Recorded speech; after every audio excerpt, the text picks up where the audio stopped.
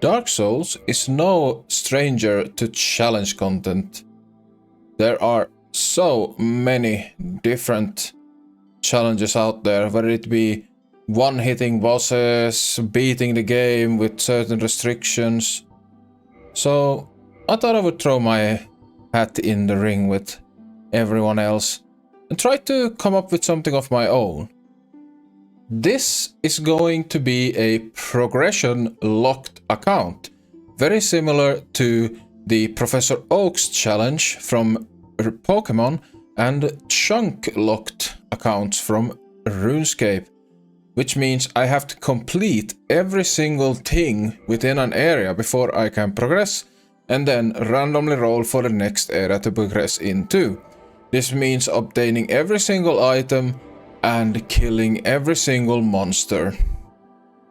Welcome to the Night Oscars Challenge.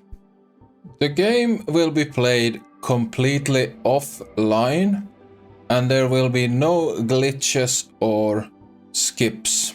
Starting class and gift doesn't really matter for this run at all, because everything in here can be obtained within the game. So we're gonna go with Hunter, and I am gonna go for a non-master key run, at least to start off. You can obtain the master key later by buying it from a merchant. So I instead choose black fire bombs in order to make a early item more obtainable. Alright, here we go. So, Night Oscars Challenge. I have to obtain every single item before advancing. So the first advancement is to open that door. So basically right now my locked area is this cell.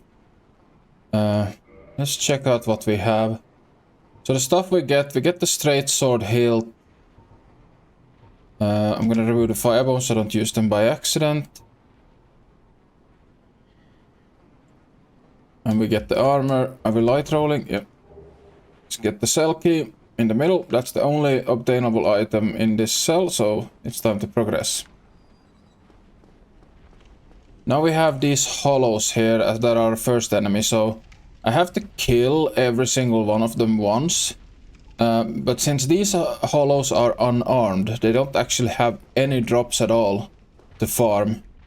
Our first task here is gonna be to kill every single one of these guys. Per the rules, I have to kill every single one of the enemies once. There we go. There we go. The bonfire has been obtained. So we'll sit down quickly. And yeah, now there's nothing more I can do. There are no items in this area. And the hollows don't drop anything.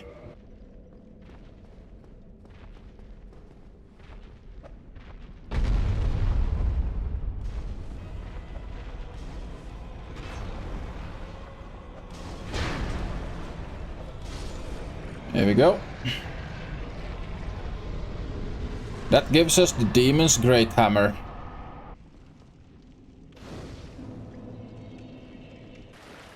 And now if we go over here, get the large shield, another item. And then I get the short sword.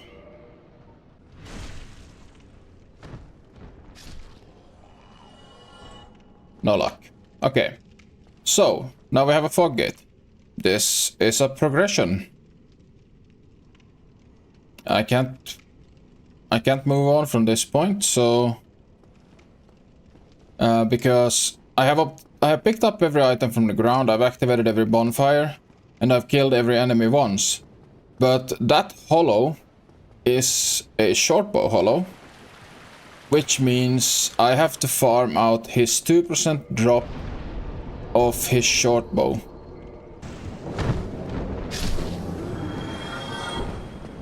That didn't take long at all. That was really lucky. I think that took me less than 10 kills. Shortbow has been obtained, so I can keep on going.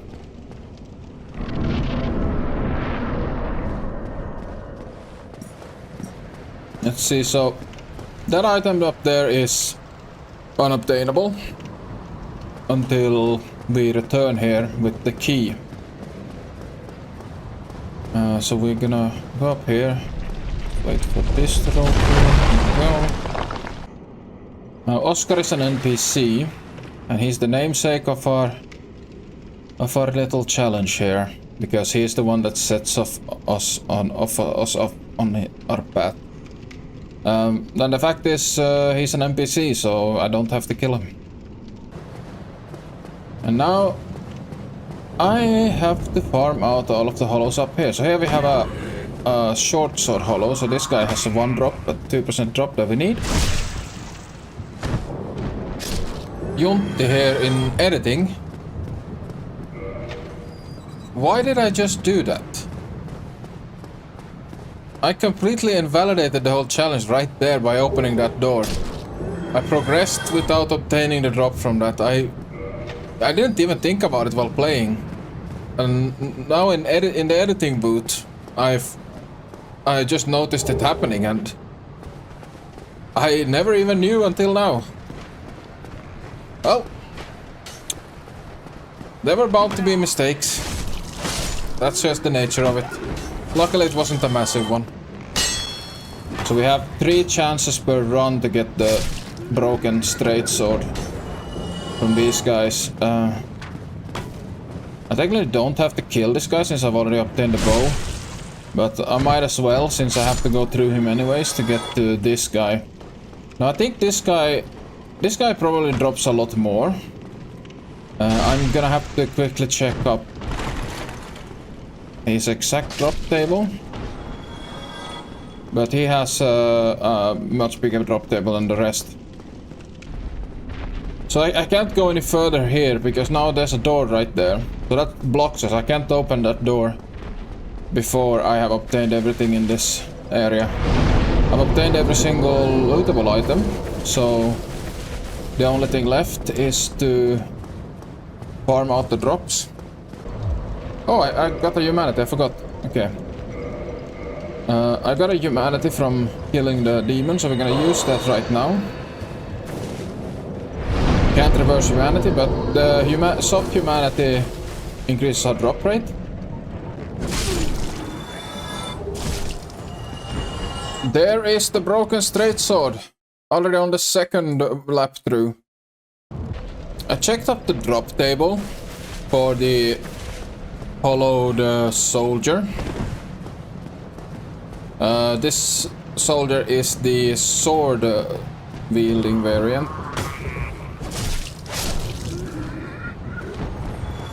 The sword itself is at base 2% chance, and it's a long sword. I think that with my 1 humanity, I think it maybe goes up 3%. Then he drops his shield at 1%, the helm at 1%, the armor at 1%, the waistcloth at 1%, and the titanate shard at 1.6%. So I have to obtain every single one of those drops before I can continue.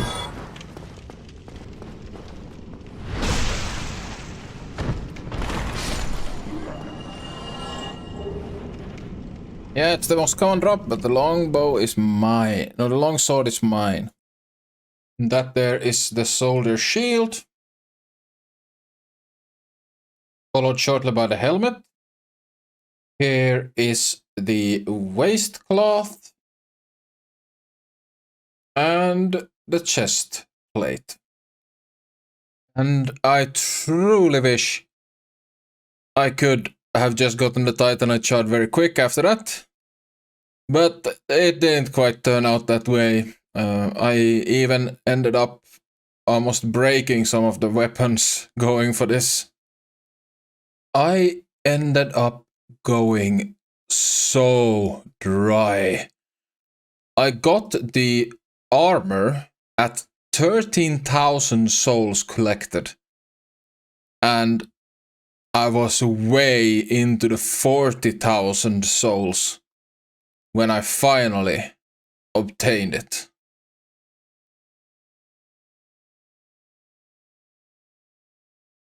Holy hell. I was seriously starting to think that it didn't exist on this enemy. Whew, that was a lot of kills. In the end, I did 271 kills, approximately.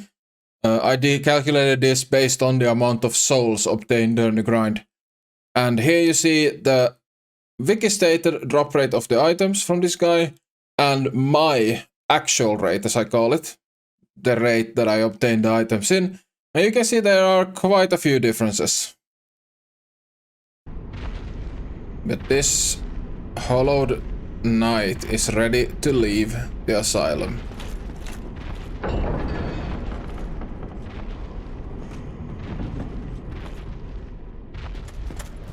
Holy hell. Alright, so up there's the warp zone for the crow. But there is one item to pick up in this area. Soul of a lost undead. And I'm gonna go check. I don't know if Snuggly is actually active in the tutorial section. Okay, no, Snuggly is not active in the tutorial section of the game. So I cannot do any trading yet. It is time to leave the asylum. It is time to venture forth. This will also lock us out of the asylum. And this version of the asylum I will never be able to return. But I've completed it. And it's time to move on.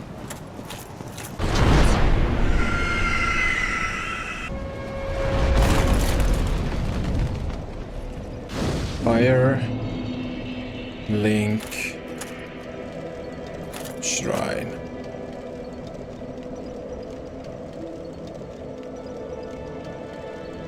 Nice.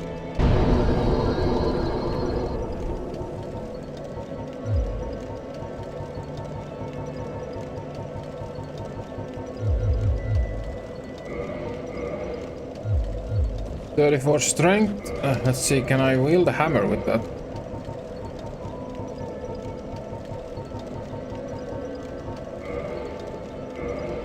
Oh yeah, two-hand wield.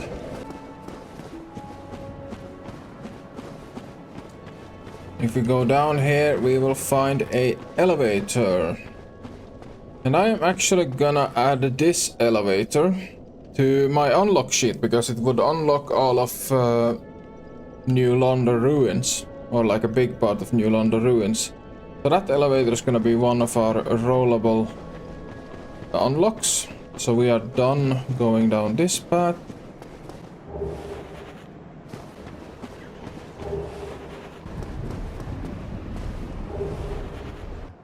No. Home to that. Very well.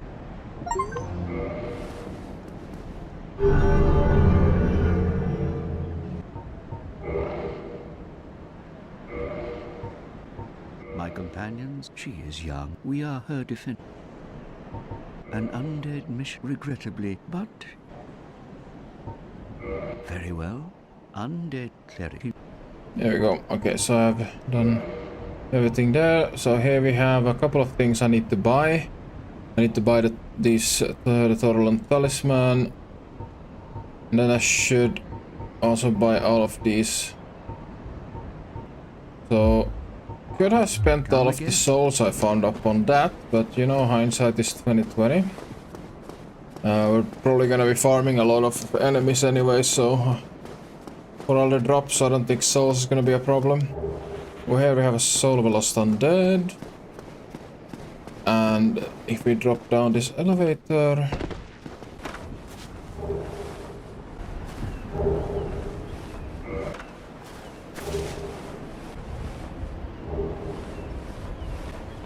and then these Skella boys are gonna spawn, but we're gonna run up the stairs and reset them because I don't feel like dealing with them. Graveyard, we need to clear out the graveyard in this area, but I will not do that before I have completed the bird. I just want to get as much high level I'm gonna get as much of much levels as I can before I go there. So let's start clearing out the burg. So we have these new enemies, these warriors. Oh, actually, sorry mate, I'm gonna reset you quickly. And we're gonna use all of these humanities I got.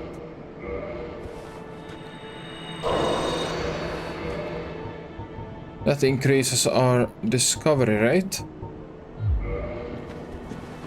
And we should hopefully have a easier time to farm out these bosses. Okay, so I can get a one-hit kill on him.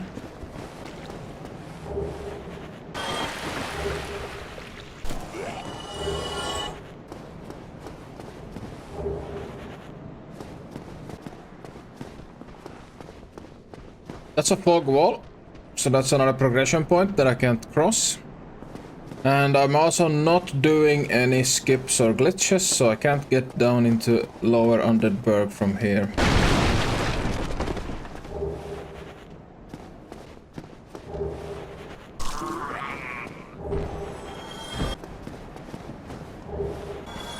Luckily for me, the path between the Firelink Shrine and the first fog wall of the Undead Burg has plenty of warriors.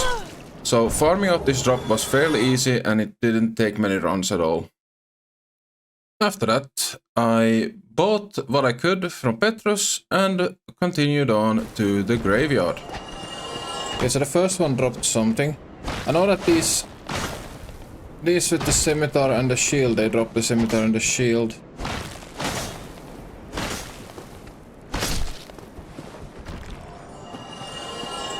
What did I get? Okay, so the red and white shield is done. Let's see, what are these boys? That's a falchion dude, so... I was actually wondering if I had falchion dudes over here, but yeah, I do.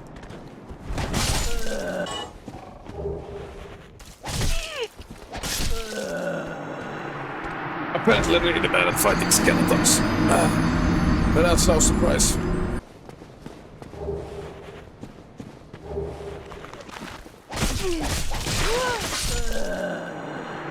I got comboed.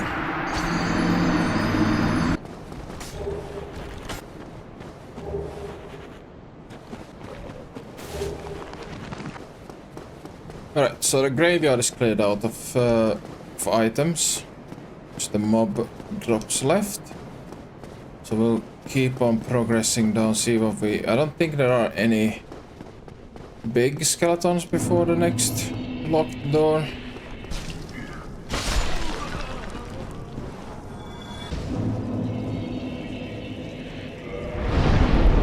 And there's the final bonfire in this area, because that lever there would open up the next door. There's the closed door, so that's the third progression path. So basically 3 progression paths we have is the front, the Underberg, New London ruins, and the upper catacombs.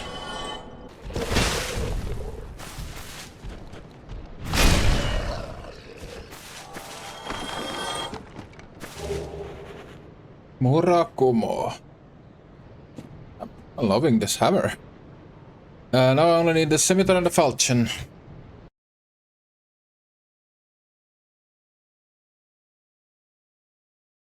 And after a little bit more soul farming, we're back at Petrus to purchase the last of the items. Alright, here we go. Let's see what we get.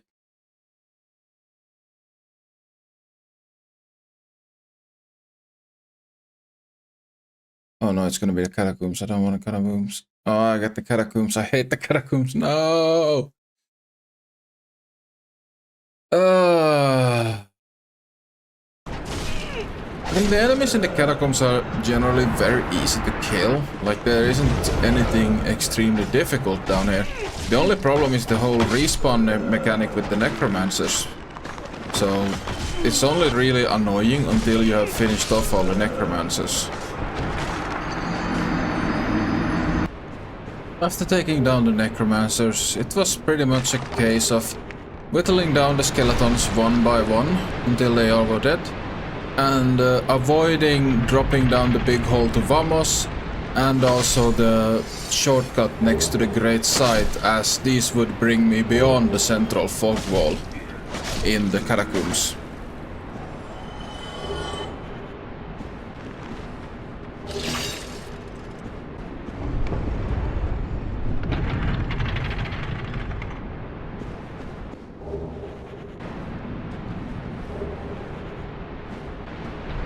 Then finally I activated the bonfire behind the waterfall and made sure to tell Patches that we were not a cleric because we want his shop later. I know what it is. Well, this place is treacherous. So, keeping the options the same. Since we're still in the catacombs and we have reached that fog gate. So, let's spin it and see if we continue here or if I have to fight my way out of here.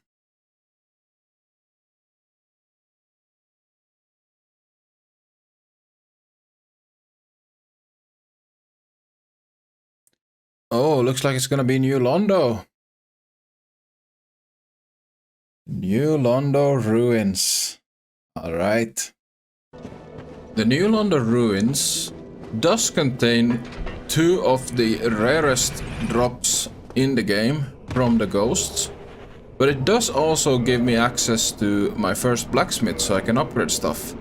A blacksmith which also sells me a few basic sorceries that I probably will need at some point.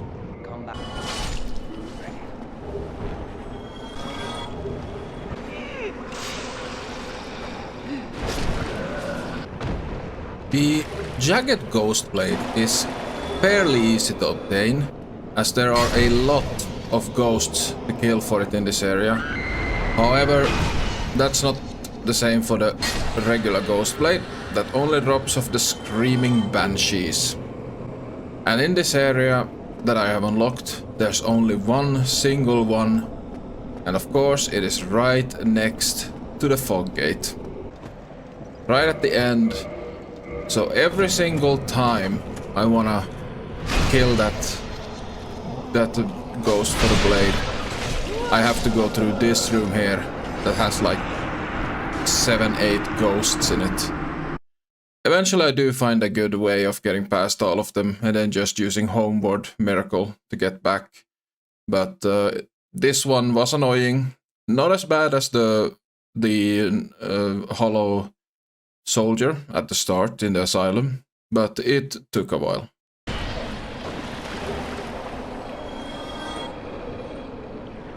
During this, I also ended up losing my humanities because for some reason I pressed the wrong button and rolled off into my death, leaving my 12 soft humanities on the ground and now gone forever.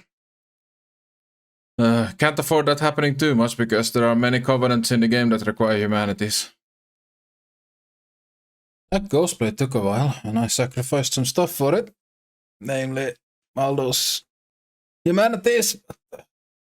No point in crying over spilled humanities. We still have the same options. Let's see where this adventure takes us next.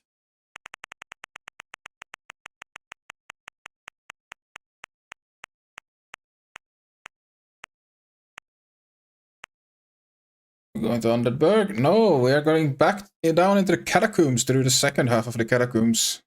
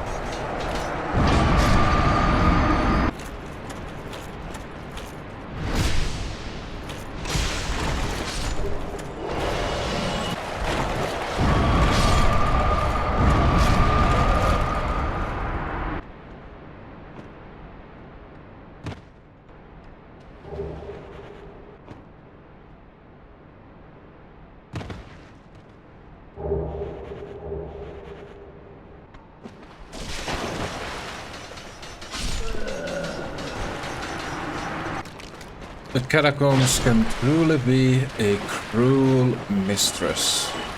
But with every single enemy now killed once, which including the bone wheel skeletons, took me a while to get them all in one try, but I got them eventually.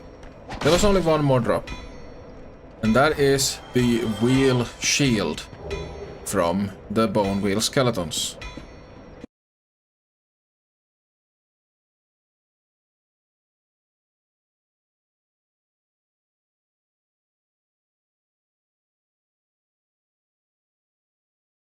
Oh, it's really gonna force me down there.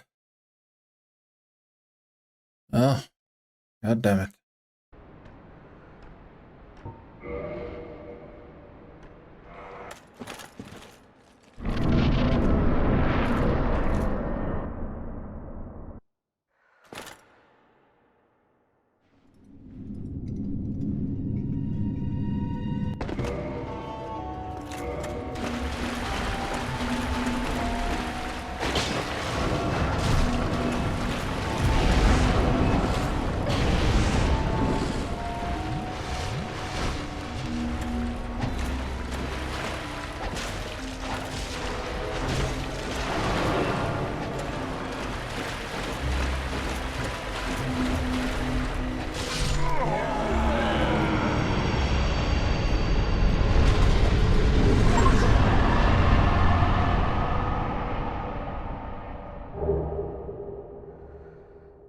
Pinwheel gets absolutely bullied, as pretty much always.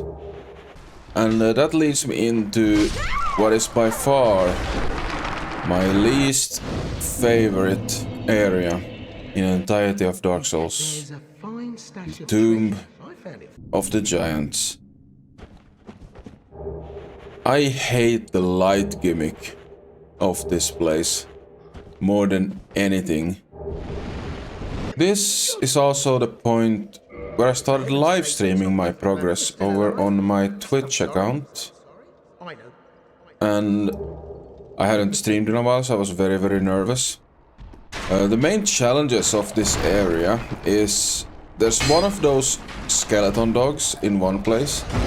I've never really been good at fighting those because they have like a weird moveset. They have very weird hitboxes, but that's sort of part of this challenge to actually be able to learn to fight these enemies that I normally just run past.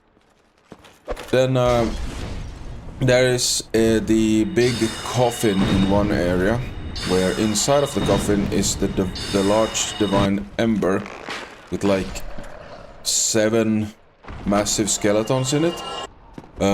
Luckily I was able to get through this and discovered that you can actually jump over the ladder area and then be able to walk around the edges of the coffin inside without them being able to reach you, so you can line up some drop attacks and then run back to the ladder and climb up. So with a little bit of cheese I managed to get through that. Then there is a skeleton up above the coffin that you need to kill. I tried a couple of different methods, used my fire bombs, tried to shoot it with the bow, but the big problem is you can't lock on to this skeleton because it's too far away and it's dark. But in the end I managed to get him down with some soul arrows. Then all that was left to do was just to clean out all of the items on the ascend up back to Pinwheel area, and then to collect the stuff on the descent back to Patches. Alright. 3, 2, 1.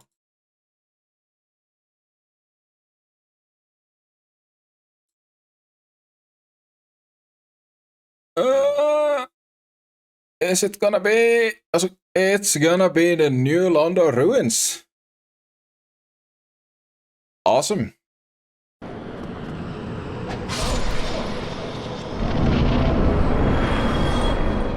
So, and now I kick down this starter and I don't have to go through this house ever again. We have here Lost Soul of Nameless Soldier. There's a ghost in the wall over here. No. No, I do not accept that.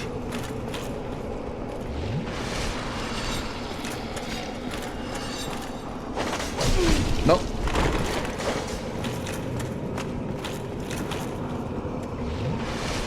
There's just so goddamn many ghosts. Where are the Ghostbusters when you need them?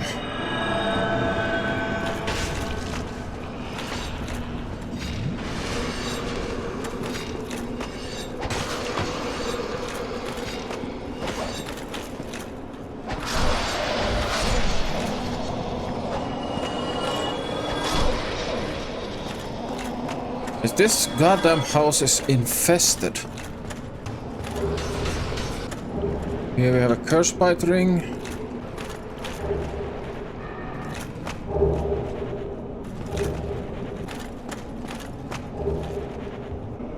Let's see, I already have transient curses, so I don't have to buy those. And all he has is resist curse, and I buy that now.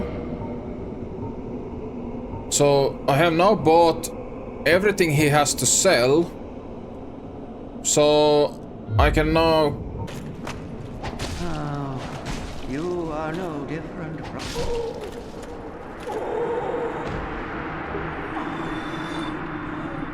Oh, forgive me.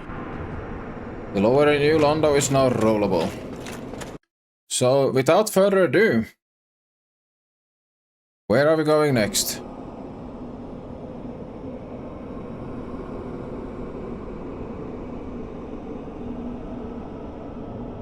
I am going to the Underberg.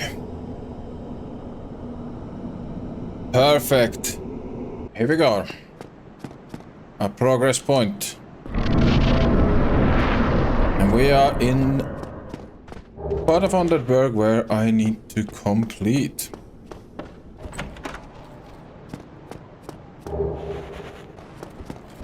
Oh, this. I think the spear hollows are new. So if I can't buy the spear from the other merchant, I'm gonna have to farm that out. I'm not here. Wait. Alright, let's see. Okay, I have not got any repair powders. I need to buy one of those. I need to buy a throwing knife. I need to buy the dried fingers, orange soapstone. Then I need to buy this key. Residence key. And also the bottomless box. I can finally throw out all of this, the duplicate stuff I have in my inventory. Let's see. I don't have any daggers. I need to buy a dagger. I need to buy the rapier, the hand axe, the club, the reinforced club. There's the spear, so I don't have to farm the spear. East-west shield, small leather, buckler.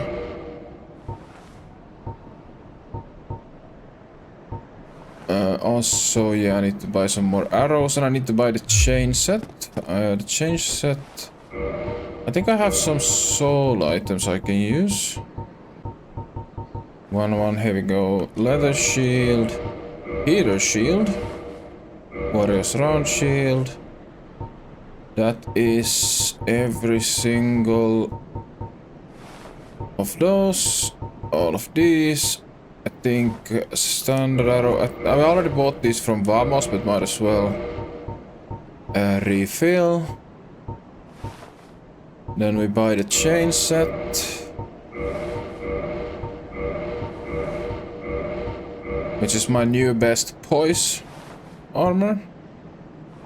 And I'm also gonna go ahead and buy 200. I will do 250 standard arrows. Might be useful at some point. Alright.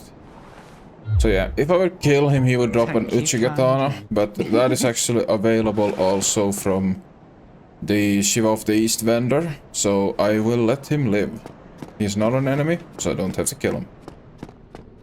And he doesn't hold a unique item that I can't obtain from any other place.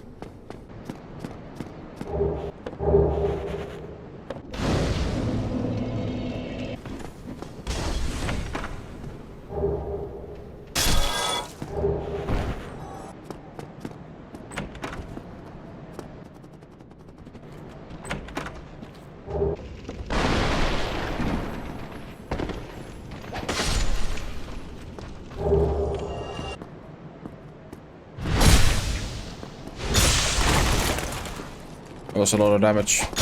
Yeah. Titanite chunk, so no luck on a Black Knight sword. But that's fine. And here we go, the blue Tearstone ring. That is this area completed already. Okay, it doesn't show up on the wheel, but this is Lower New Londo, Dragon Valley Blighttown.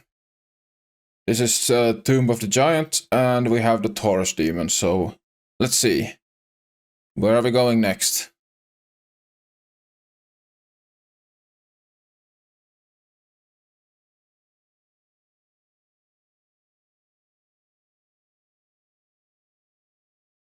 Oh, that's a big one. That's a really big one. Key to the seal has been used. Area unlocked.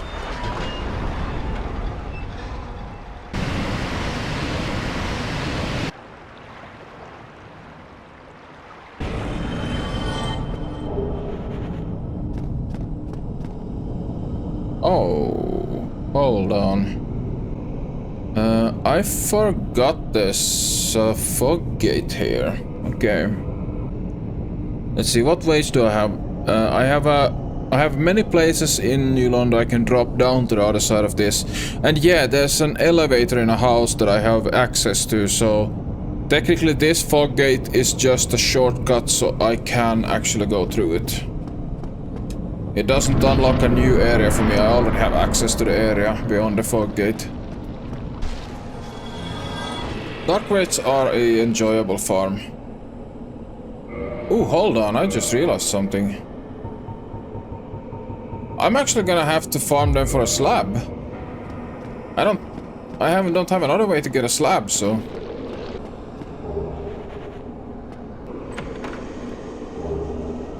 Yeah, very large amber. Let's see. Yeah, I think there was... Yeah, over here there's an illusion wall.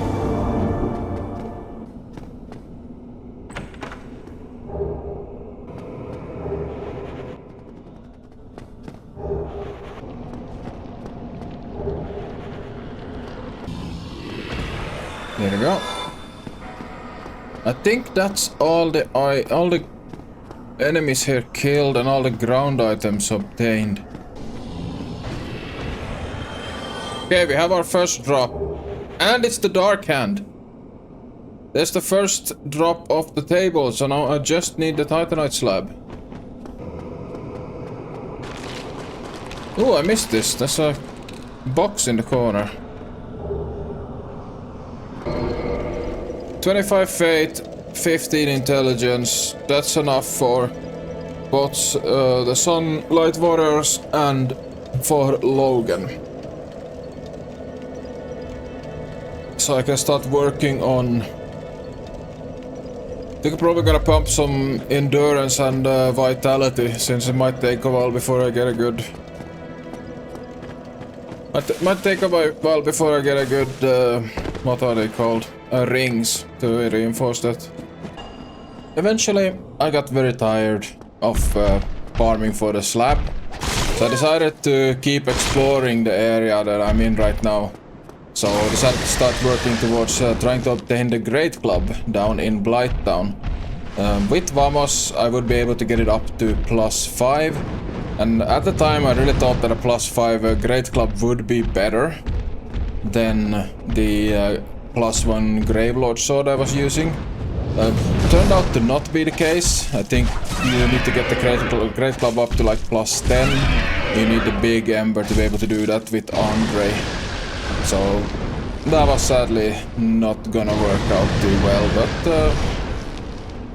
I at least got a break from farming slab.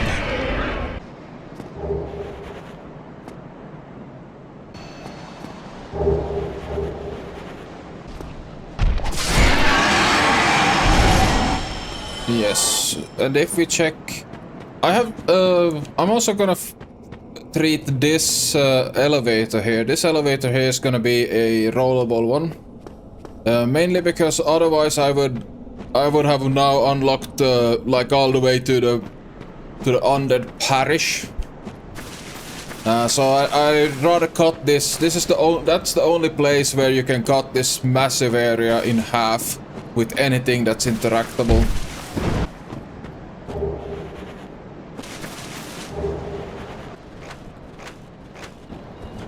There's the final one. And that will actually give me the dragon scale, so I no longer have to farm it from the drakes.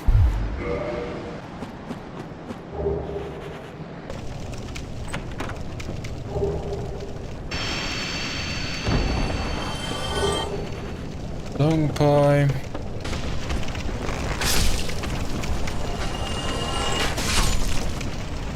Oh! Headshot actually one-shots those? That's good to know.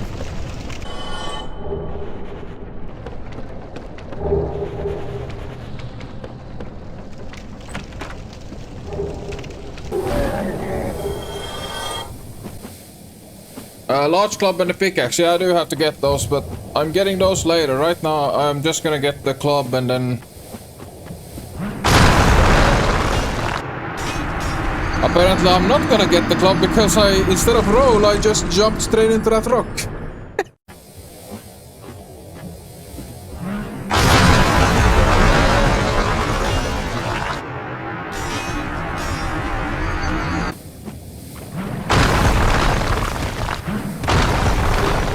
Great club obtained.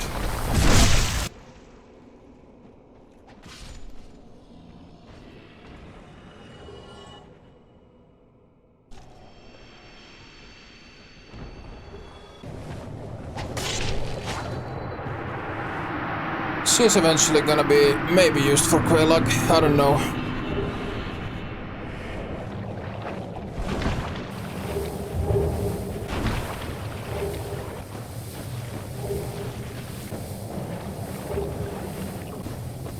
So here's the plank shield. Then we roll through this. Here's a chest. And behind this is also a illusory wall, but as I said before, that's now gonna go on the roll table.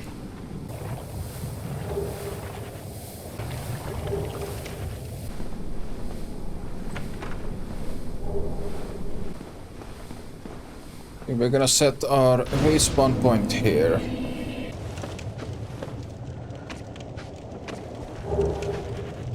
Ooh, the Wanderer set, that's nice. Oh boy. Now there's a fog wall. And yeah, I can't get past it without going through it, so... Upper Blighttown is a fog wall. That's gonna be a rollable one. Oh well, that problem solved itself. The guy fell off, so... We have a large Titanite shard. This is where... Quelana would be if I had the Pyromancy Flame high enough level. They're called egg carriers, okay? So egg carriers... They drop egg vermifuge. So I need to kill these to get the egg vermifuge.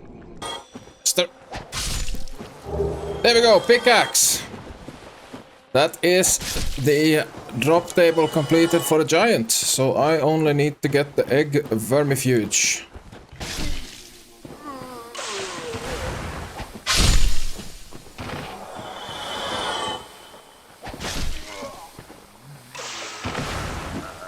There we go. I think I got the drop.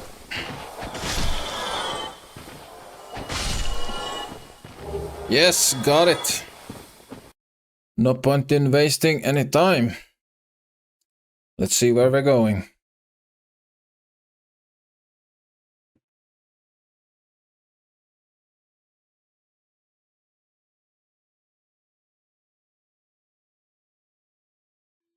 It's going to be Quelaag.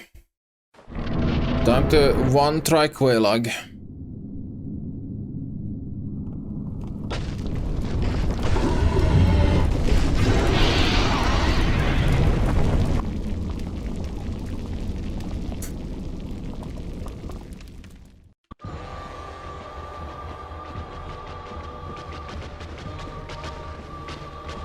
It's gonna be a jump attack.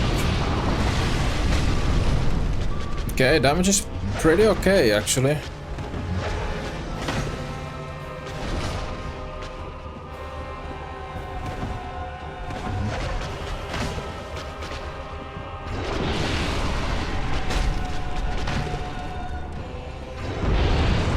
had a feeling that was coming.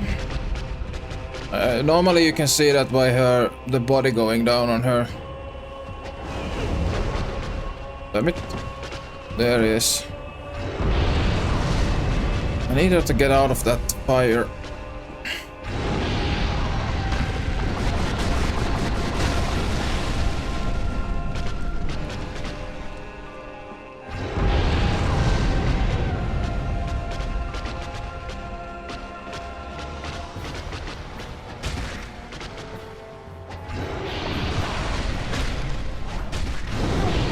Oh boy! I did not see that attack coming, and it completely one-hit me.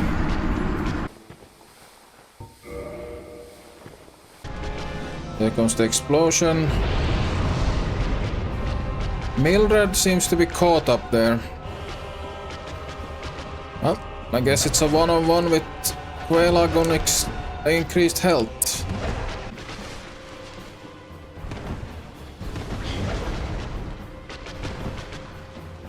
I would already have killed her if it wasn't for the increased health from the summon.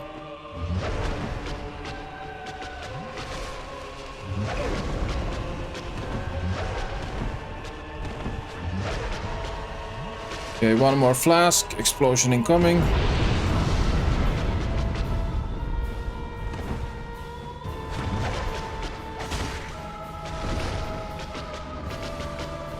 I can get underneath.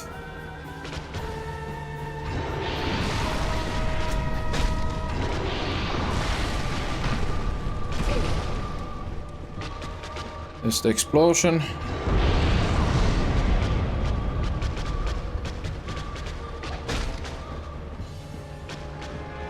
That's down. Thanks, Mildred. Very useful there. Soul of Quelaag. With Quelaag defeated, we now have access to ring the first bell of awakening.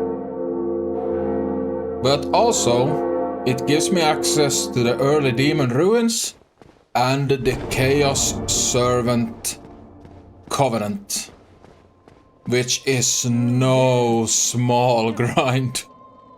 First of all, I will need to offer up 30 humanity, of which I have 14. But it is farmable, luckily, but it's not gonna be easy. To obtain the specific pyromancies of the Chaos Servant. It also gives me access to Egni, which is the pyromancer, and he's able to give us a pyromancy flame. And he's also able to upgrade it to 15, which gives us access to Quelana that can ascend that pyromancy flame an additional 15 levels, and she also sends a buttload of expensive pyromancies. So yeah, this is a insane soul grind, in addition to the humanity grind I need to do. But that is what I signed up for. The very first grind I needed to take a look at was to obtain 30 humanity to donate to the Fair Lady and the Chaos Servants in order to get all of their unique spells. I already had around 14 humanity stored, so I started off by donating 10 that I already had. After that I went up to Undead Burg, where I farmed the rat and all of the enemies within the Undead Burg. The rat because it drops a hard humanity, which is the item humanity that you use and you get 1 humanity. At a very low rate, but it's the only enemy in the entire game that I have access to that drops it, that 1 rat. Since the Taurus demon is alive in the Undead Burg, I am actually able to gain soft humanities while fighting the enemies before him inside of the Undead Burg, up to a total of 10. Then, for the final 10, I donate after Undead Burg. I donated the 10 more to the Fair Lady, and finally, after I donated those, I ventured down into the catacombs because I found out on the wiki that bald people have a lot of humanity. So I stole 7 from Patches, and then I went and farmed the last 3 I needed from the rat close to Firelink Shrine.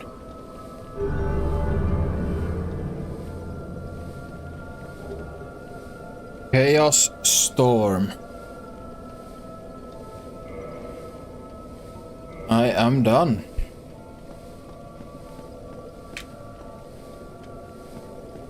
Well, I'm done with the humanity. It's still the Pyromancy Flame grind.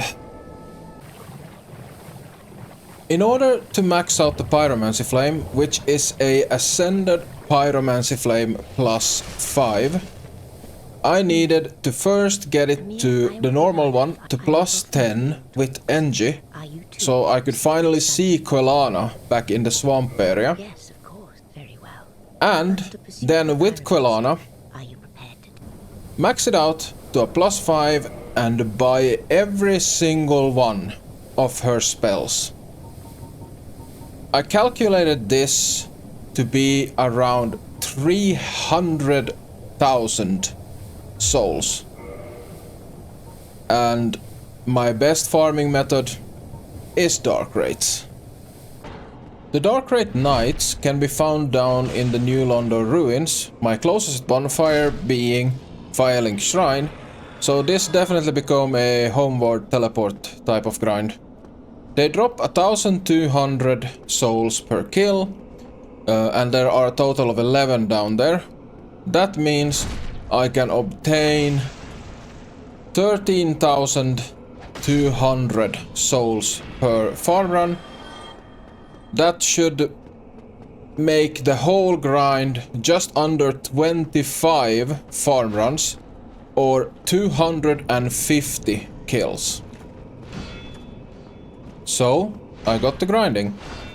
Starting off, I just used a very simple method with the Gravelord sword. A backstab plus a light one-handed slash was enough to finish them, quick and easy. Then after a while I started to use the pyromancies I was putting all of these souls into. So I picked up Great Combustion, couldn't get anything stronger than that. Basically because anything stronger than that would take up to attunement slot, and I needed one of the attunement slots for the Homeward Miracle. I don't have access to infinite Homeward Bones after all, so had to compromise there a little bit. Then towards the end of the grind I invested a little bit of souls and my Green Titanite shard to make the Great Sight up to a plus 5 magic Great Sight. With this weapon I was able to do a backstab plus a power attack two-handed swipe to finish them off. I eventually on this account am planning to use the Lifehound sight, so I'm trying to get more familiar with like how the sights work and like the moveset, and so far I'm really liking it. Hello, Quelana. I was expecting. Modify equipment. Pyromancy Flame plus 3. Pyromancy Flame plus 4. And Pyromancy Flame plus 5. We have maxed out the Pyromancy Flame. And I can go in here and purchase. Let's see, what are we gonna get? Let's get these bottom two ones. So Fire Whip and Undead Rapport. So I need 50,000 souls. Hello, Quelana. So I have no weapons for Ascension. So we're gonna purchase item. Great. Fireball. And Firestorm. No items for purchase. No weapons for Ascension.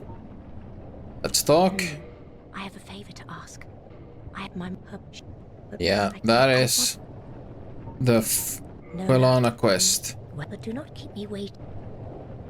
So I could kill her now to get her final pyromancy that you get for completing a questline.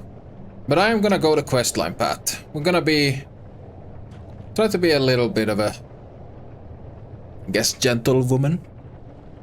But that's it. There is done. I can actually roll a new area. Farming all of those souls took a grand total of 3 active farming hours. It's honestly not horrible, but definitely was a bit of a slog.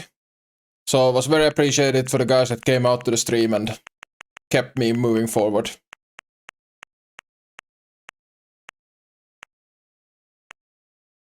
Please continue. Yes! Oh, I'm so happy it wasn't Tomb of the Giant. I hate that place.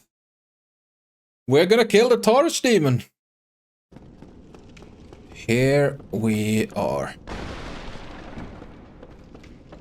The Taurus demon. I'm gonna start off by clearing out the archers up here. I need to kill all enemies once, and these don't have any drops that I don't already have, but that's a nice Titanite shard. I always take more of those. And let's be honest, this is probably not gonna be much of a fight, but I need to avoid him jumping down as much as I can. So I'm gonna do a plunge with the sight, see if I can one-shot him. Because he has the potential to drop the Taurus, or the demon's great axe. And I can't get that if he jumps down, so...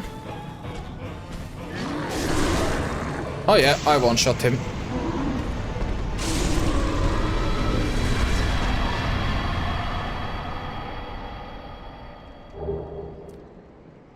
Wow. Bit OP, maybe?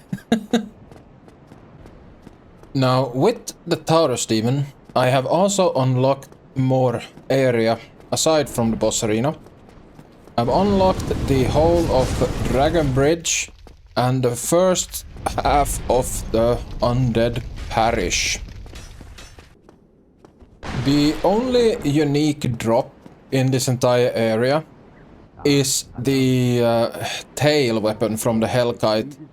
The rest of the enemies in the area have a chance to drop stuff, but if I don't get it from these enemies will appear later on, with that being Black Knight and the boar. The biggest challenge for me throughout this area is definitely killing Hellkite. I have actually never killed him with melee. Like, the only time I've ever managed to kill him was when he somewhat glitched and went into a death plane beside the bridge and died. So just by luck. So I had to figure out how to do it, but eventually I figured out a strategy where you could reset him when he started flying around too much, and the bleed damage off the sight then finished him off.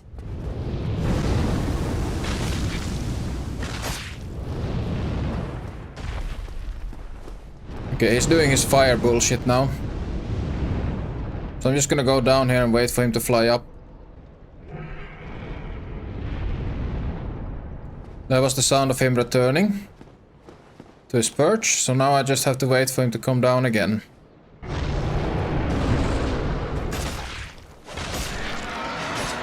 That's it! Hellkite is down.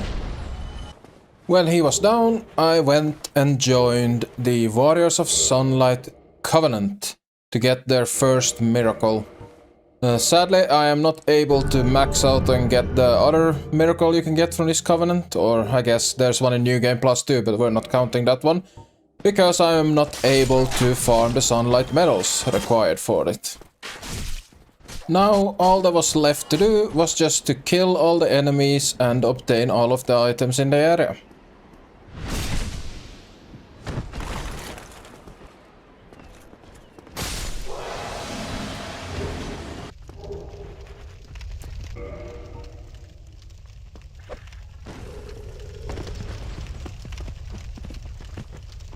And then a little... Nope. A little stabby stab.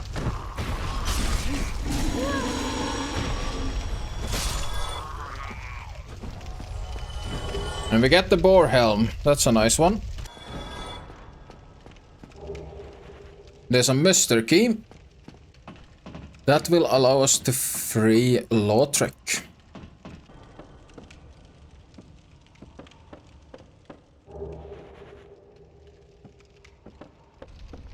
And over here is nothing, and here's a fog wall. So the area is done in terms of what's here. In like the immediate area.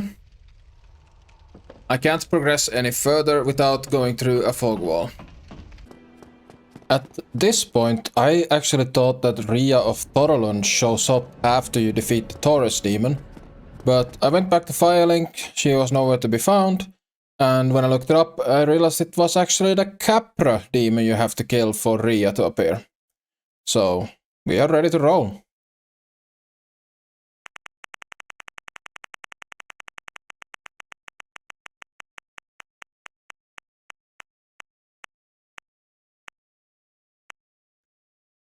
Is it gonna be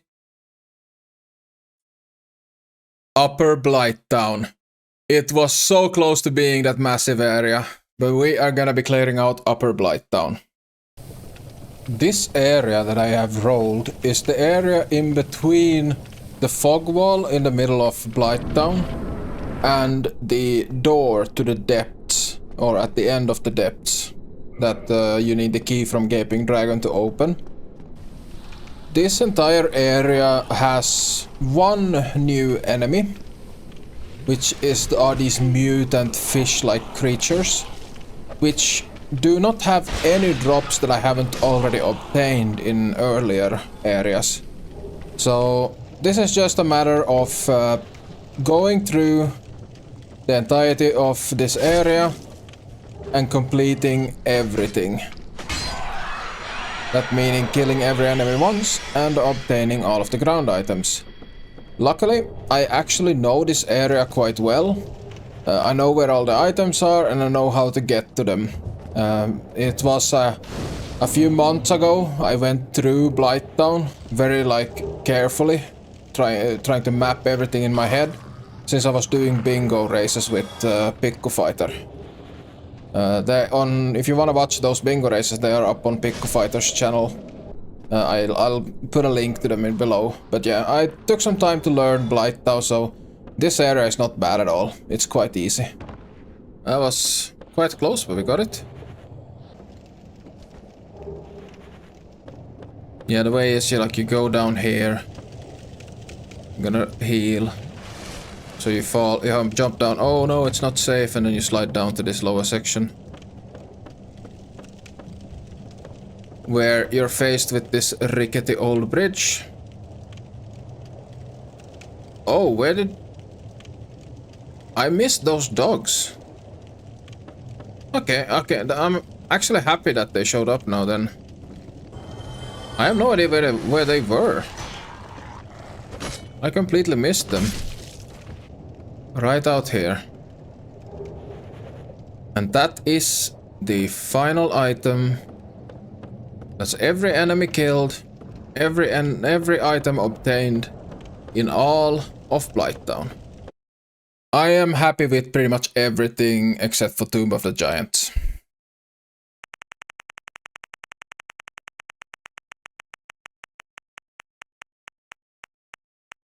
And it looks like it might be... No, it's gonna go over it. It's gonna be Ceaseless Discharge. Ceaseless Discharge has been rolled. And that also unlocks all of Demon Ruins all the way down to the Gold Fog Gate. And yeah, I am gonna do Cheeseless. So we need to grab his sister's clothes. And once he rages at us for that and pulls his arm off, so I need to wait for him to do an animation to pull that. There was what I was waiting for.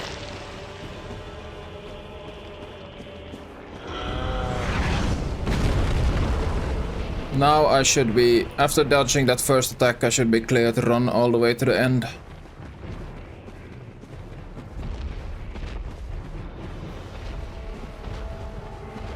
When I first time I tried to do cheeseless, I kept on dying to him pulling that arm out. Or I died the first time to him, and then I was like it's more difficult to do this entire thing the second time you come through because he's like aggro from the start. And flawless.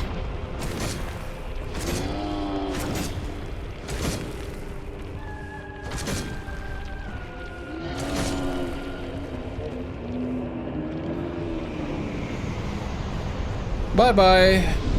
Bye bye, baby.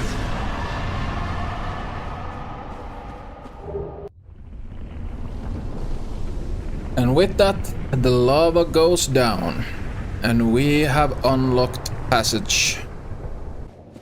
With that, I have unlocked access through the demon ruins all the way to the golden fog gate at the bottom. This area has a few items to pick up, but the main things to farm out are 3 drops. We have the Demon's Great Axe from the Taurus demons, the Demon's Great Machete from the Capra demons, and something that turned out to be a lot bigger grind than I originally anticipated, a red Titanite chunk from the rock worms.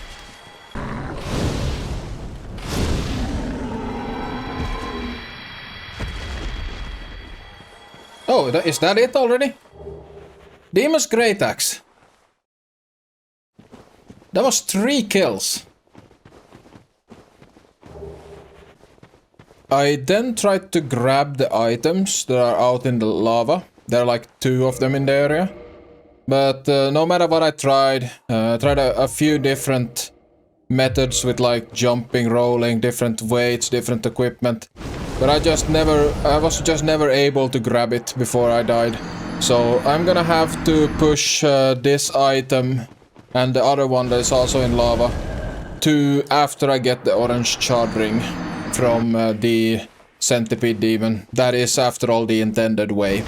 So it's time to push deeper into the ruins.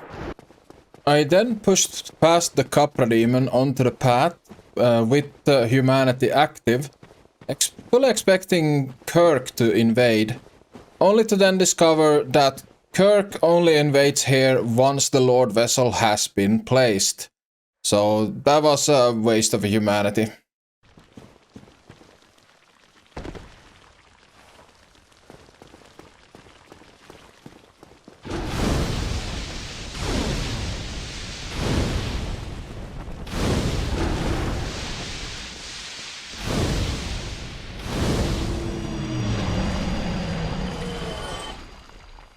We got the bonfire. But Pyromancy did not do well against that worm.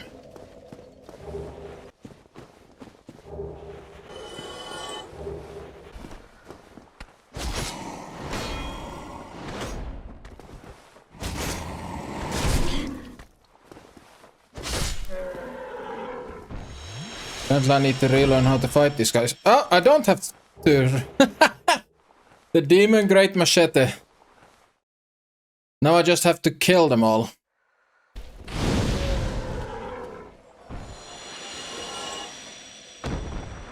That is him done. The next area right before the Golden Fog Gate turned out to give me quite a lot of problems, especially since I don't know the moveset at all about the rock worms. So I ended up dying quite a lot, and something kind of funny happened when I fought this one rock worm.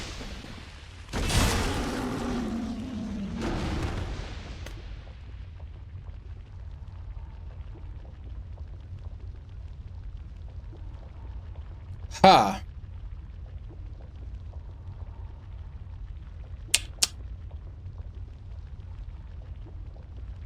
Ain't that a bitch? I honestly don't have a clue what happened there. So I think it's probably something to do with like a grab cancel or something, but I'm not familiar with it. So if there are any speedrunners that know anything about this, I would love to hear it in the comments.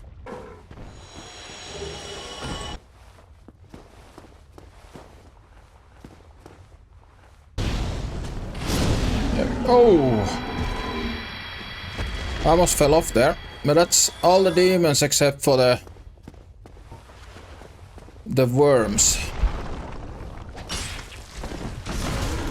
Oh, that was so late!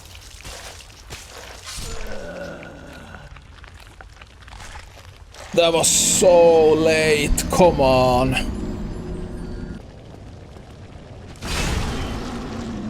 Oh, I just did a grab cancel.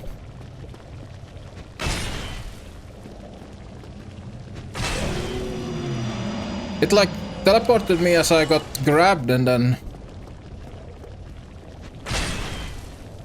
I got pushed out of it.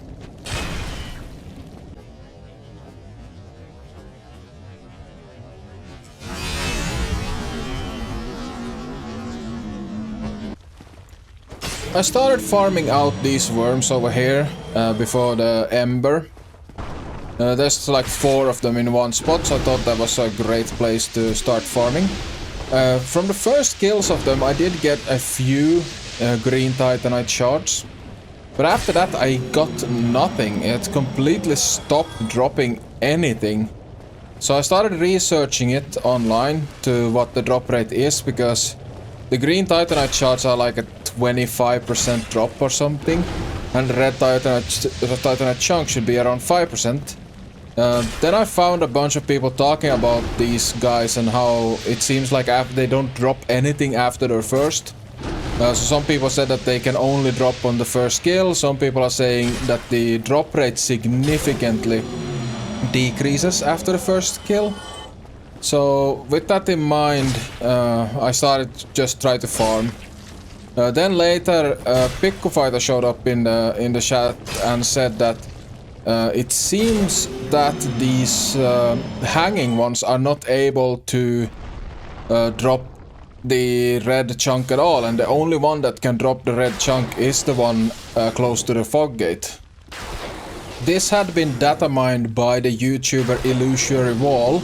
I will drop a link to the Reddit post where this is written out. So basically the worm that is at the bottom of the staircase is the only one that can drop the red titanite chunk.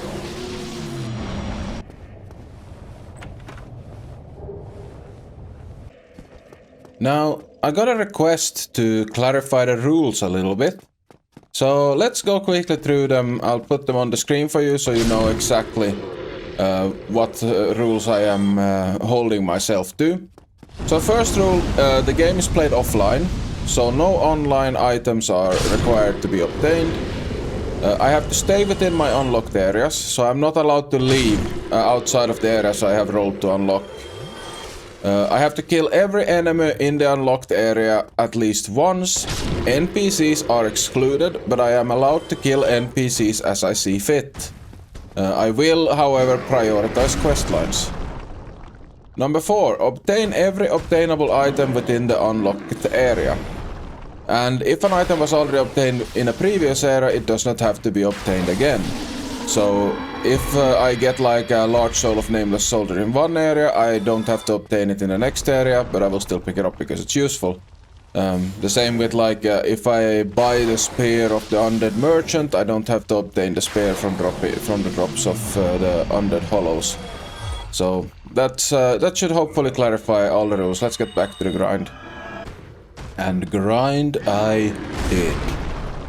This one worm, I started off by spending a total of 2.5 hours with 0 humanity, just rewarping back to the bonfire, killing this worm over and over again, and nothing.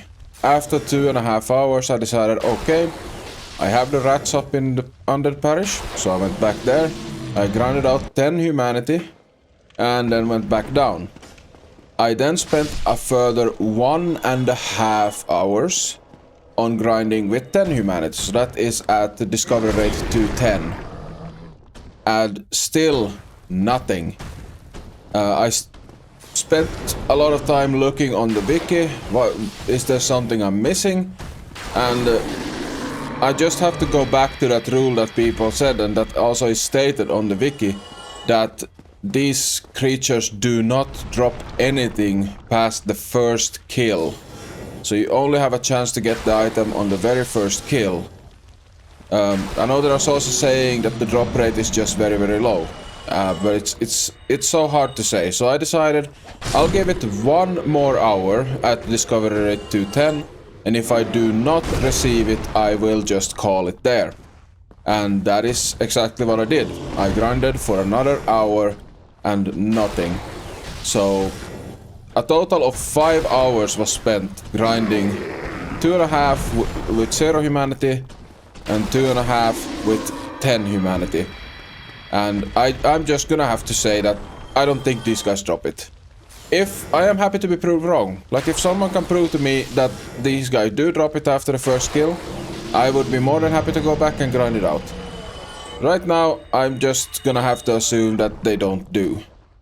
From now on, I will also be using this exact area for any souls grind that I possibly could need. Like if I need to buy out a vendor, I don't have the souls, I will go back, I will do this exact grind to get those souls, just in the off chance that that it's obtainable. I had in total spent around 7 to 8 hours in this area since the last roll. In that time I had gained about 30 levels.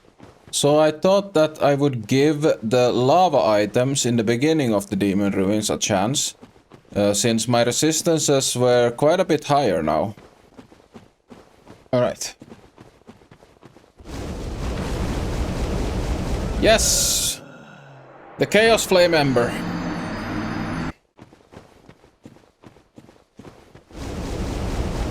Oh, it worked! And with that, it was time to roll.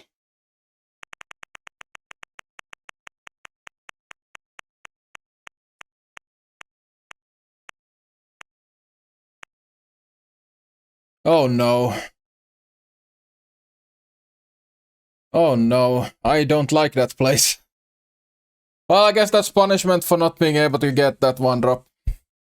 I have to go to the Tomb of the Giants. That will also finish off the Tomb of the Giants pre-Lord vessel. This unlocks part of the Tomb of the Giants that goes from the central dark area, where there is a fog wall, all the way down to the golden fog gate. The enemies in here do not drop any new items that I haven't already obtained, but it does contain my least favorite enemy in the entire game, which are the skeleton dogs. Luckily, they don't seem to like fire very much. Aside from that, it's just a matter of picking every item up.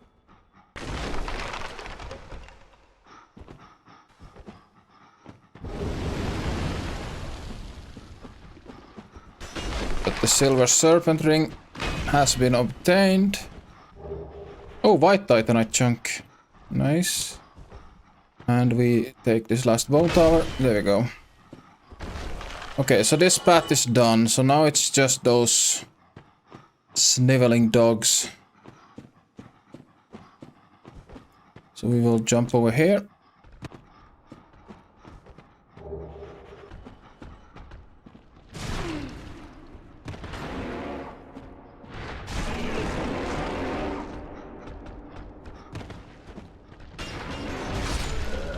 I backed into the corner with the corpse. I cornered myself.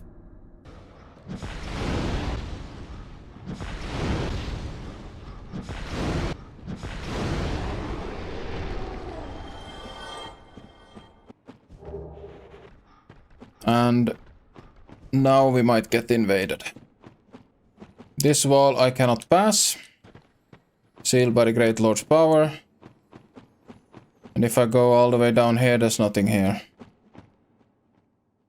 Except for an interesting view. For apparently it seems like this invader also doesn't show until the Lord vessel is placed. With that, the Tomb of the Giants is completed as far as I can do it until I get the Lord vessel, which means I am gonna be able to warp the next time I come here and not have to go through the bone wheel skeletons at the bottom of the catacombs. That's all good. Now let's roll.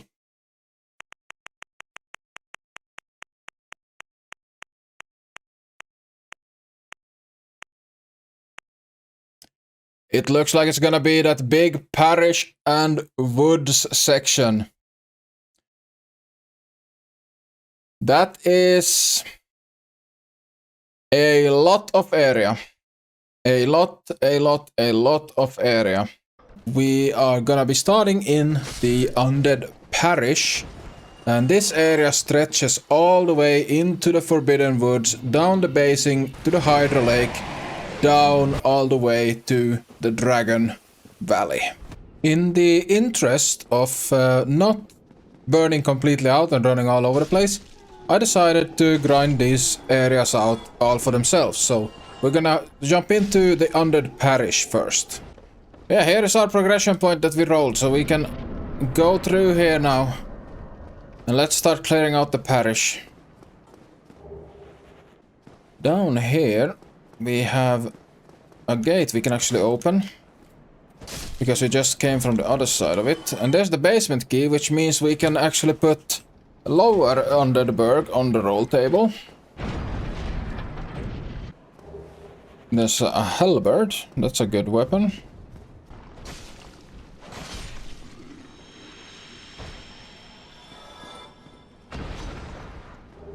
Got a titanite shard from that guy. Over here is a firekeeper soul.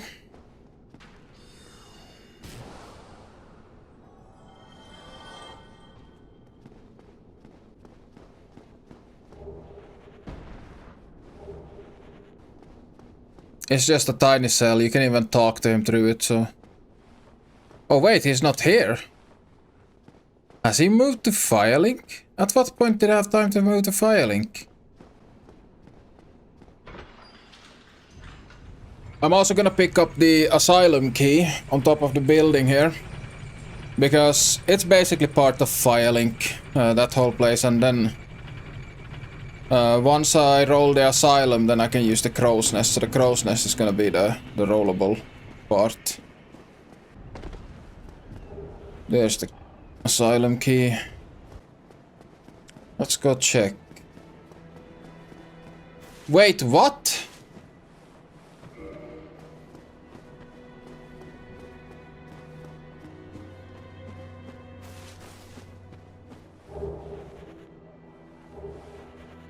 Oh, hell. The firekeeper was alive the last time I came through here. So, basically going into the parish automatically made him go and kill the firekeeper. Well, that's some sunlight medals lost that would have been really good to have. What a bummer. So I guess it's because I rung like one bell of awakening. But I thought you needed to ring 2 before he did that. Sadly, we lost Lautrec, which means that I'm gonna have to farm out those sunlight medals somewhere else later. Next, I went over to Andre's blacksmithing area, where I bought out all of his stock, learned his gesture, and also went to talk to Siegmeyer before it was time to start farming out the drops from the Boulder Knights. Those will be on the screen for you now, so you know what we're looking for.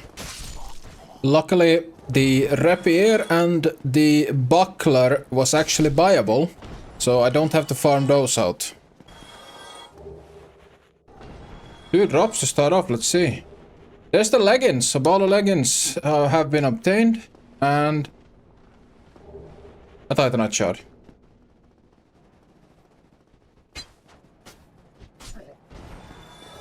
There's the boulder side sword. Holy!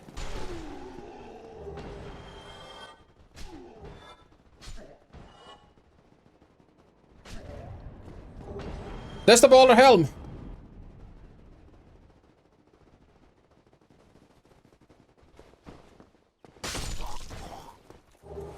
Man!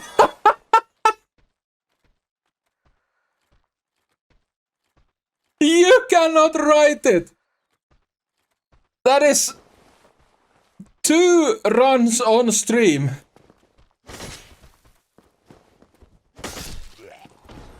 That's...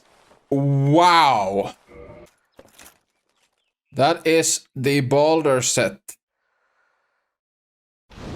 After that insane spooning, I moved on to kill the Titanite demon guarding the entrance to the woods and then cleared out the woods. For drops here, I only needed to get the blood red moss. The rest of the items I had already obtained through other means. After that, I went down into the basin. Oh, there's a crystal lizard there. Alright, let's save up and go. I need to reach that lizard before it despawns. Got it. Twinkling Titanite. Those might be good if I get a good weapon here at the bottom. Here's a set that I already had. I got it from the beginning of the game. I cannot enter the watchtower that's up there because I need the key. I don't have the master key.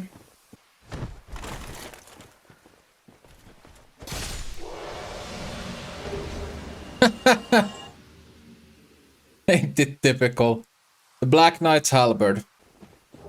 And here we get the grass crest shield, which is actually amazing. That will increase my stamina regain. Dragon Valley is the name of it. Also what... so the only thing that's left to do here is to kill all of the crystal golems in front of the Hydra. Then I need to kill the Hydra, collect all the items around here. Then I need to free Dusk and buy all of her stuff. Yeah, so we have been here before.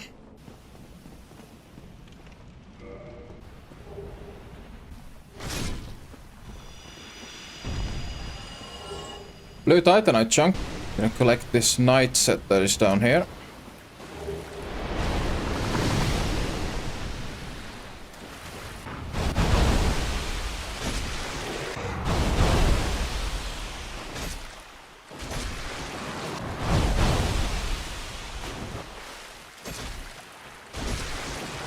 I think if I cut one more head, it will be dead. Not quite. This one should do it. Yeah, there we go.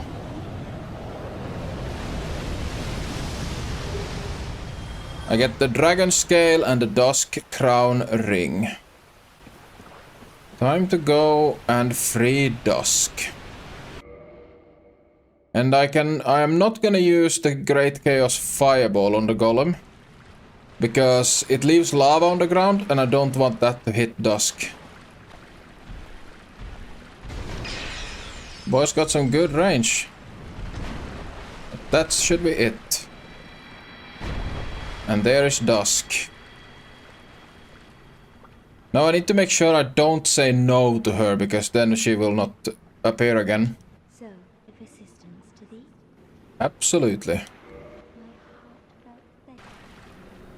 Alright, so we have unlocked the Dusk vendor. I'm hoping that my 50k souls that I have right now will be enough. At this point, I did make a small mistake. If you reload the game once again after you have talked to Dusk and she has disappeared, then a corpse will appear with the Dusk set. I did not pick that up at this point, and I did continue rolling before I even figured it out later. But I did go back to pick it up and I will show you when that happens. These are most utility, but utility is kind of what I'm using magic for right now. Then we'll buy the Ulasil Ivory Catalyst. So now no more spells and I have the Ulasil Ivory Catalyst, so we are done. So, we have the Lower Undead Burg, which is the area before the Capra Demon. The Gargoyles, which is the Gargoyle fight, which will also unlock me access to a vendor that can pardon me and get the Undead Merchant back in good graces. Asylum, the big thing there is Snuggly the Crow. Then we have the Woods area before the Butterfly. We have the Shaded Woods, which is the part where you open with the Crest of Artorias or you go up the ladder. And finally the Great Hollow.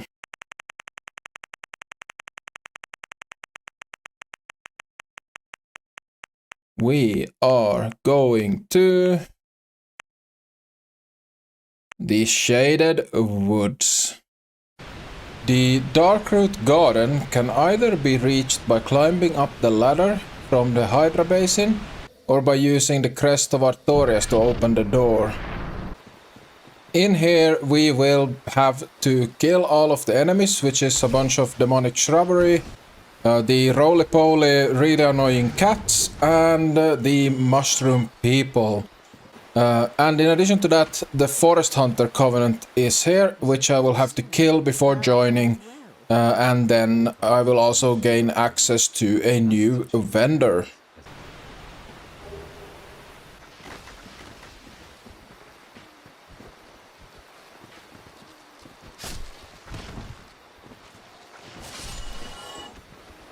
Your bodyguards are down.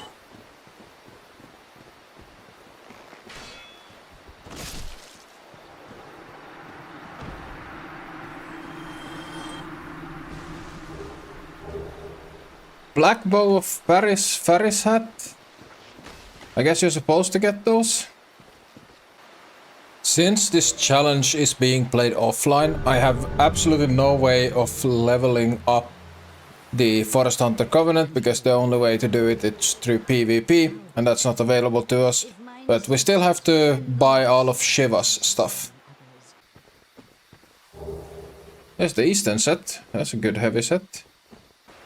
And I think if I go underneath the bridge here, there should be an item. Well, there's a chest. It's the stone set, so both the Eastern set and the stone set in this area. Oh no, that's close enough to trigger those. Oh, I hate those things.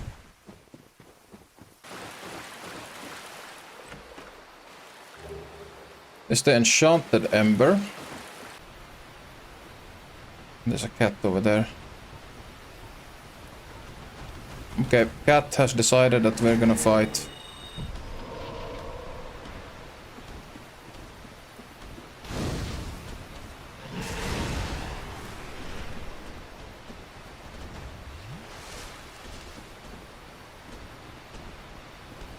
I need to wait for him to do an attack so I can punish with the fireball.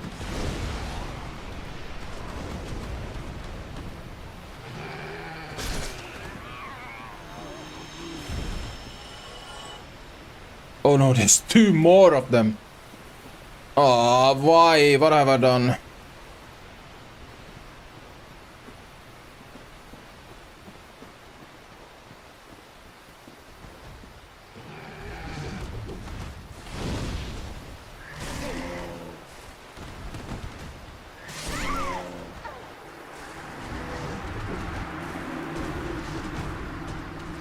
Oh, I hate these. I hate these so much. Okay, the problem is I'm afraid of them. I need to put that fear to the side. Put the fear to the side. They're just a monster.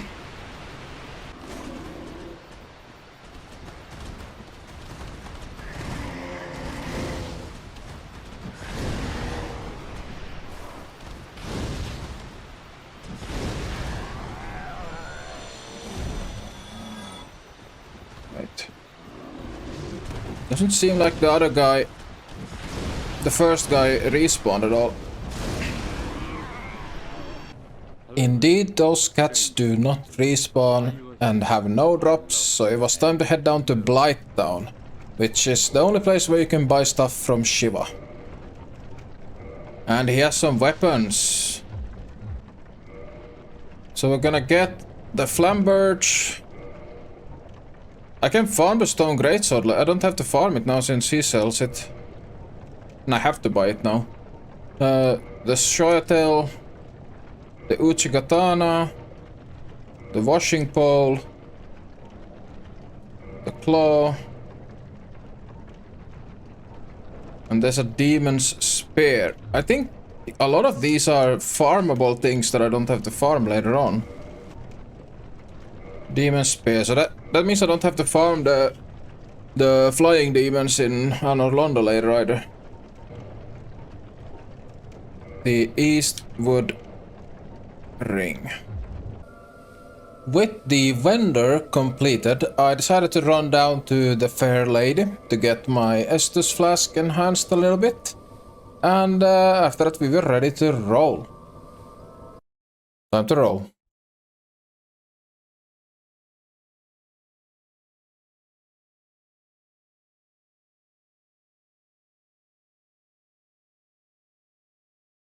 The Lower Undead Burg. That's a good one. The entrance to the Lower Undead Burg is found at the end of the Dragon Bridge area. And quite quickly when going down, you are also able to open up a shortcut into Undead Burg that is quite close to the bonfire there. It's a fairly big area, filled with dogs and hollow thieves. And it stretches all the way up to the aqueduct that is in between the Undead Burg and the Filing Shrine. This area also has the entrance to the Capra Demon boss that will be rollable later on. Then we're gonna go free Griggs.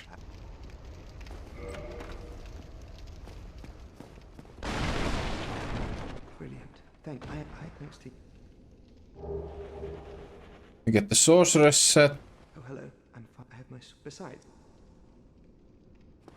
And I can go and buy his sorceress back in Firelink. Yeah, fast little buggers, hard to get a hit. There's the hood, so that's one of the 1%ers. Mailbreaker. This barrel, and we have a soul item. In one of these doors here is black leather set and a target shield. Okay, so I don't have to farm the target shield from the bandits. I just need the bandit's knife now. Is the Capra Demon. We're not allowed to go in there yet. I just need the bandit pants and torso, and then the bandit's knife. There's the knife, so we only need the torso and the legs. Oh, there's the door to the depths, which we cannot open until we have killed Capra. But here is another merchant. Okay, so we have those moss. To buy a throwing knife, we don't have any of those. There's the charcoal pine resin. The rotten pine resin. Know that she also has... Oh, humanity. I've already obtained those even though it says 0. And then the purging stone for 6,000. Does she has unlimited humanities? Okay, so I can actually... Getting humanities is no longer a problem. By fire arrow, poison arrow. There we go, 1 purging stone. And can't buy any humanity, but luckily I've already obtained that item. So the female undead merchant is completed, but I don't think that's gonna be the last time we see her. There is Griggs. Alright, let's see what he has. I have soul arrow, I have heavy soul arrow. How much are we talking about here? It's quite a lot. Oh, he also has 40k in some rings as well. Oh yeah. Goodbye then. That's gonna take a while. We start by farming out the hollows for those last 2 armor pieces. And once I obtain those, I will go down to the demon ruins and do that worm farm. And there are the tights, so I only need the torso now. Got another drop. 2 more drops. Come on, one of you be the torso. Yes! Hollow Thief's leather armor. And the tights. Alright, let's head back to Firelink. I need to go... I need to go down to the demon ruins now and farm out those souls. Mr. Oh, hello. Myself. Griggs.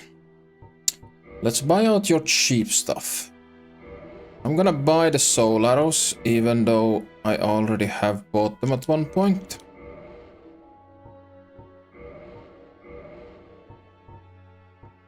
I have catalysts already, so I don't need to buy any more of those. We'll get these 3k ones. I can actually empty out all of his spells. Then it's the catalyst and 40k. So I need to farm out 40k for the 2 spell rings.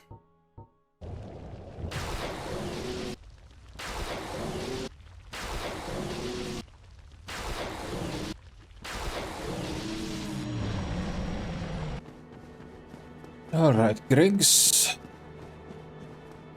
Time to buy your stuff. The Bellowing Dragon Crest Ring boosts sorceries and the Lingering Dragon Crest Ring for boosting the length of sorceries. With Griggs's stock bought all up, we can now add the Capra Demon to the roll table and continue rolling.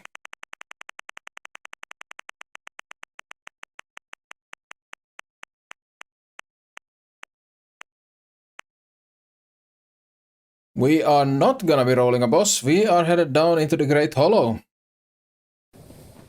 The Great Hollow is a rather infamous area that you can find hidden behind a illusory wall in the Blighttown swamp.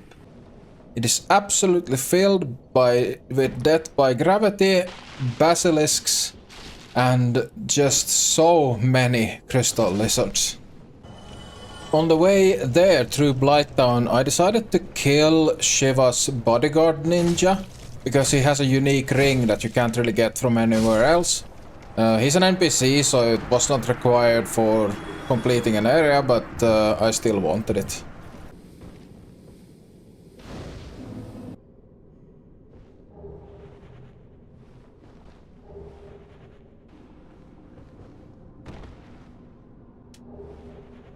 There's the red titanite chunk. See, that crystal lizard there, he immediately notices you. And runs off like a little bitch. Okay, so I need to get up there, so I need to use that route. Alright, so we'll drop down here on this onto this.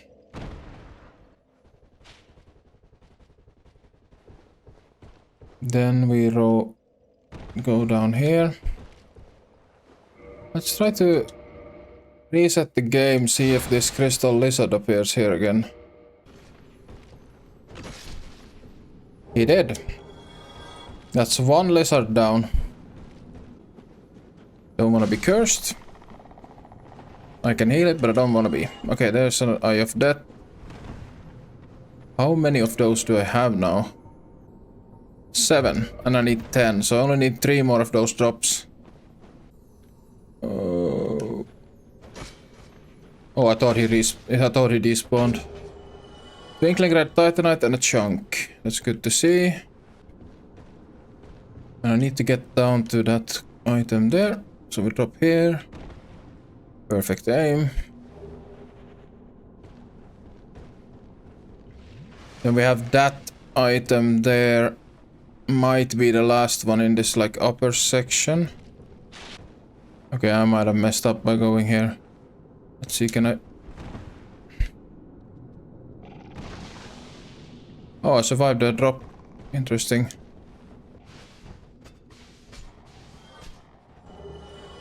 There's another Eye of Death. Doing good.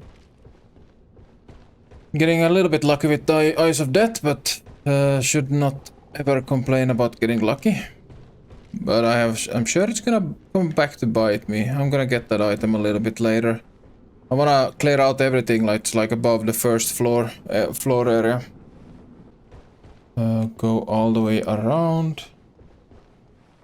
Yeah, and oh, I just spotted something here. If we go here and then we go here. This I almost missed. Blue titanite chunk. And if we follow this branch, I think I need to drop here. Yes. This should then take me all the way down to that one item that's here. Got it. And then we're gonna go... I'm gonna drop down one more step because there are more basilisks underneath here.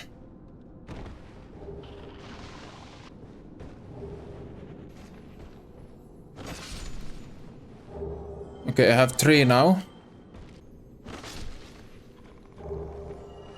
No. Okay, 4 lizards killed.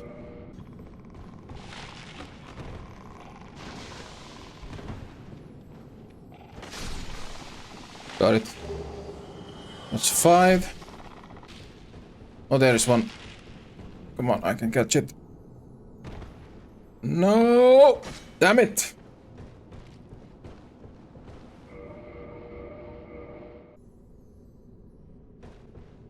Damn it. It doesn't respawn there. What is with these crystal lizards that don't respawn?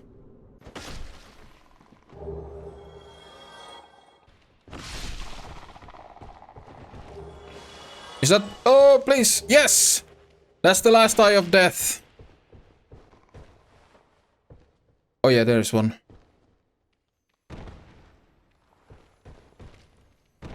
Damn it, it's already... I got it.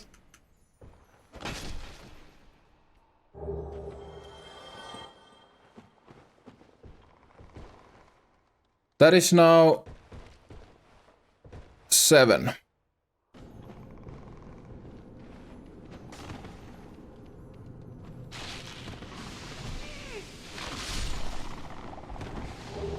Okay, that's 7.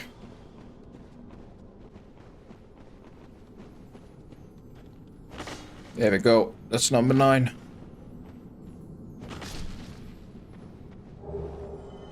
Whew. That leaves 1.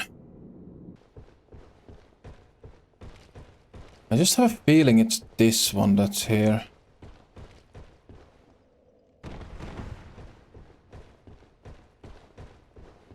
Because I have only killed 1 over here.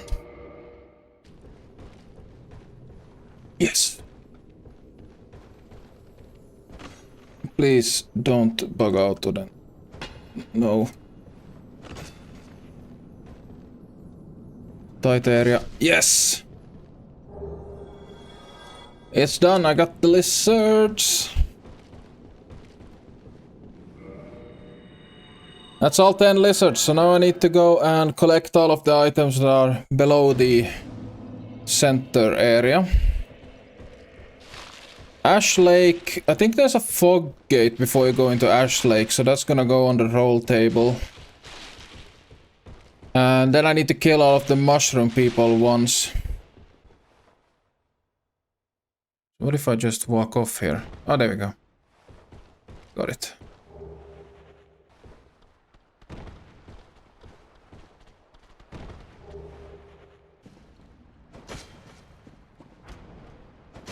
There we go. That's the final mushroom.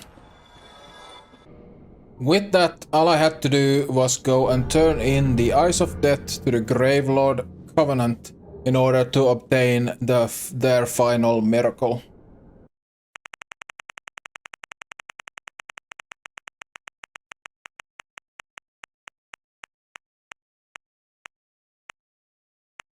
Ash Lake.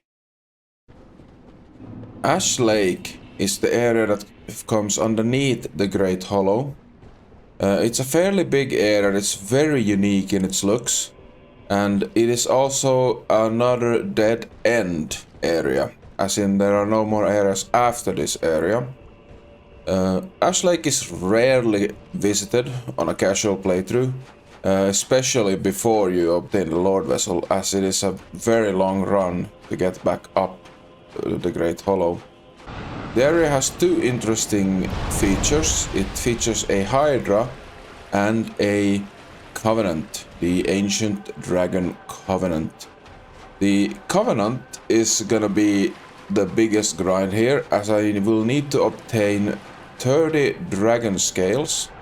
I looked up before that there are a total of 5 dragon scales obtainable within the Ash Lake area. So I needed to farm up until I had 25 before going there. The only enemy in the game that drops dragon scales is of course the drakes within the Dragon Valley. I luckily had access to the bonfire that's just above the elevator to this place, so that was not a problem at all, so no like massive runbacks. I tried out a few different methods at first, but none seemed to work very well, until I stumbled on actually being able to use the stone armor. I was able to equip the stone armor and move around with it quite fine. So I started off by using pyromancies, which they work fairly well with power within, but eventually I just caved and decided to use the Black Knight's Halberd. I prefer to not use it, to be honest, because it's very overused because of its prominence in speedrunning, but it's a very good weapon, and with power within I am able to two-shot these drakes. So basically stone armor on, halberd equipped, and just try to avoid the lightning as much as I could and just face tank the melee attacks. Two interesting finds I found during this whole grind is that the bellowing Dragon Crest ring actually increases the damage of pyromancies as well, which was a surprise to me because I thought they only worked on spells. Then also the female undead merchant has a humanity in stock. I originally thought it was endless, but no, there's only one there, which was a sad discovery when I needed humanity, because I ended up losing my humanities twice during this whole grind because, well, I'm very clumsy and I easily die. So I had to go back to rat farming 2 times to get my humanities back up. Eventually I obtained all the dragon scales I needed, and it was time to head down to Ash Lake. Here we go, Ash Lake.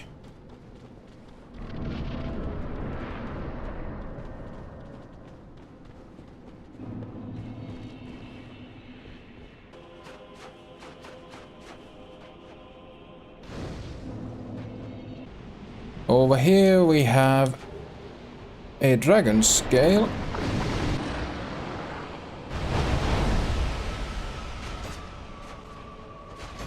He's not losing any heads, like normally these guys lose the heads. Might be that I just haven't dealt enough damage to a single head.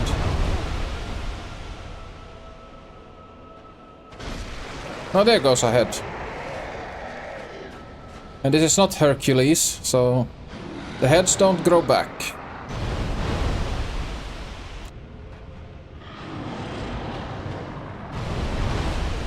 But if you have played Disney's Hercules, that's a game I can recommend.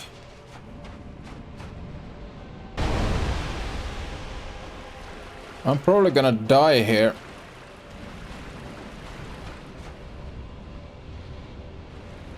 I'm out of healing. Wonder if I get up close and equip my bow and arrows. Maybe I can eke out a little sneaky victory before he can kill me.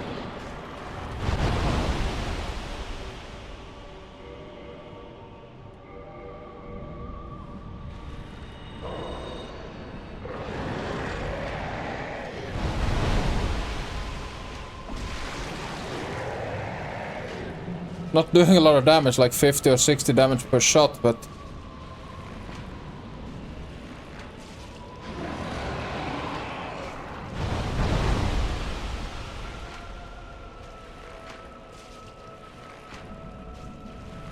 Seems like there's a dead spot when you're very close to the Hydra. It can't really hit you with anything.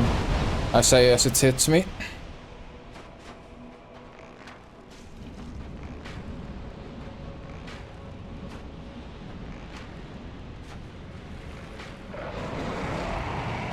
Is that it? No, I need one more hit.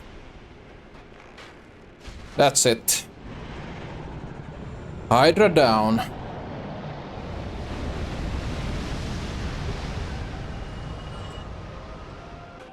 That went a little bit closer than I thought, because I had to use one humanity to heal.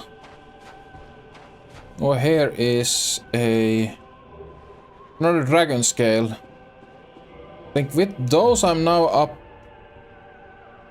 29 dragon scales. I need one more. I think there's one more lootable dragon scale somewhere. These clams here are actually a new enemy that we also unlocked, but they only drop 2 things that we have already obtained in previous areas. But for the sake of it, I just got both of them here.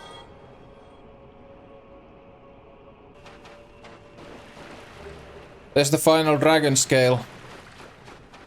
30 dragon scales. So I need to just slowly go over the edge here. There we go. Perfect. And over here on the mushroom there is a item. Great magic barrier. Nice. This is the final thing that I need to do to complete Ash Lake.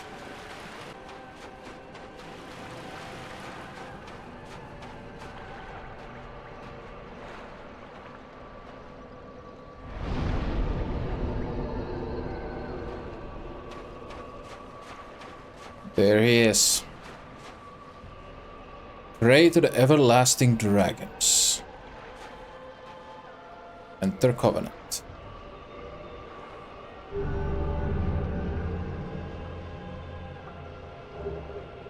I get the Dragon Headstone and the Dragon Eye. Let's see what they do. There's the Dragon Eye. So that's a invasion item to invade a player that has a dragon scale. I cannot do that since I'm offline. Let's look more care. There it is, a Dragon Headstone.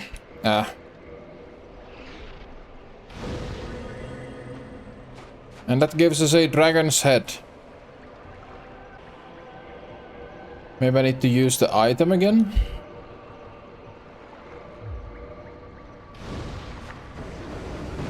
Yeah, there we go.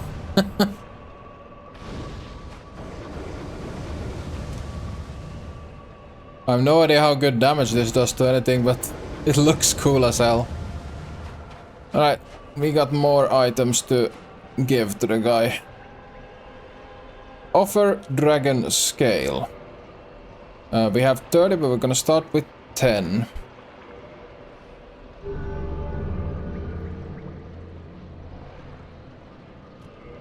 We gained the rank, but no new items. Then we offer 10 more.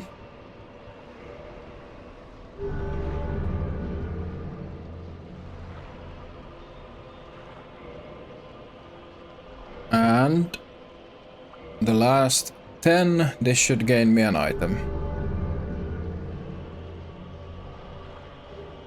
The Dragon Torso Stone. Okay. It lasts until you die. But we have something else we have to do before we leave here.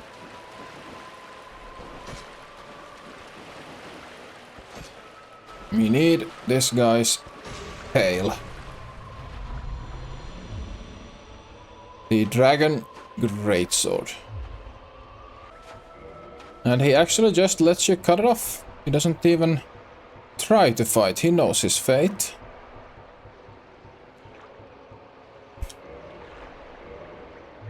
Heavy bloody thing. Holy, it looks good.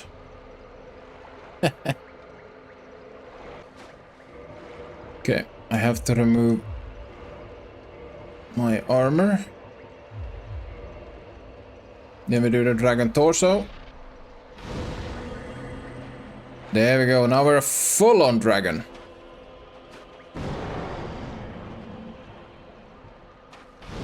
We can breathe fire still.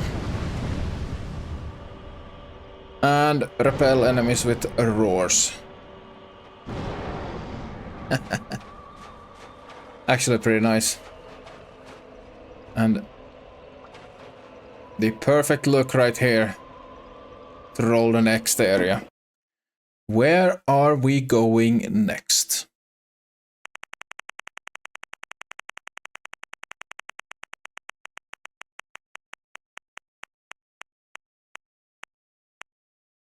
We're going to a boss. We're going to the gargoyles. That means we are gonna get the second bell of awakening. See, how much damage does this thing do? So if we...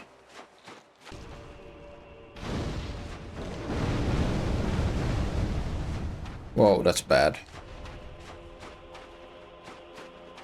Kill that.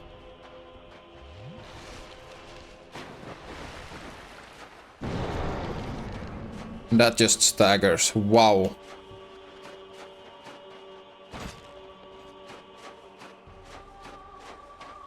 Not even gonna bother.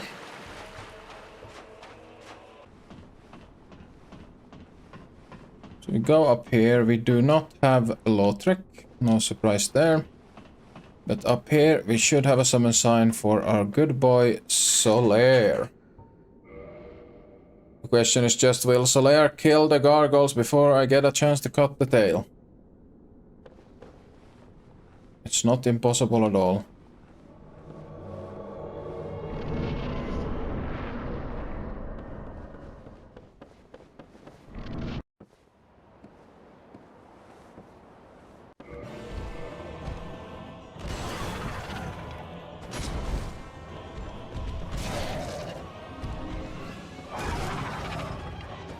Got it.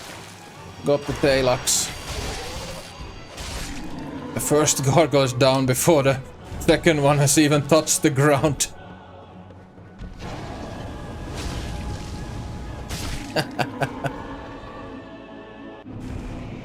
Yeah, it was not a fight. Solaire, I will take those medals. Thank you very much. Didn't get any gargoyle items. That's interesting.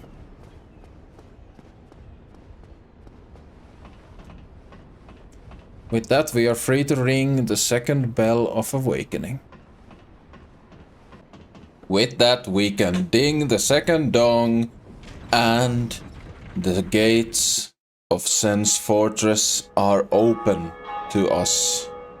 In addition to that, we also unlocked Oswald of Karim, a vendor that is also gonna take us quite a lot of souls, since I also want to do the absolution option from him. Request absolution for 44,000 souls.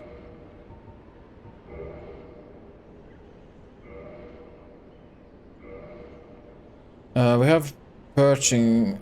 I'll buy an indictment. I have purging stones. Indictment. I have homeward bones. We'll buy a book of the guilty. Karmic justice was 40k, so that's 85k.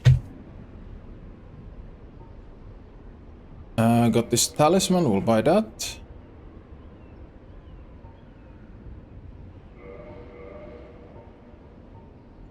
Don't have to buy the ring of sacrifice, but I'll buy one anyways. Then we have 10k there, so 85, 95k. I need 95k souls to finish that guy's inventory. Now I wanna head back to Firelink Shrine. Because there is one thing that happens there at this point in the game. Frampt does appear there now, but I'm not gonna talk to him. I want to leave the possibility of the Dark Wraith Covenant still open. In Firelink Shrine, Frampt has now appeared.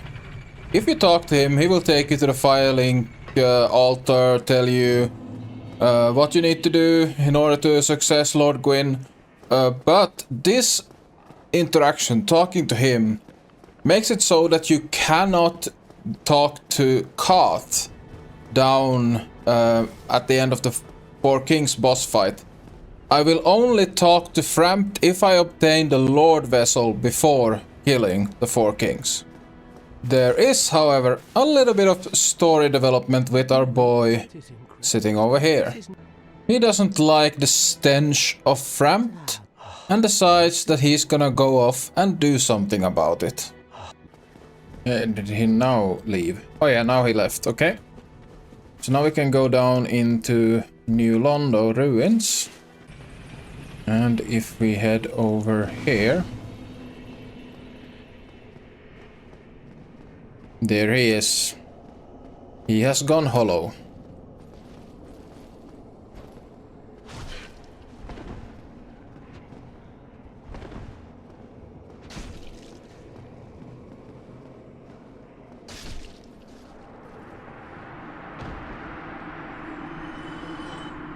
And all it's worth is 1,200 souls.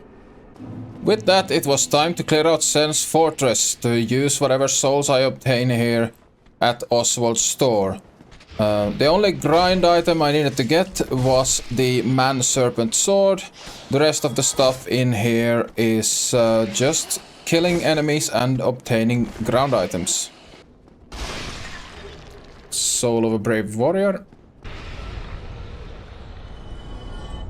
And there's the Man-Serpent Sword, already on the 3rd kill. Here we have some large Titanite shards. If I remember correctly, I think there's a fog wall at the next exit from this area. Here on the left now. Yeah, there is. So that's one future rollable area. And in this chest over here we have Ring of Steel Protection. And we have the Shotel. Onion Knight. Sigmaier. So he basically just tells us here that he can't go any further. Because that boulder. That's one down. With a little bit of luck, I'll get the Titan catch pole from these guys. A second Titanite demon down for some more demon Titanite. And here we have Solo Brave Warrior, and over here a sight. There's one there, Last Soul of Proud Knight. And then over here, there's gonna be a giant.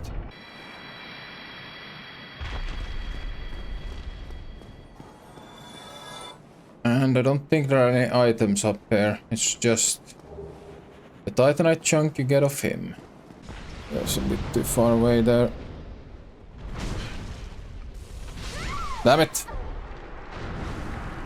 I tried to roll, but I was stuck in the mud. Got the first guy. Titanite catch pole! Yes, I don't have to farm that at the annoying one that respawns. That's huge. That's gonna save me so much pain later on. And that is the last Titanite demon down. That's amazing. That's a huge drop. Okay, we have those. We have 40k, so do I wanna buy... Yeah, I'll buy the Karmic Justice Miracle. Now I still needed to obtain 50k souls for the Absolution and the final items. So off we go to the Demon Ruins.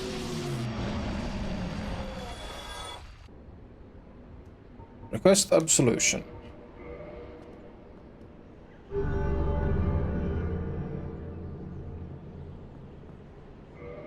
You are cleansed of sin. And then we go into his inventory and we buy the Bloodbite ring. We are done. Sense Fortress, Asylum, Capra Demon, Great Wolf Sith, and the woods before the butterfly. Without further ado, let's roll.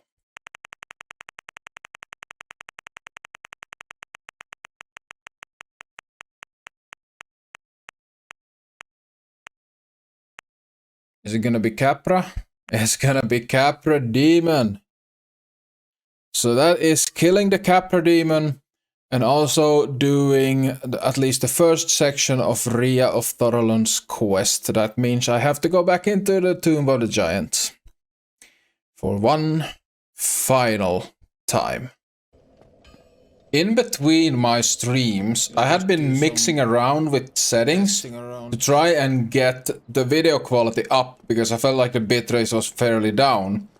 I eventually managed to fix it, but I made a huge mistake for the following stream, which is the footage you're about to see now. The footage is fine now because I had to take the stream version.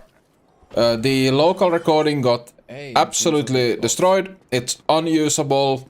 It even blue screens my PC if I try to put it into my editing software.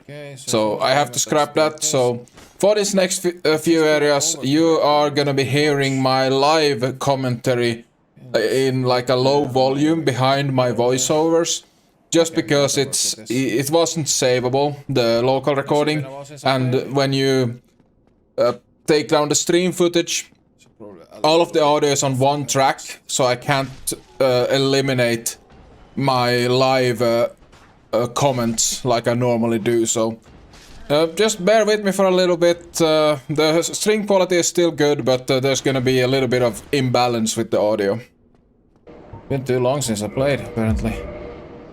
Okay, so we put on Great Magic Barrier, pop Power Within, and just absolutely wail this guy down.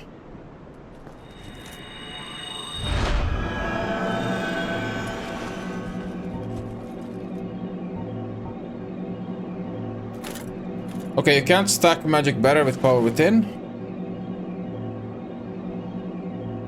I didn't know that, but I think we don't need... I don't think we need Power Within.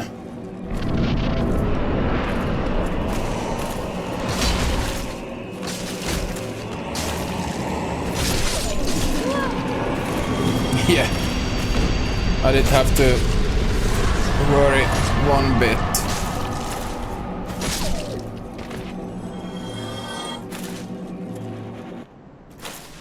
What is this item?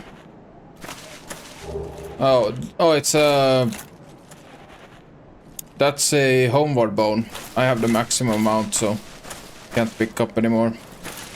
But the key to the depths has been obtained. Wait, shouldn't Ria be here? Me? I've scoured near and where could she have gone, my lady? To think. Okay, that means she did appear here, but already left. So I think it might have been my reloads that did that. Oh, I'm sometime.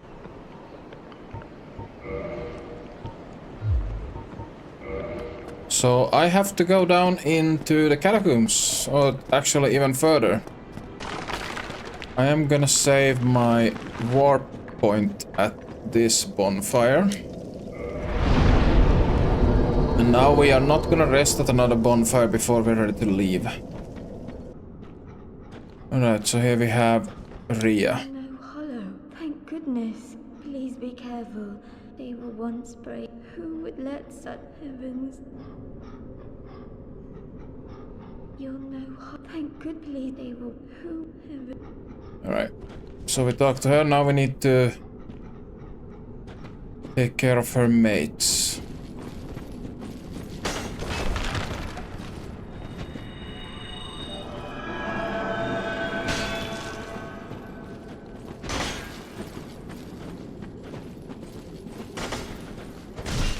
Damn it, come on. Here we got one of them. And we got the second one.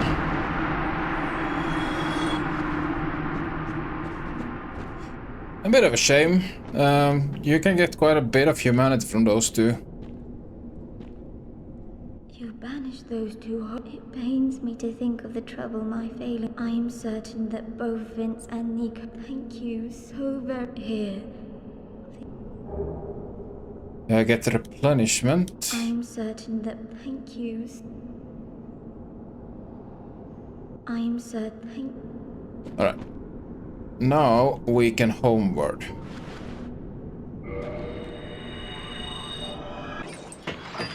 So let's see. Is she here now? Oh yeah, she's already here. Okay. Hello.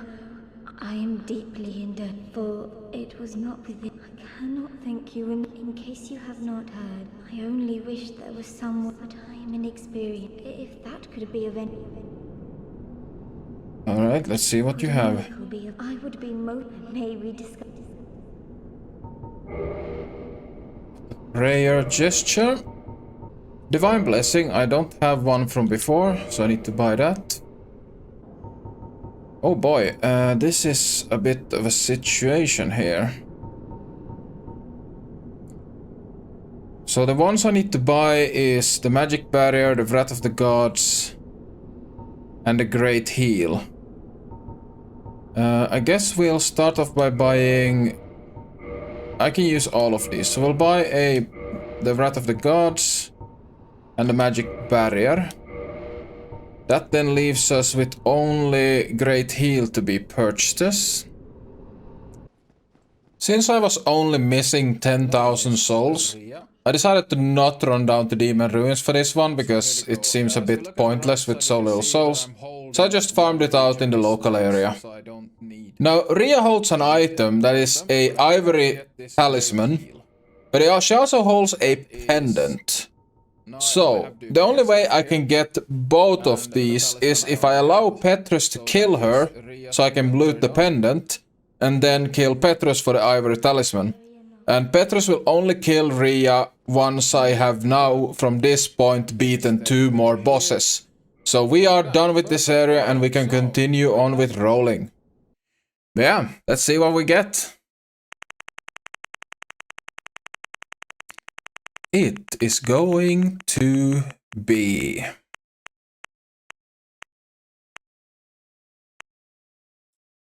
the depths.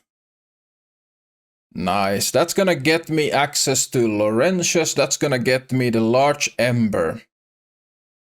Just all around good stuff. Here we go. We have entered the depths.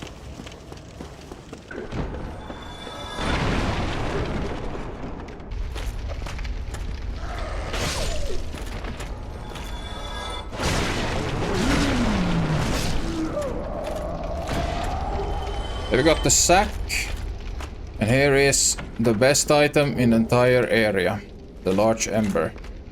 We're gonna drop down there in a second. I'll clear out the rest of the area here first. Let's see, in here we have Laurentius in a barrel. There we go. Alright, so Laurentius actually has some stuff I need to buy from him that only he sells. I think like Flash Sweat is one of them. So we're gonna go talk to him once we get to the back to Firelink. Ooh! Was actually able to stagger me. They did a lot of poison damage to be able to get through the stone armor. Let's see, will I be able to dodge this slime? No. But yeah, it's not doing enough damage to kill me, not even close. It has me stuck in this corner, which I'm not a fan of. Can I get off this corner? I can't get off this corner. Okay. Gonna get out? Yes! Bloody hell.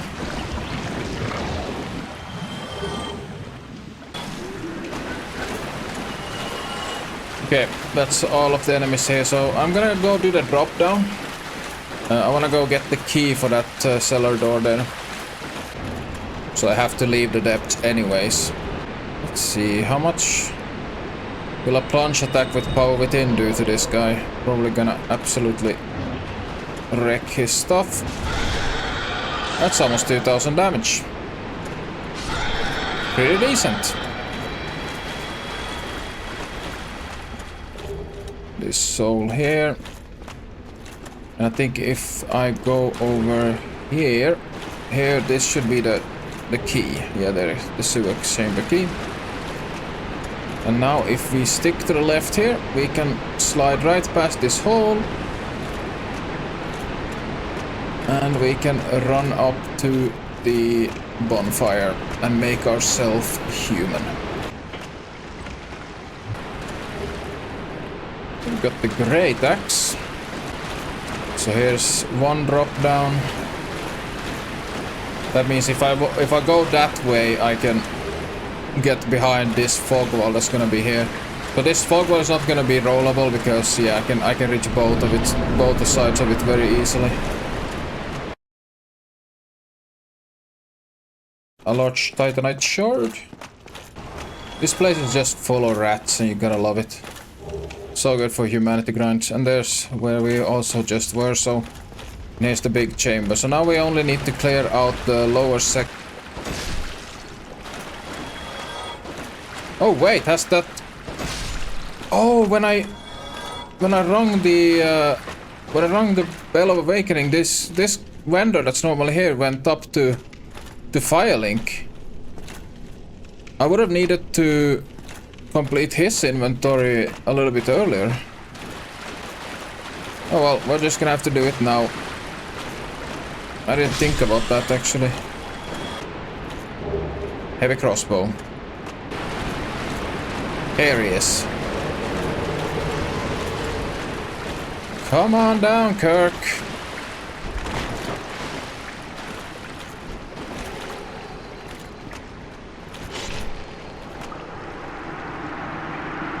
Thank you for coming.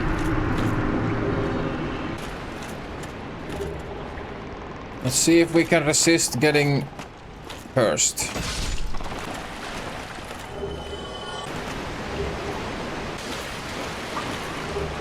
Ring of Evil Eye. So we have Fire Orb, which I already have. Then I already have Combustion. Iron Flesh is new, so I need to buy that. Flash Sweat. And that's it. So he was cheap.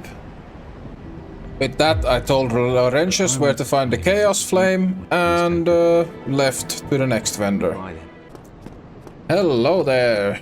I missed you down in the depths, my friend. Aye, so am I. Alright, so gold pine resin I don't need to buy. We'll buy the master key. That's a great unlock. Let's see, arrow-wise, I don't think he has anything that I haven't bought already.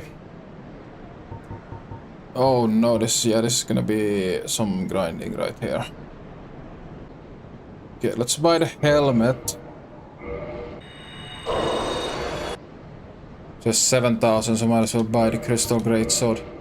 So, let's see, what do I need to farm out? I need the crystal straight sword, which is 400 plus 400 for the shield, that's 800. On top of that we need 20 there, so that's 28, 38, 43. So I need 43,000 souls, so we are gonna head down to the demon ruins.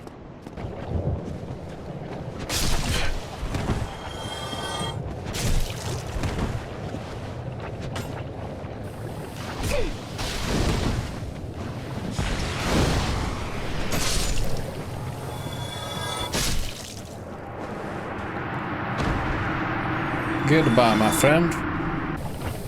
Hello, Quilana. Did you see Laurentius? Ah, I was expecting. I have affected my mom. Nope. She just talks. She doesn't care about Laurentius at all. Well, but do not. What a cold, cold woman.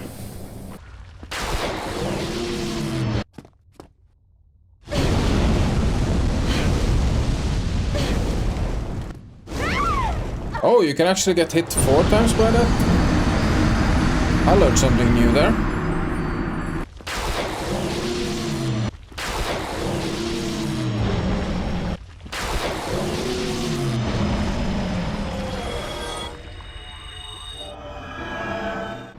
We'll buy the crystal straight sword, the crystal shield. That's all of the crystal. Then we will buy armor of the glorious, the gauntlets of the vanquisher, and the boots of the explorer. That's one of on all of those, and that's one of on all of those. We are set. At this point, I did make a small mistake before when setting up the roll wheel. Because, yes, I changed out the depths for the Gaping Dragon, because I can now kill the Gaping Dragon, but I forgot the fact that I bought the Master Key from Donald, so the Watchtower should also have been rollable at this point. Alright, let's see where we're going.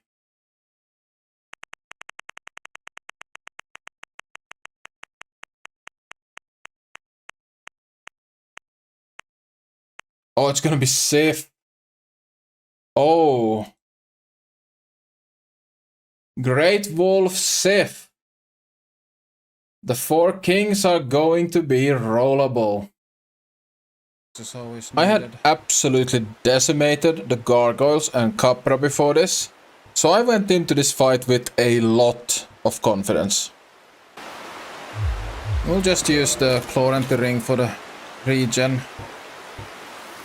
Forgot to change my spells, so I stuck with Lightning Spear.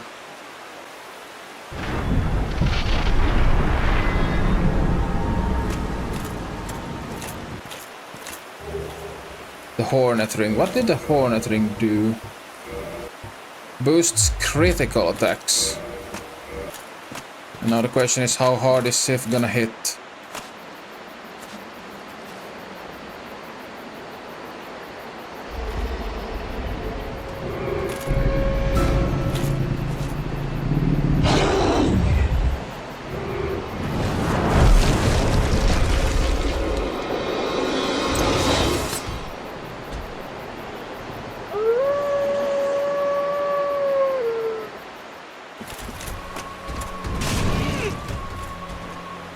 Well, he definitely... Oh yeah, he hits hard. Okay.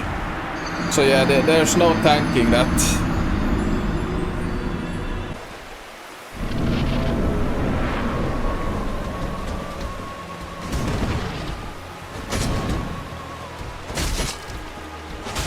Okay, I do a lot of damage.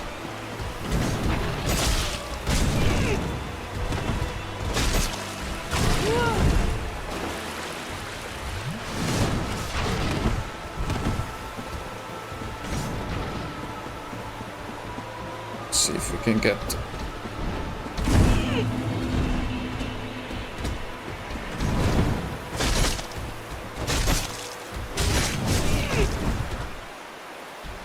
Heal!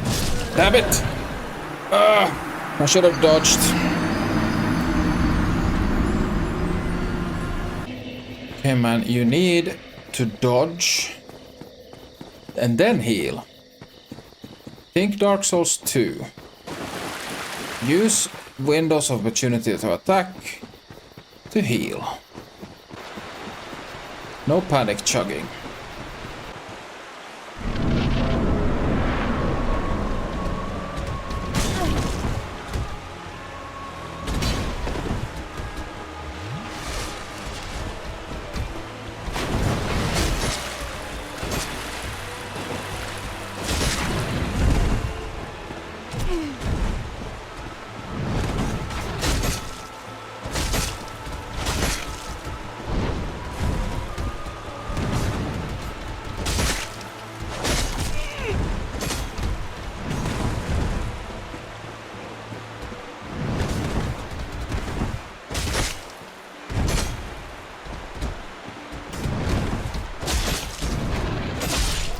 That is how it goes when you don't play like a doofus.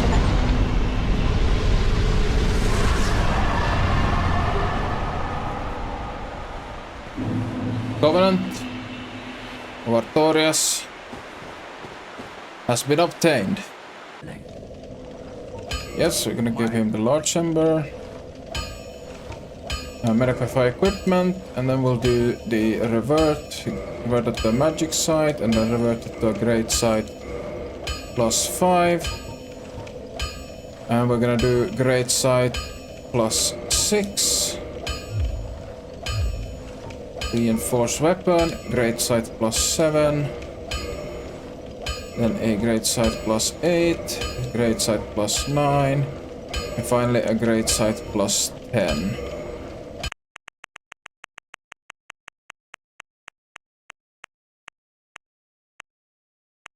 Oh my god.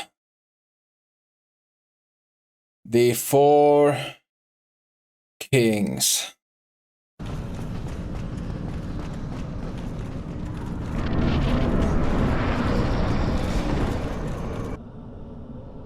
Oh, I am very nervous for this. Very, very nervous.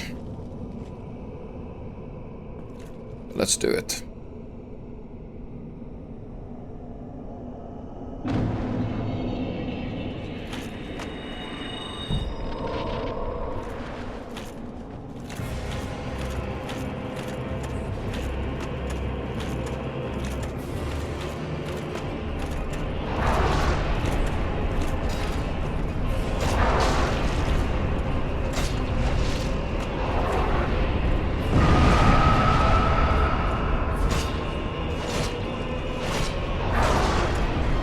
Yeah, they don't deal a lot of damage to me.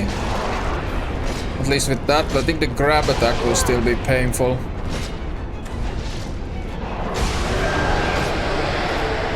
I am not dealing amazing damage, but it's well good for this fight, I think. Yeah, the magic hurts.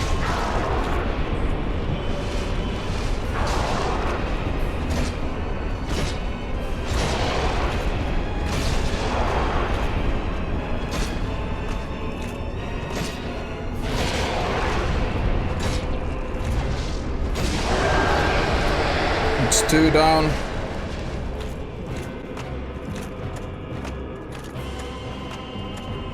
Spin me around, I don't wanna go.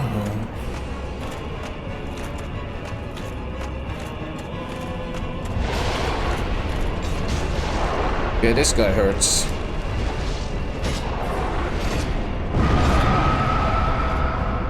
Gotta use all those 20 Estus flasks.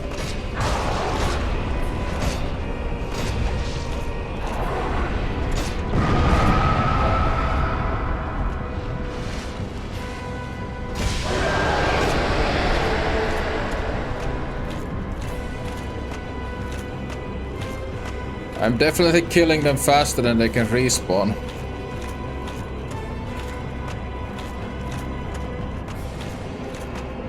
Are you gonna throw magic bullshit at me? Yeah. Yes. Okay. Come on, I need to heal. Thank you. Okay, I healed well for the grab. Okay, that was not too bad, but I need to get a drink off. Yeah, the damage is way down now when since power within has faded.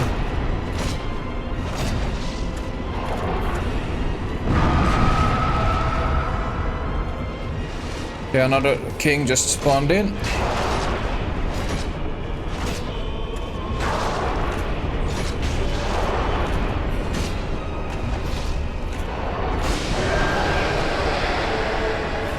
Okay. Final guy. That went amazing! Oh, they are in the cutscene. That went absolutely amazingly. I am so happy with that. Will I have time to put on the ring? I don't think so. I did have time. 72,000 souls. Woo! Yes. That's so good. I am so happy with that. They did steal a humanity from me. I didn't know they could. Hello there, Kath. Enter Covenant. The Darkrate Covenant. Darkrate Covenant gives out items at 0 humanity, 10 humanity, and 30 humanity. So I will need to offer up 30 humanity to Kath to obtain the Darkrate set and the Dark Sword. What is it? I'm gonna offer up Go on. 10 to get to the next level.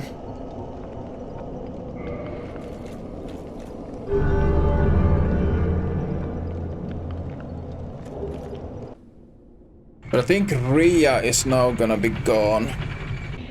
Yeah, she is. And then we get 7 humanities and a pendant. Let's use these 7 humanities. We're up in 19. I only need 1 more for the Darkrate Covenant. So good timing on that. And what we're gonna start with is I'm gonna go and have a word with someone down here about murder. Are you sure? What terrifying. All because of my. Oh. Oh, you seem Oh, I'm so grieving, my friend.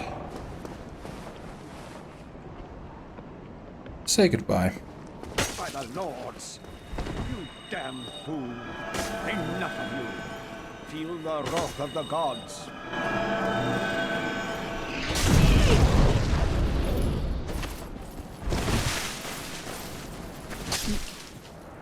Oh. This can't be. It can't end. Yes, that's the way it ends. I get 2 humanity and the ivory talisman. I haven't rested anywhere. I can't rest here. So, can I home warp to the abyss? I did warp, so it might be that warping counts. No, warping didn't count, so I could warp back here. Let's get the final humanity up to 20.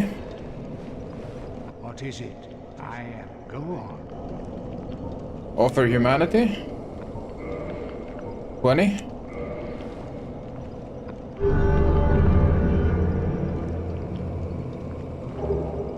The Dark Great Set and the Dark Sword. I have never owned this set. Oh my god, that looks amazing.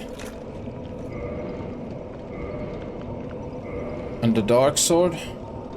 I've never even seen this weapon. Woohoo!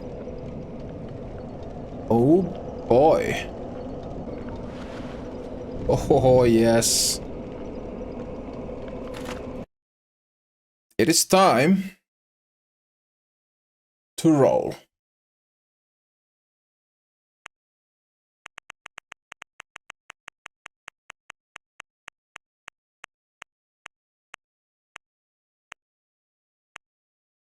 Gonna take cover the butterfly. It is going to take cover the butterfly. So the woods before the butterfly. That area contains, yeah, a bunch of stuff to pick up. But aside from that, I need to obtain a green herb. And I need to obtain the stone great shield from the golems. So that means, at least for me, that I need to also, I'm gonna need to go and farm out 10 humanity before I go. Oh my, that armor looks so good. I mean, wow. Oh, I only saw it in the dark before. Oh, wow.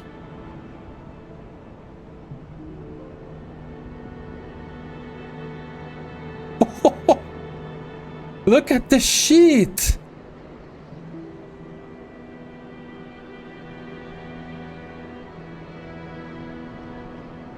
Look at the sword sheet.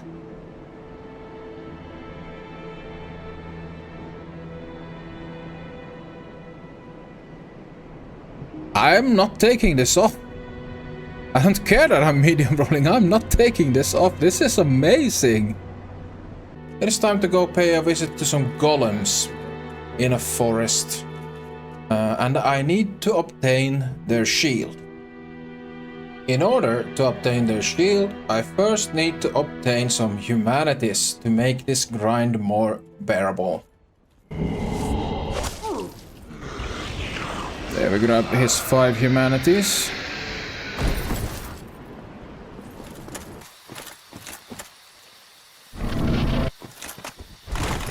Oh, that actually gets me to fat roll.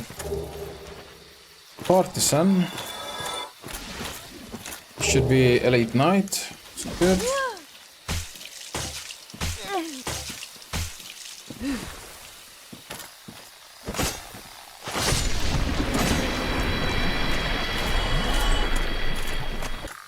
Proximity to the butterfly. There's the green blossom. That was one of the items I needed.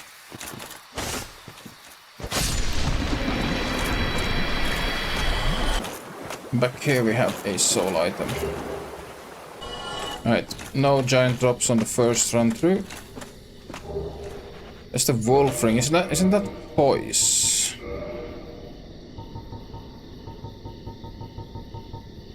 Oh yeah, it is poise. With that, all I needed to do was obtain the stone great shield, and 15 minutes later... Yes! There we go! The stone great shield. Alright, so our options.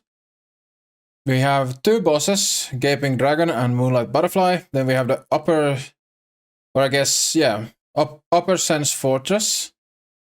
And the Watchtower, which would be Havel's Ring, which I really want. And of course the Asylum, which is probably the one I want least, because there is some stuff there that's annoying. Mainly Snuggly's Nest.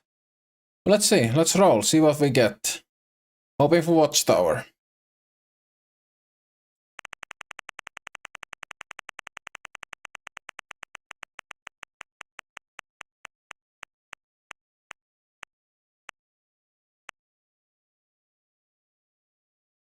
Oh, it rolled over to Asylum. Ah, damn it. The Asylum in itself, it's not difficult. We have 2 Black Knights, Oskar, and yeah, that's pretty much it. Just some items to pick up. I also decided to include the Stray Demon in this, since he's not really locked behind any fog wall. You just fall to the ground to get to him. The main objective and the difficulty of this is the Snuggly Nest that's located in the Asylum. You can drop stuff in the nest and Snuggly will trade them into other items. Luckily also for this, I only need to obtain the items that I haven't obtained previously from trading. And of course, if I don't have the item required for the trading, then I can't do the trading, so I have to go back once I obtain the trade item. From this point forwards, I am only gonna be including the ground items that are new in the footage, just in the interest of actually being able to complete this challenge at some point.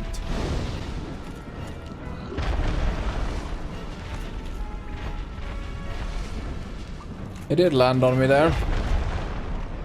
Damn it, that hitbox is insane.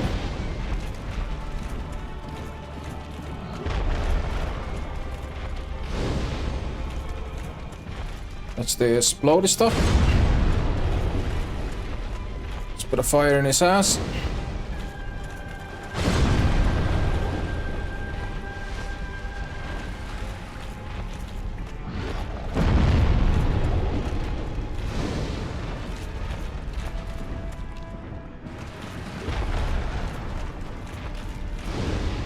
Alright. Time to chop him down.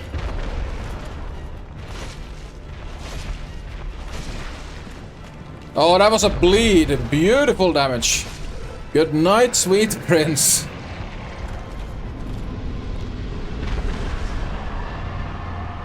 That's insane. And there we get the Titanite slab. Now, the only things I needed to obtain from Snuggly was the Souvenir of Reprisal, the Ring of Fog, and finally I need to obtain a red Titanite slab. Now, in order to get a red Titanite slab, I need to trade in a unupgraded Ascended Pyromancy Flame, which means that my current Pyromancy Flame that I've maxed out with a +5 Ascended, I can't trade. Snuggly won't accept it. The only thing I can trade to her that she would accept is a +0 Ascended Pyromancy Flame. Luckily, Laurentius gave us a Pyromancy Flame when we saved him, so I have a complete stock vanilla one that doesn't have any upgrades on it. So in order to get that one to a Ascended +0, I needed to go and get 175,000 souls from our normal farming spot. On the way down to the Demon Ruins, I did find the witch outfit with Beatrice's catalyst over here in the Dragon Valley, which actually surprised me because I thought you needed to summon her for the 4 kings in order for these items to spawn here, but apparently they spawn regardless.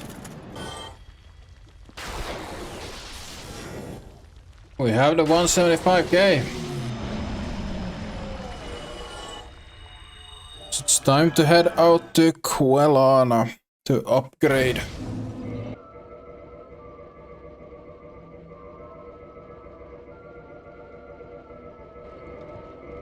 There we go.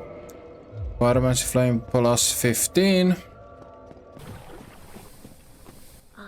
Hello there, Quelana. Modify equipment. Give me that Ascended Pyromancy Flame. Thank you very much. Time to go to Snuggly. Alright, Snuggly. You want warm? I'll show you warm.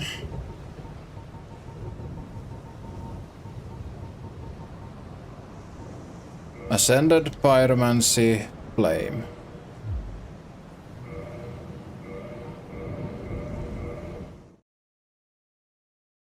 And that will get us a red Titanite slab. Snuggly is done.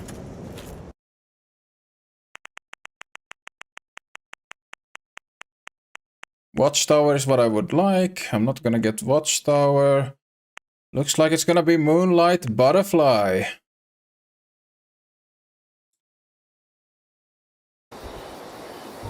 I'm gonna pop power. We're gonna go in, pop power within, and then start lobbing lightning spears.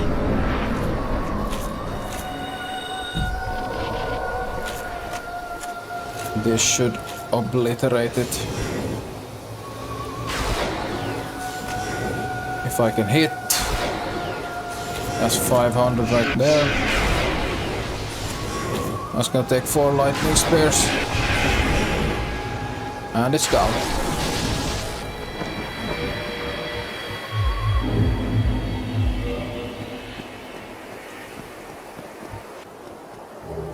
Watchtower basement key and a divine ember. We are going. It's gonna be Gaping Dragon. Another boss. So I need to head down into the depths. Alright, Solaire. I'm gonna need you to preferably not kill him before I can get the tail of him.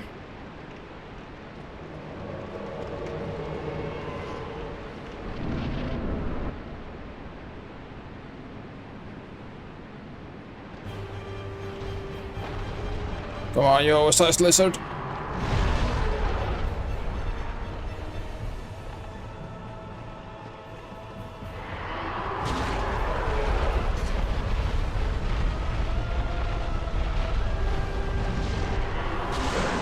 Dragon King Great Axe, there we go.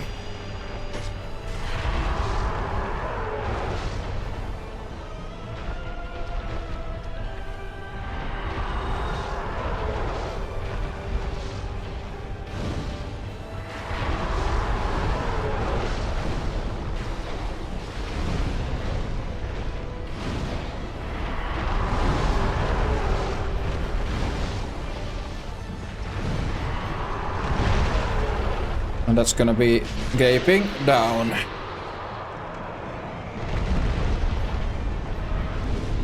Thank you for your help, Solaire. I'll have those sunlight medals, thank you. Appreciate it.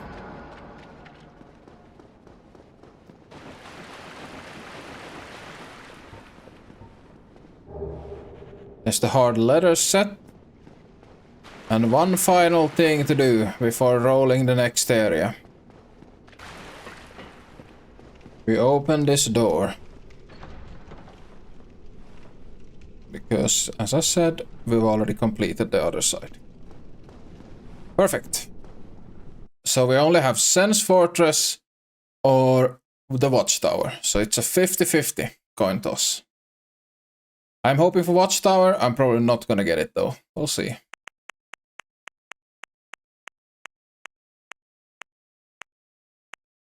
Yeah, it's gonna leak over to Sense. It's actually gonna go to Watchtower, I think. Yeah, it is. Oh, wow. It did it cleaned, the wheel is cleaned out. It's only Sense Fortress left on it. It's only Sense Fortress. The Watchtower is gone. Wow, what are the chances?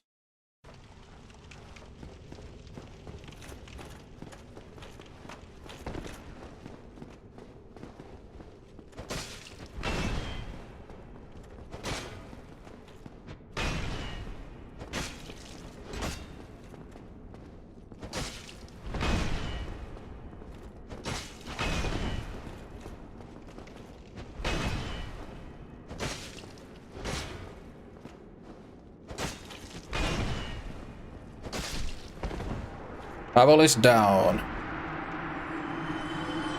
And I get Pavel's ring. Yes.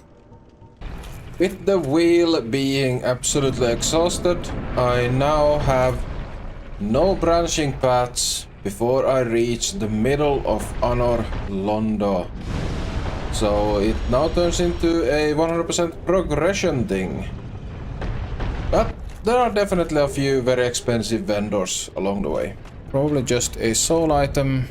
No, a slumbering dragon crest ring. What does that do?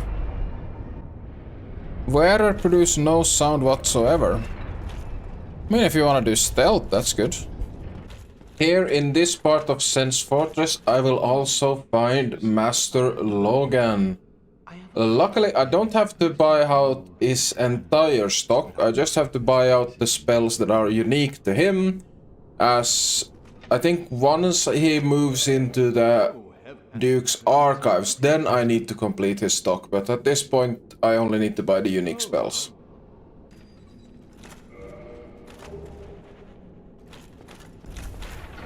Yep, so the only thing left is to take this thing, and I can't do that before completing Logan. So we are done here for now.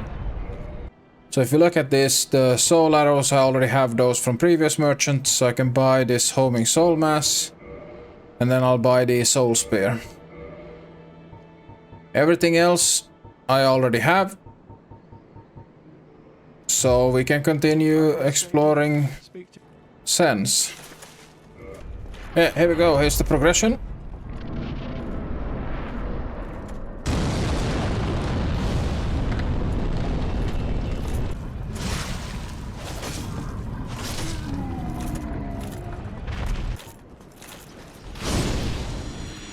Nope, no drinking for you. This get over here that has some of the most lethal stabs in the game. There is his rapier. This merchant up in the upper parts of the Fortress is the biggest grind of this area by far. I will need around 90 to 100k souls in order to buy out this entire stock. So this means a trip down into the demon ruins again.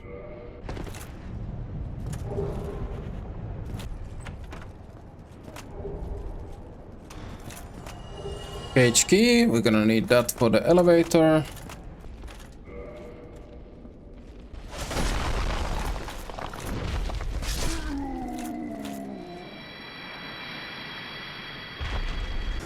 A quick return to the demon ruins, and we had all the souls we needed to buy out that vendor. We have all the weapons, we have all the ammo. So let's start with the gear items. So we need the Katarina set.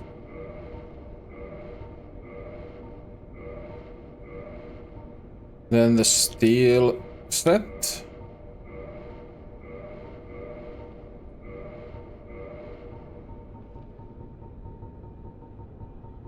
There we go, all of those.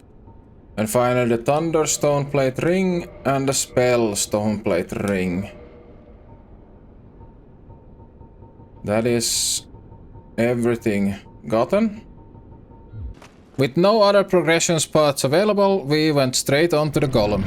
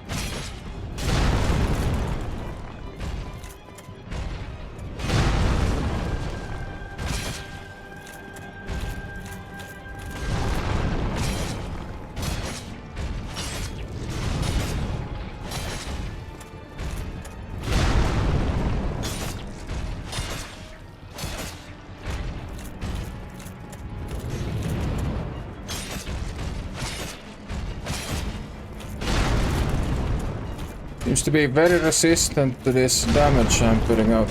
Oh, no. So I should think about swapping my weapon there, but...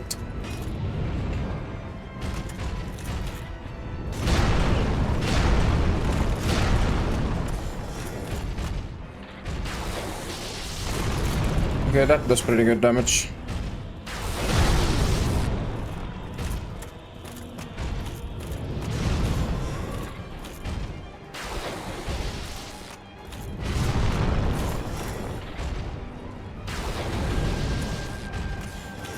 And he's down.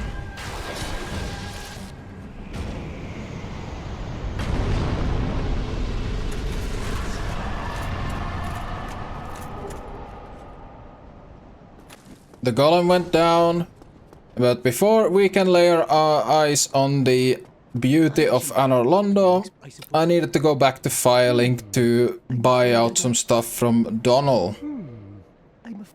Alright, let's have a look. I should now be able to buy the golem armor from him. Yeah, there it is. Golem leggings, golem gauntlets, golem armor, and golem helm.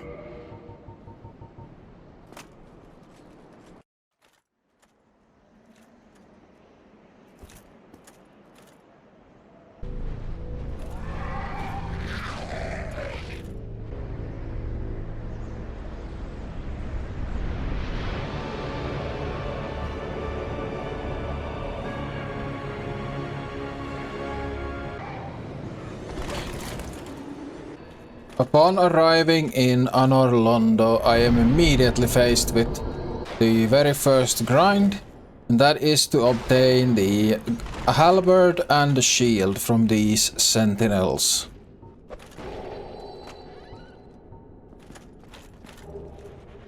Oh, the symbol of avarice!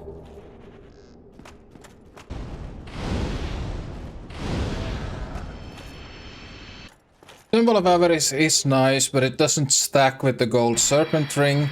So fairly limited in its use, but good to have in case I need another ring.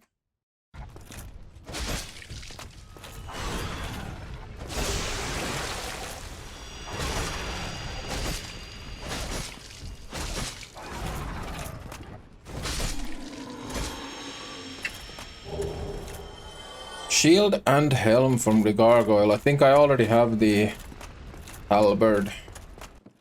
At the end of this rafter section in the church, there is a fog wall. So in order to continue, I needed to obtain the painting guardian sword as well from these painting guardians here.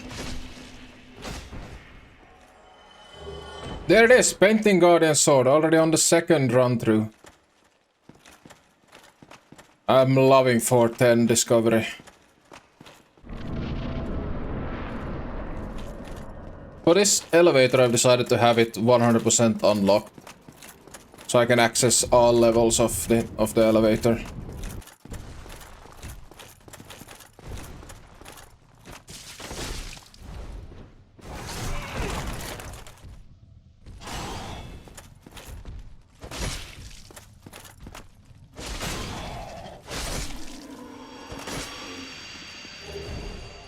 It's the gargoyle halberd. Right, here we have the Dark Moon Covenant. Ring of the Sun.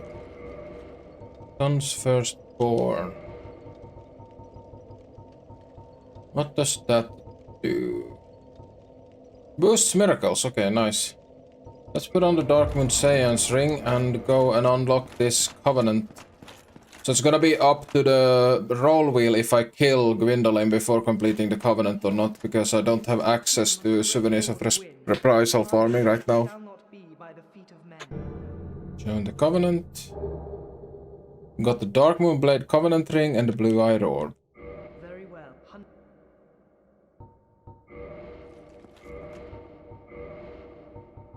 Let's see, what does the ring do first?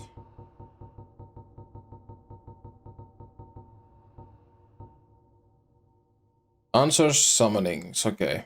So not the most interesting, it's a PvP item.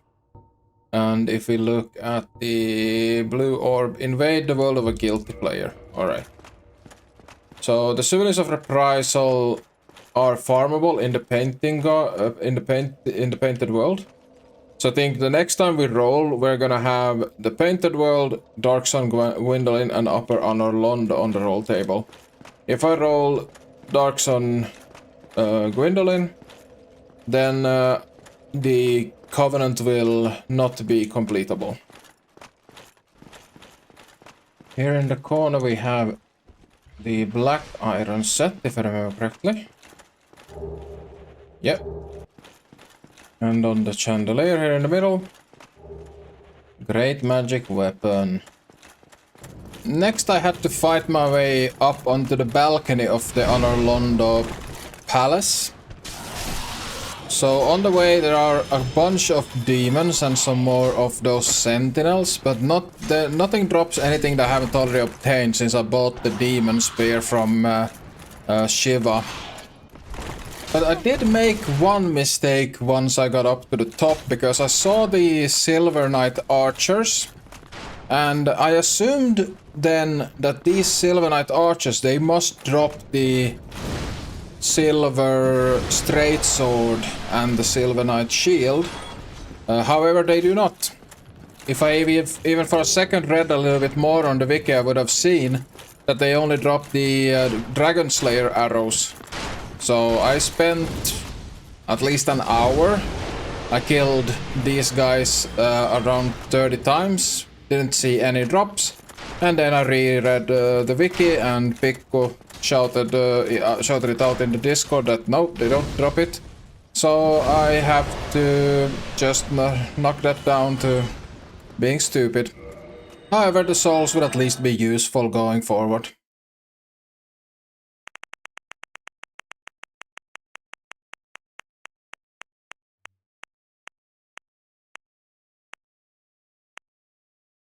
And the spooning continues. We get the Upper Honor Londo Cathedral. The reason why that is a big spoon is because it will give me access to the giant blacksmith, which allows me to actually spend all of these souls I'm risking.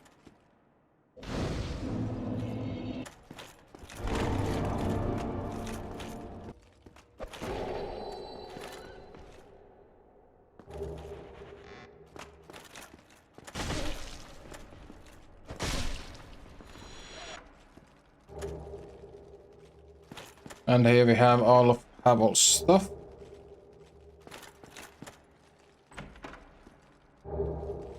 Which of course is extremely good.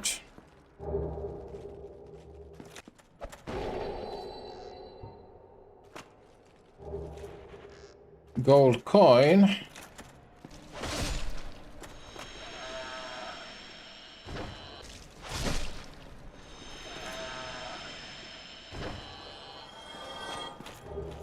Another symbol of avarice. Got 2 of those now. Oh, Sigmeier. Whatever can.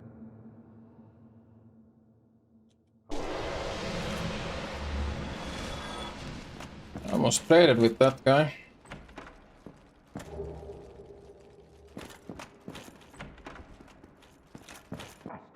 Take this. Tiny Being's ring, nice.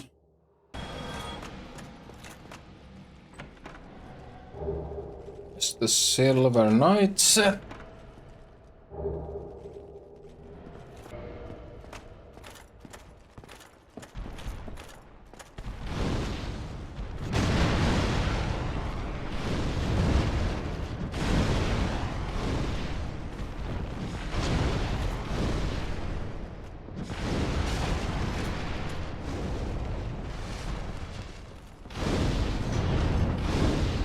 Yeah, that worked pretty well. Havels and spam. Giant blacksmith. So, before I do anything else, I'm gonna go over here because you can actually take this hawk ring behind him. I already have those weapons. Here's a moonlight arrow. I need to buy one of those. Lightning bolt. We buy one of those. And he has the giant armor set, so we need to buy that.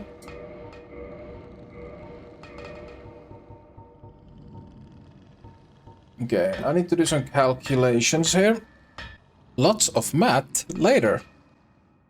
So I need 54 titanite shards and 54 large titanite shards. 54, and then I need to buy 50 of these. Which is pretty much my whole bank. I'm so happy I saved all of those souls. So now we have enough large titanite shards and normal titanite shards to make the plus 10 weapons that we need for the souls. And I need to go back to Andre to do that.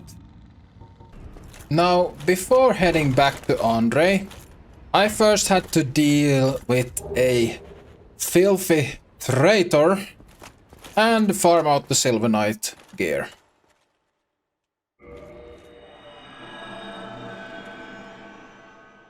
It is time to kill Lautrec.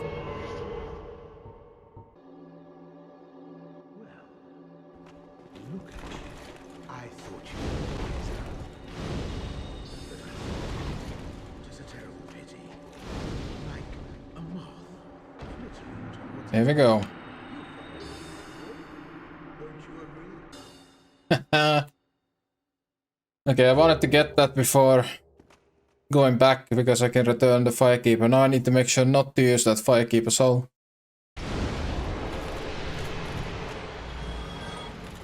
First thing, Silver Knight shield. That's good, that's the 1% done. So now I need the straight sword and the spear.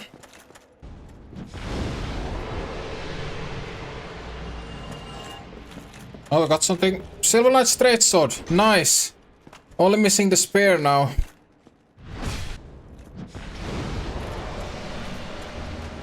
Yes, there we go, Silver Knight Spear. We're at 100k souls. And I think... Is Sigmeier here now? Oh, he is. Nice. up above. You know, I was thinking the gate, the old fortress. Was that your doing? Yes. Yes, I knew it. It seemed like, well, am I for pleased? A mid-force miracle, nice. There you are. Return Firekeeper soul. Indeed. And now I can continue. But I only hope that my impure...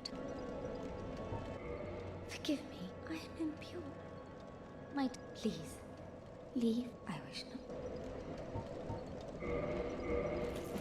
Alright. We have Firelink Shrine is back in action. Next, I went over to Andre and made all of the plus 10 weapons I would need for all the boss soul weapons. And finally warped back to the giant blacksmith.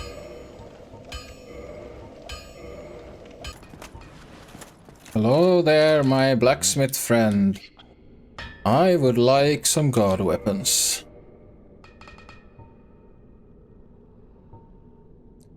Here we go. So we're gonna make the crystal ring shield.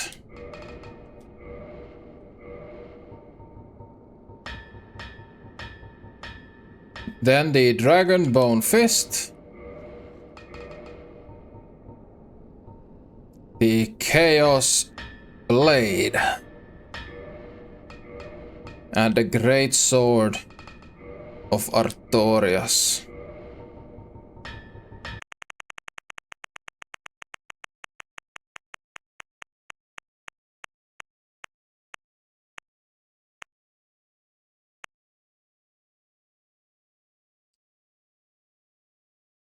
Gwendolyn is gonna go down. Alright, let's try this.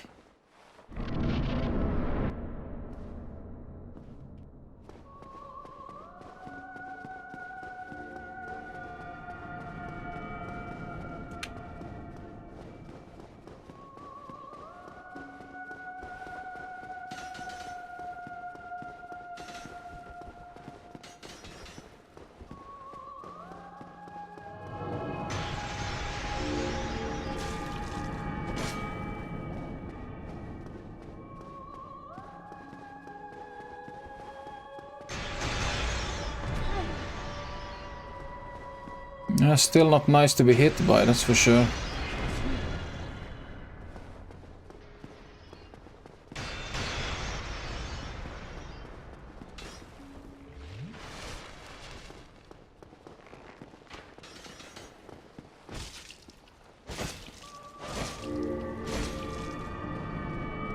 That's good damage.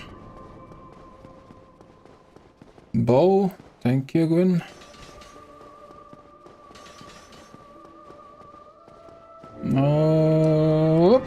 Okay, I got a hit. Even 2 hits. That's a luxury.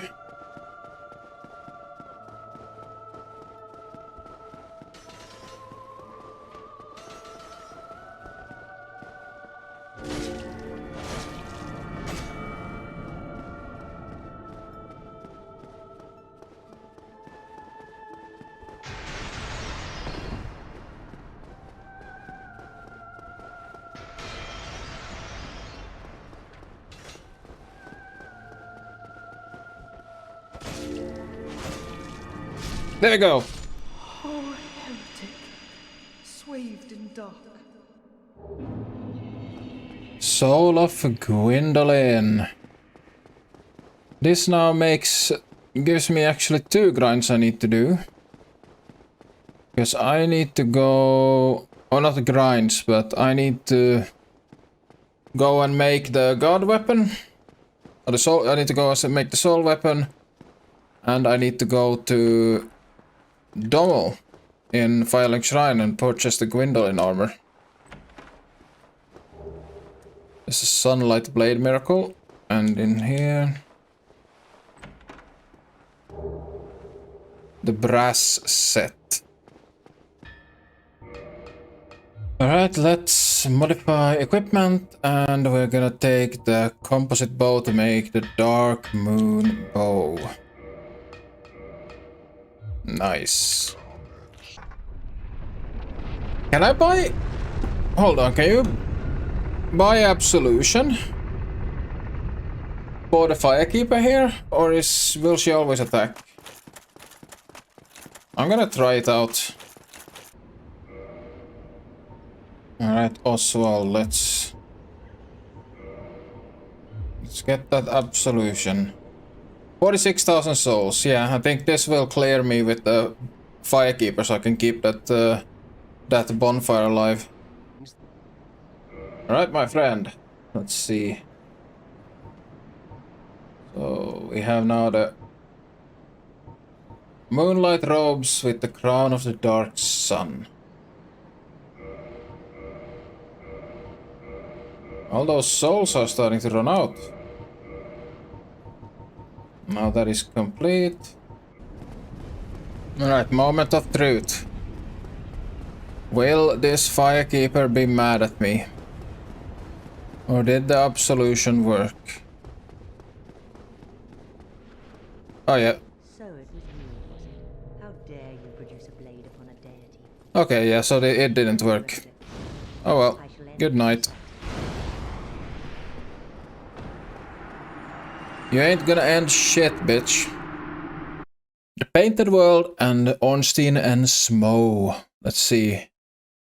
Where are we going next?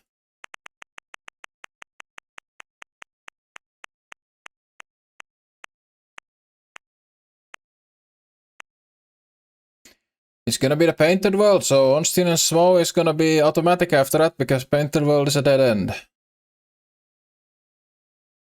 That's nice, I'm finally gonna get the life hunt site I've wanted for so long. The Painted World doesn't have any new big grinds to do. It's all about collecting all of the items in the area and surviving the goddamn bone wheel skeletons in the cellar, which is gonna be quite a significant challenge because there are a lot of them and the area is cramped as fuck.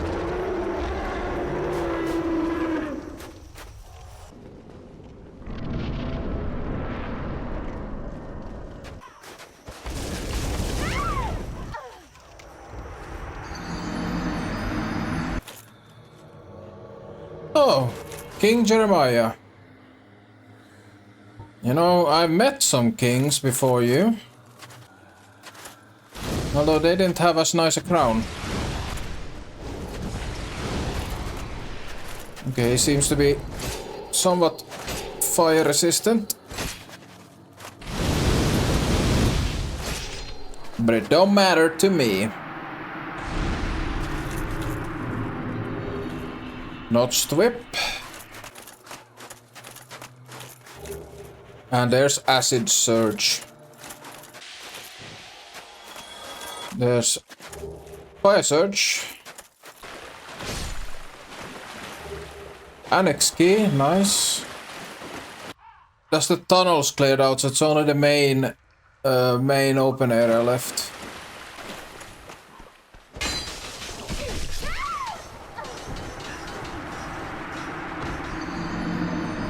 And that area is gonna be difficult no matter what, because these are goddamn bone wheel skeletons.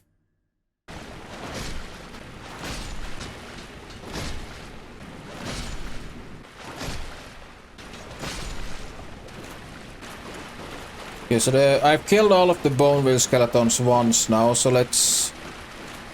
Oh no! I've just made a mistake. Oh, I wasn't supposed to do that. I was supposed to roll between this door and the one that you open with the key. Yeah, a little bit of a mistake there, but it's not the end of the world. All that unlocks is the bridge leading up to the boss fog wall. There we go. Either Annex key or Priscilla.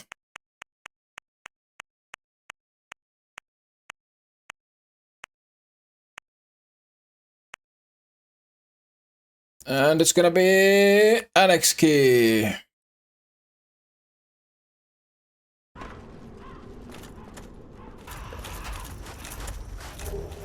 Velka's rapier. That's a new weapon. The dark ember has been obtained. Wall of Silence. That's the Velka set. That leaves only the boss of the area, Priscilla. Priscilla has a tail weapon that I need to try and obtain. I started by using the scythe to try and knock her out of her invincibility. Oh no, sorry, invisibility. But I wasn't able to do it and I teleported out because I thought I was doing too much damage. So I swapped over to using the Great Club, my +7 Great Club, because I thought that would be better for knocking her out of her invisibility state. Sadly, it seemed to be doing a little bit more damage than I wanted. No, damn it! I didn't think I was doing that much damage. Probably should have seen it coming. I was getting like to the point where I think I should stop. But I wasn't able to break her out of that invisibility, so I was just flailing in the dark anyways. I mean, it's a shame. But it is what it is. Let's pick up the last item of this area. The Santos set. And it is time to go and buy a very nice weapon.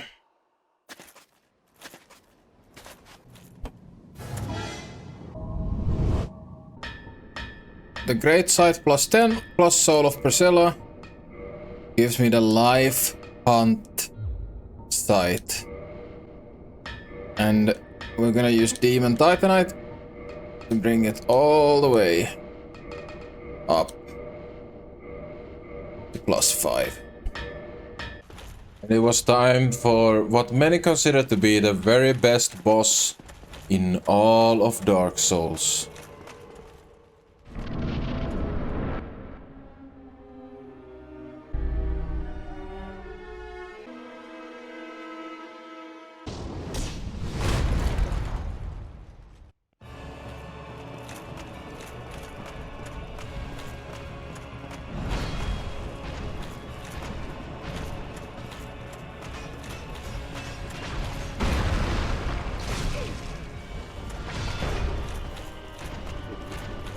Alright, where is the boy?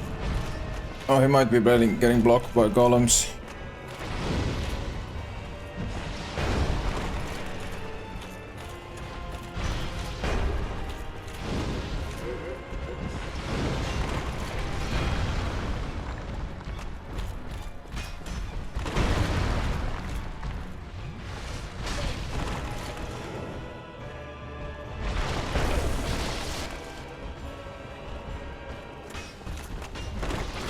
I'm getting freaking roughhoused. Okay, run.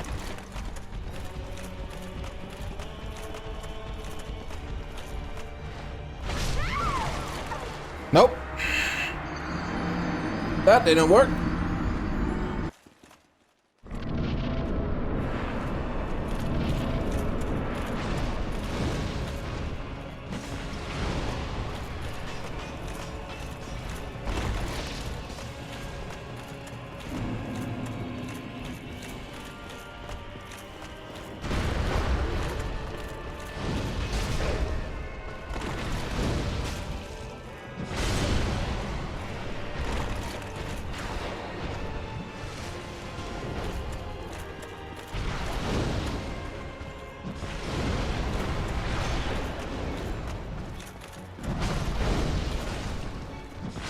There we go.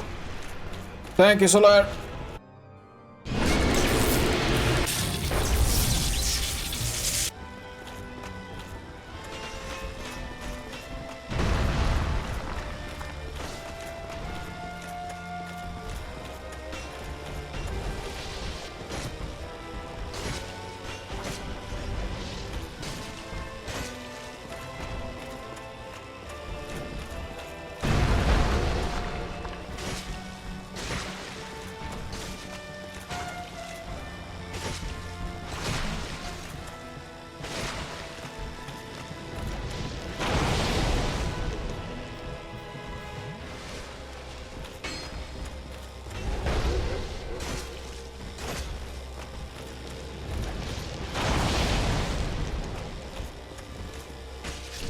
Oh, so apparently life sight actually also damages you. I didn't know that, but there we go. Sunlight metal from Solaire, and we get the soul of Smo.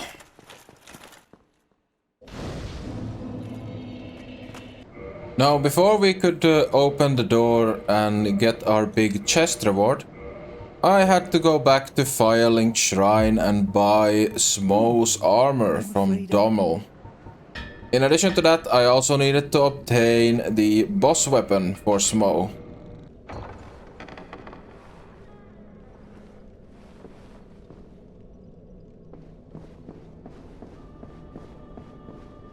Thou hast journeyed.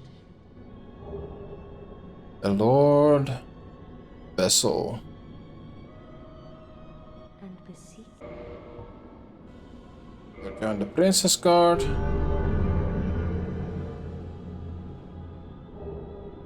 Ring of the Sun Princess. At this point in the challenge, I didn't know that the Dark Analondo actually has 2 unique NPC encounters or NPC enemies that I would need to kill. So I completely forgot to roll between the Lord Vessel and that one now. I also forgot to include it on the next roll after that, but for the roll after the next roll, I will be including Dark Analondo. With the Lord Vessel placed, the gold fog gates fall, and I now have to complete everything that is behind those golden fog gates until the next progression point. I decided to start with the Demon Ruins, which includes a new invader, and also I now have access to the light box that drop the sunlight medals, so it's time to complete the Sunlight Warrior Covenant. There is another sunlight medal. Oh, another one back here as well. That leaves only one more. And that last one actually took quite a few runs to get. I even obtained a few red titanite chunks on the way. Oh, we got something. Come on. Yes, there we go. Sunlight medal. Oh, I'm so happy. We're done. That is a total of 10. 10 sunlight medals. And Miracle Great Lightning Spear. Before continuing to the next area, the Tomb of the Giants, I decided to go and help out Siegmeyer in the swamp. And there's the Pierce Shield. In the Tomb of the Giants, I now have access to the entire area up until Nito's boss room. So for this area I now need to complete the invader that invades right at the beginning. And I also need to obtain the missing masks from the Pinwheel Servant. I already have the Mask of the Mother, so I need to get the Mask of the Father and the Mask of the Child. There's the Mask of the Child. And last but not least, the Duke's Archives. First I have to fight my way through the pigs, kill all of the enemies in the area, which the enemies in this area are actually quite tanky. These crystal warriors are not a joke. Aside from collecting all of the items that are, like there's only one single mob drop that I'm missing from this area. And it sadly is the Channeler's Trident, which is extremely rare, and it's not a nice farm because I have to fight my way through all of these crystal warriors each and every time. Whoa, I just got comboed. This area also holds the key items for the DLC. Crystal Knight Shield. I decided to include the small area between the second elevator and the first encounter with Sif into this area, since it's a very small area. All that now remained was the infamous Channeler's Trident, and only 3 kills later. Oh my god! I am such a spoon, and thank you so much, Gabe. That was even with my humanities on the ground. I am such a spoon and I love you, game. A massive relief. And I can now roll the next area. Right, we once again have some rollable options on the table. So down in the demon ruins we have the demon fire sage and the chaos servant door. Then in the catacombs we have Nito's lair. Here in the Duke's archives we have the prison. And finally also the DLC is now rollable because we picked up the pendant. So let's see, where are we going now?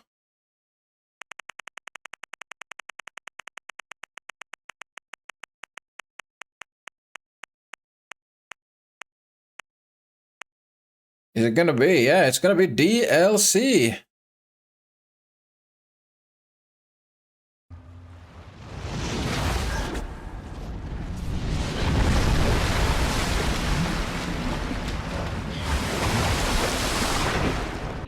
The beginning of the DLC technically only has a small hallway and a bonfire, but I decided to include the first boss and the first area in this roll.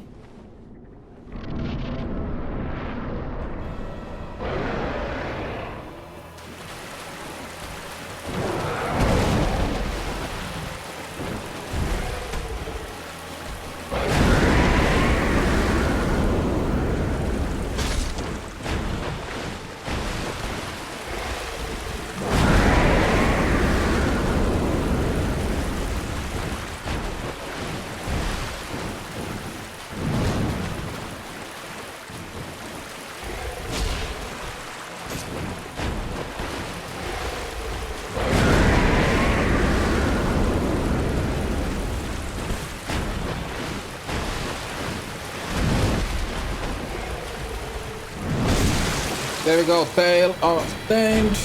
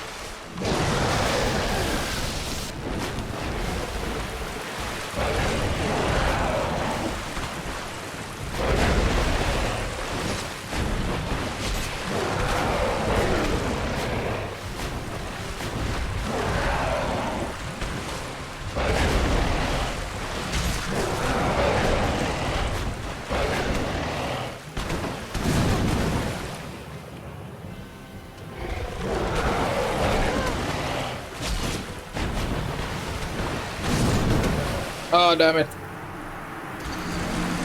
I thought I had it there.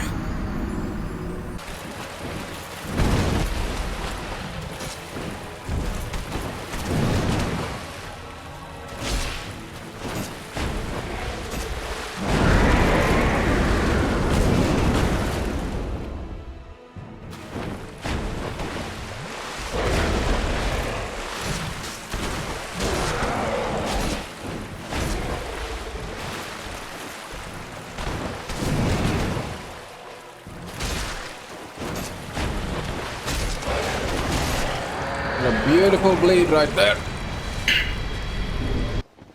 That gives us access to the Ulasil Sanctuary and also the gardens beyond. And there's a mushroom here that looks delicious. Let's see what you have. Well, I think this is all of Dusk's items. May the flame. Actually, I need to check if she drops anything if we kill her. This is the DLC after all, and I do not know the DLC very well. I have only played through the DLC one single time, so this is gonna be an interesting challenge. The Royal Wood is a big area. There's absolutely packed with enemies, and many of them hit very, very hard. I can deal with the 3 tenders very easily. But those golems gave me a lot of trouble in the beginning and didn't really have an answer for them at all in my arsenal. So I ended up going and making another weapon for the end grind. The area does have a few unique items, especially the Guardian armor set. And both of the enemies in the area also drop their respective weapons. The Gardeners drop a plow and the Golems drop a stone great axe.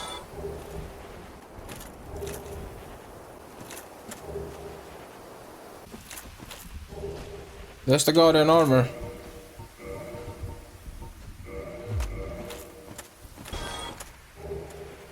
More twinkling titanite. And what do we have over here? Goff's great arrows. Here we go. That's the second lizard. Let's describe this guy as an in-game message. Reeks of better game.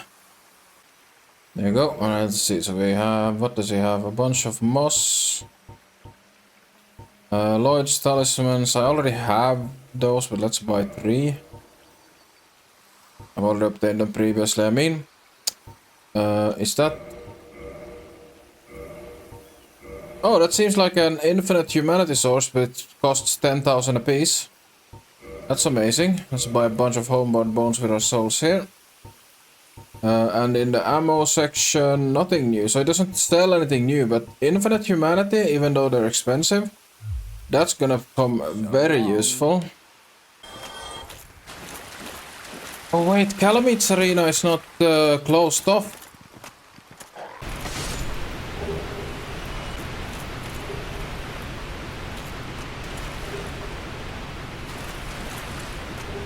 Oh no, I am not gonna be able to catch everything. Yeah, I had a feeling.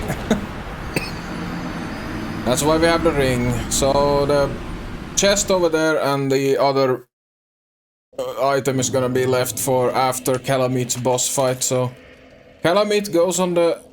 Oh, actually it doesn't go on the roll table before I have obtained...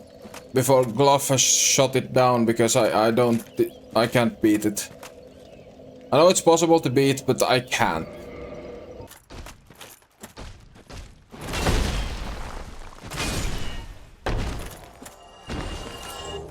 Yes, there we go. Stone great axe. Thank you. We have the same rolls from last time, but this time I've also added now Artorias. I don't consider Calamite to be beatable yet, so I will put Calamite on the table once Go has shot him down. And finally Darkon or Londo, because there's 2 NPC encounters there that needs to be killed. I didn't know about those previously, but now I know, so now they've been added to the table. So let's roll.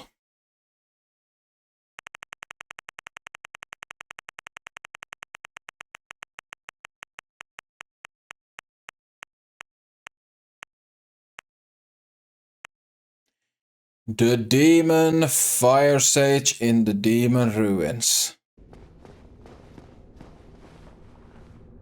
Alright, Demon Fire Sage.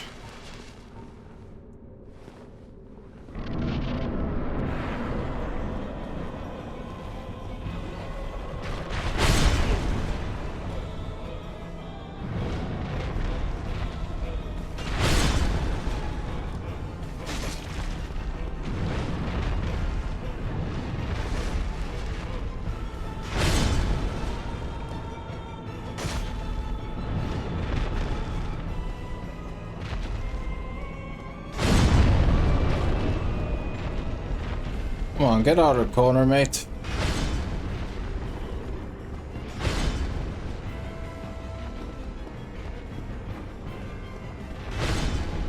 Bloody corner camper.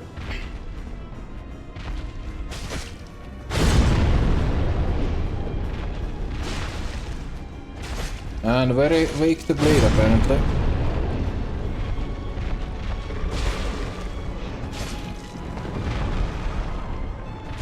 That should be it.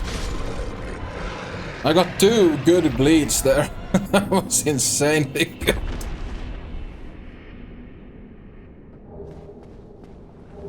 And we get the demon catalyst. Alright, let's clear out the rest of this area.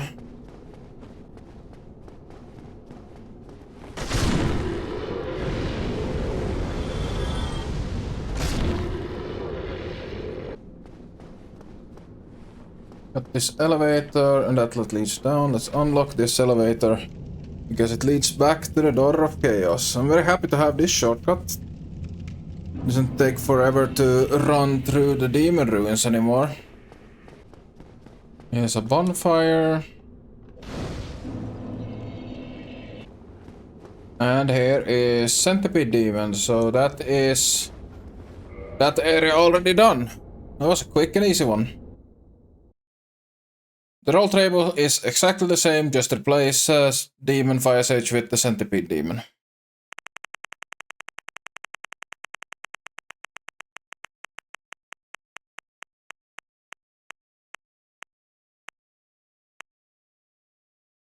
And we continue as we are. Centipede Demon.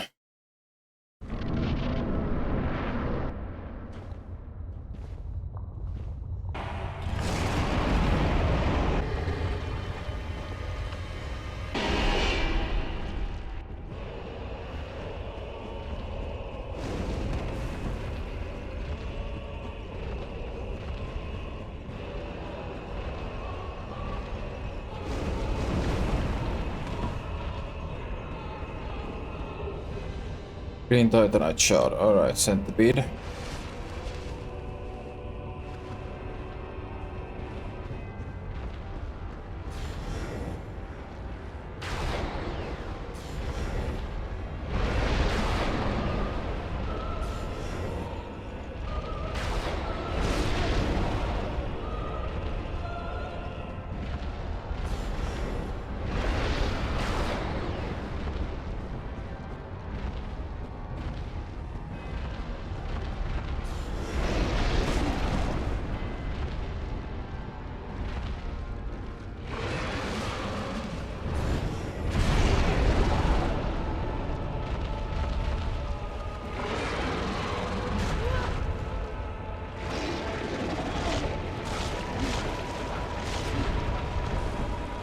Good spam to get out of that.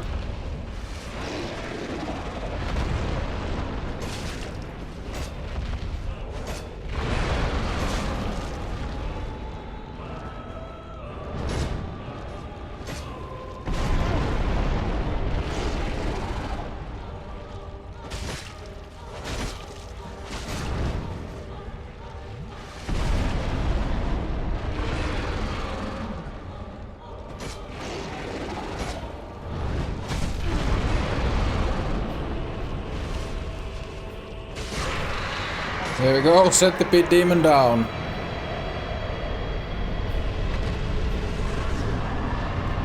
And we get the orange charred ring.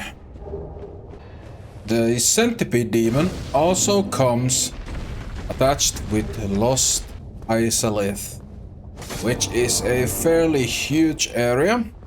Luckily, no mob drops to farm out here, since the Titanite catchpole was already obtained in Sen's Fortress. But there are plenty of enemies to kill, including the worst copy-paste job of dragon asses I've ever seen. Luckily, they do not respawn, so this is what the lava lake looks like without any dragon ass.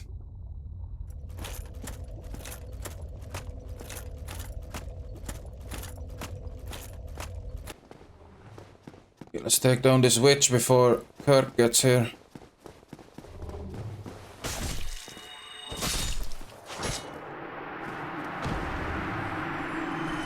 The Isolate Catalyst. And there's Kirk.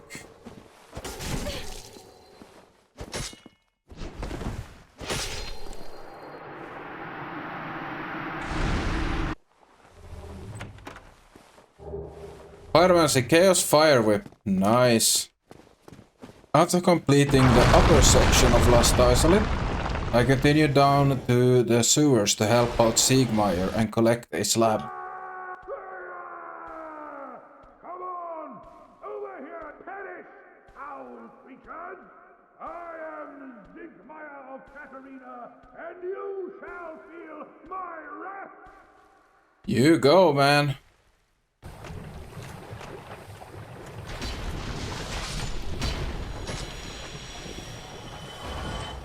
I think I'll have a... Oh, don't you worry. The ground below me is... I'll recover shortly.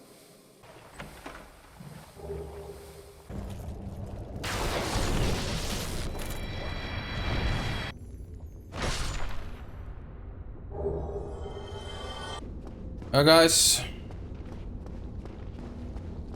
We have some sad business to attend to here.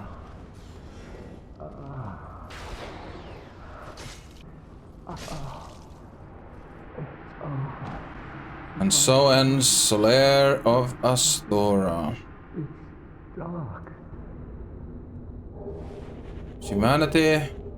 I get the Sunlight Straight Sword, the Sunlight Shield, the Sunlight Talisman, Solaire's armor set. And this one here with the red eyes drops me the Sunlight Maggot. Before we continue on with rolling, I had some cleanup to do in earlier areas. First up, Snuggly really likes this helmet. You...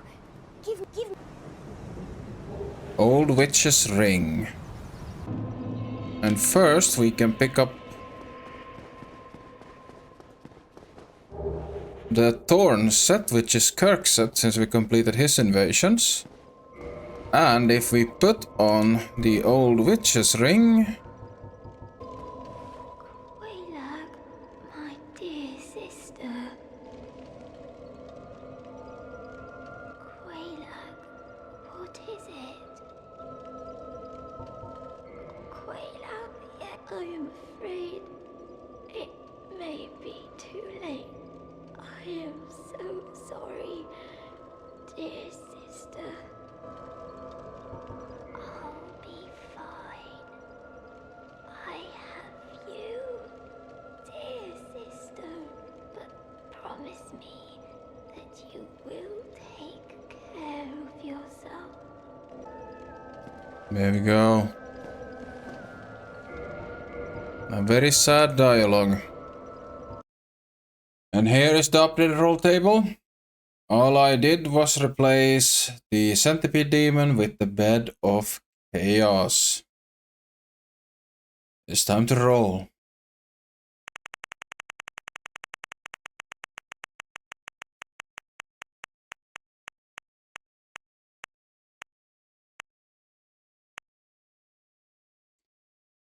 Bed of Chaos. Normally for bosses, I tend to include the whole fight footage, but this is the Bed of Chaos. Nah, this boss doesn't deserve it.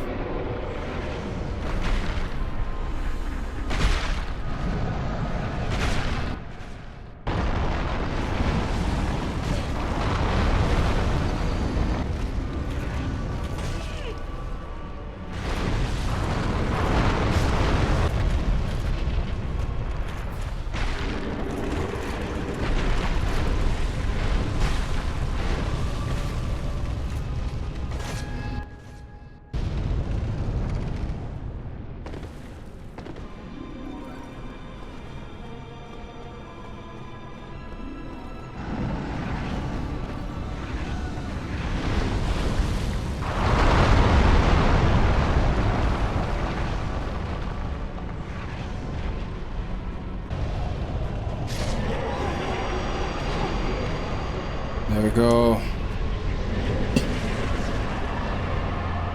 Bed of Chaos is down.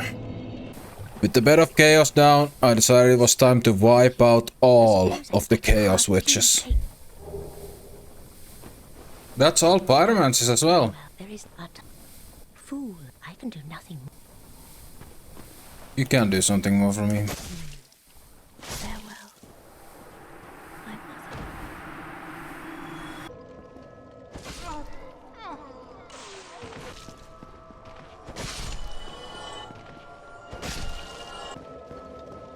There's one final witch.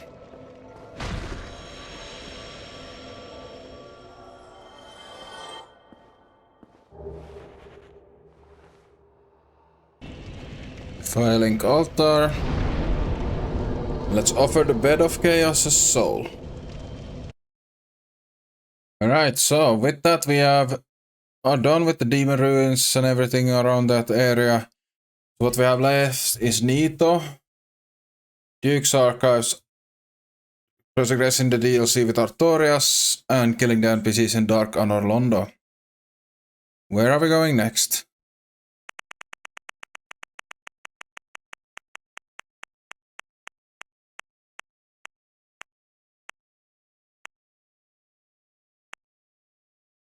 Artorias of the Abyss and Ulasil Township.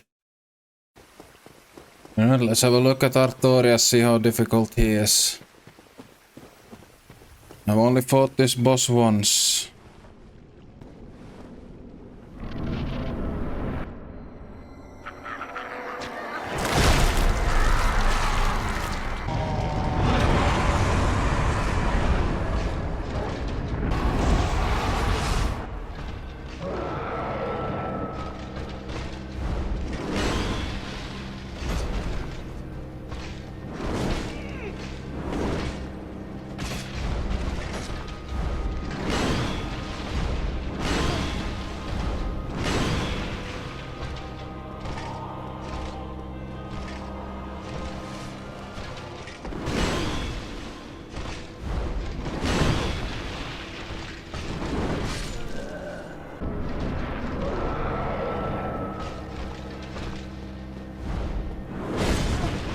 What? I was nowhere close to you.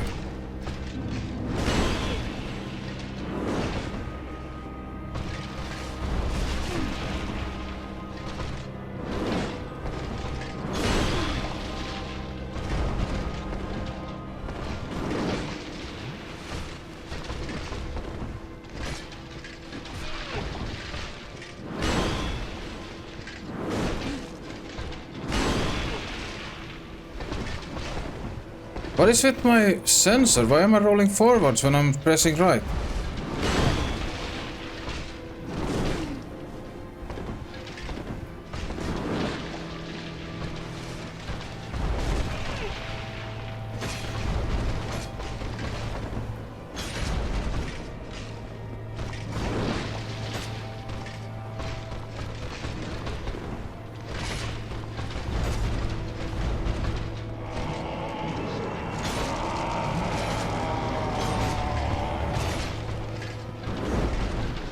Doesn't seem to be a very bleedy boy.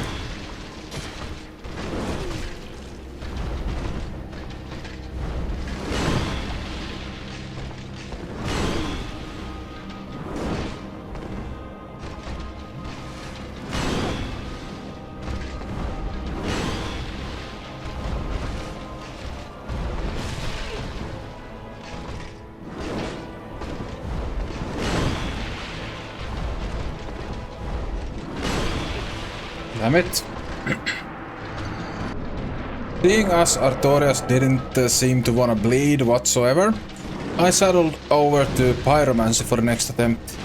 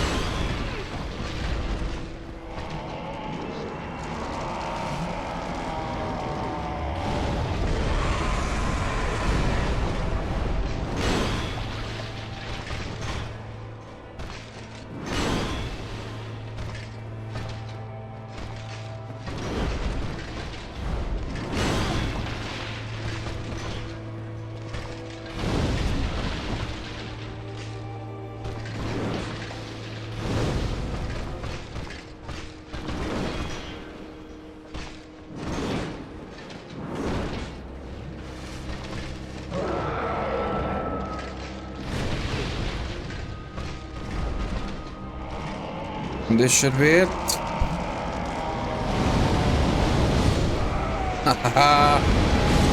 That was very effective. The soul of Artorias. Defeating Artorias now gives me access to the Ulasil township. I decided to include that in this role all the way down to the opening of the Chasm of the Abyss, but I'm gonna keep the Chasm of the Abyss in a separate role. There is tons of items to pick up in this area and some very rare mob drops to be farmed. The soul of the man. He was a dear friend. Would you be willing to... No. Yes, of course. I must not. Artorias would not... I'm not willing to part with it, but I really would like your items. You...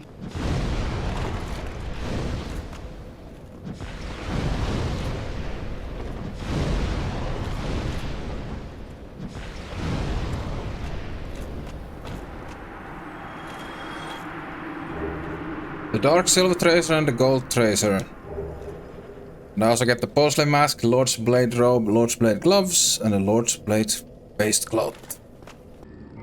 Modify equipment, and with the souls we can make the Abyss Greatsword.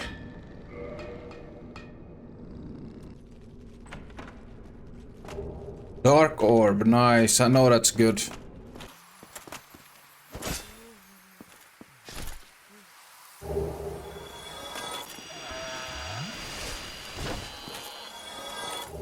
Very good carving. Oh, hello there, Chester. Going to remind me of that better game again.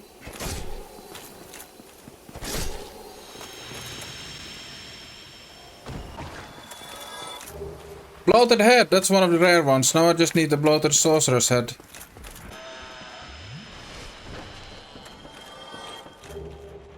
Crest key, nice, that means I can go talk to Gluff.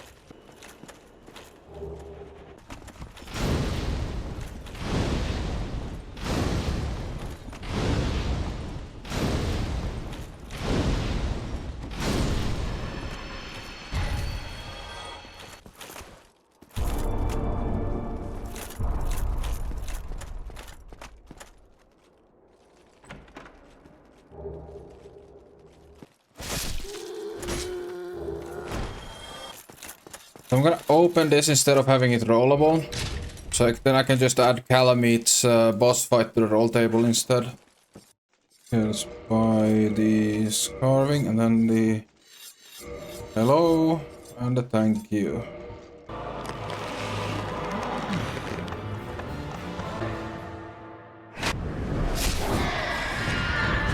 There we go, Calameet is down. Okay, let's spend a bunch of souls on humanities. Oh, we only had 11. Okay, so they weren't infinite.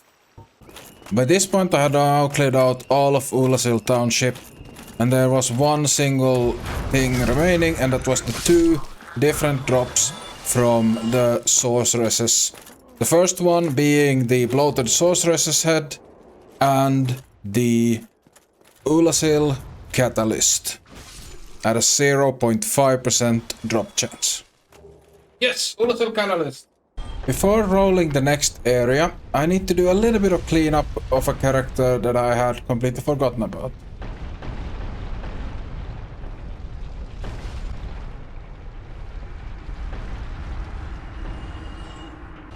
Now the person I was looking for is Griggs, our friendly sorcerer. He had sadly gone hollow because he went looking for Master Logan. Sadly, I didn't find him and he died to something. Maybe an elevator, I don't know. As you see in the footage, I get the 1,000 souls. You can even hear him dying in the audio.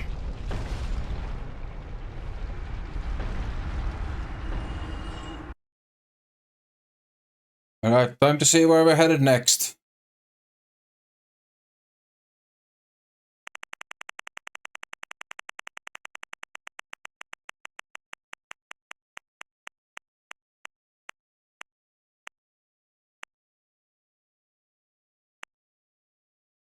It is Duke's Archives, so we are going into the prison part of Duke's Archives.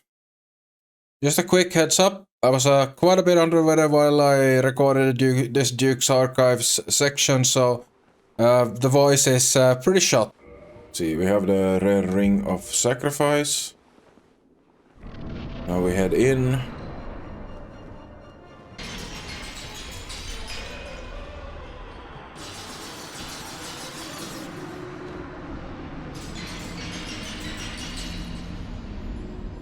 This area is basically the entire second half of the Duke's Archives, all the way up to the fog gate that leads into the gardens that is before the Crystal Caves. It does not hold any mob grinds at all, since I've already obtained the Channeler's Trident before this. So it's basically just a case of clearing out all of the enemies, looting everything, and we will also need to buy out Master Logan's shop.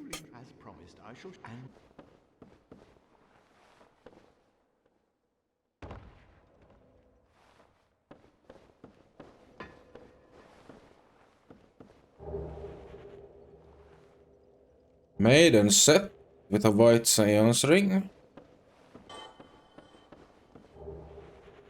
Archive prison extra key.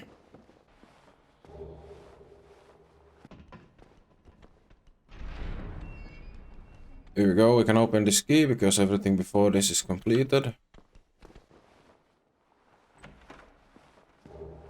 Strong magic shield. Nice. Channeler set. Archive tower giant cell key. So yeah, I need to go and free Logan. The crystal ember.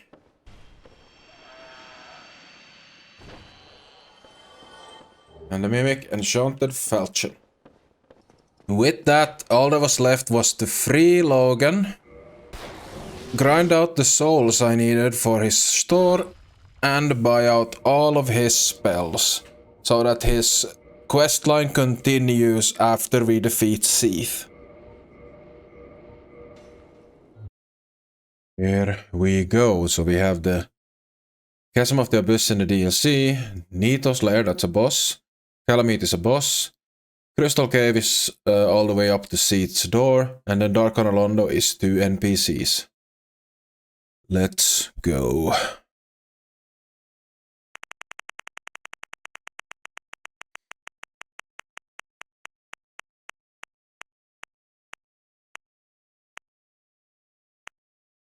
Dark Honor Londo. I forgot to remove the wheel while recording, but luckily this is a very short area. Here we are in Honor Londo. Time to burn the Thoth.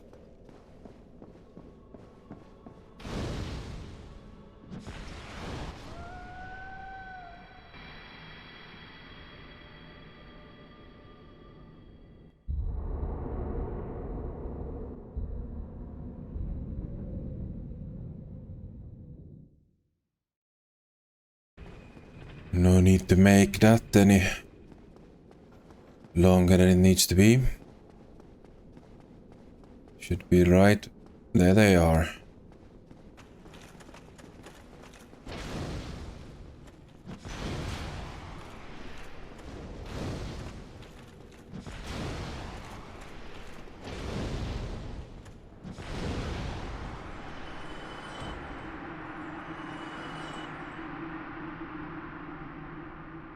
That was a quick one. Let's see where we are going next.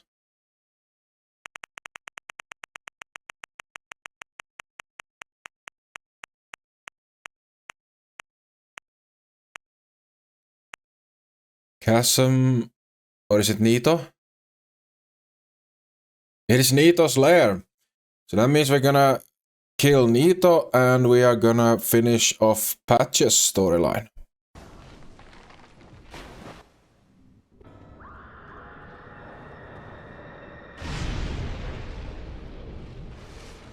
Starts off with that.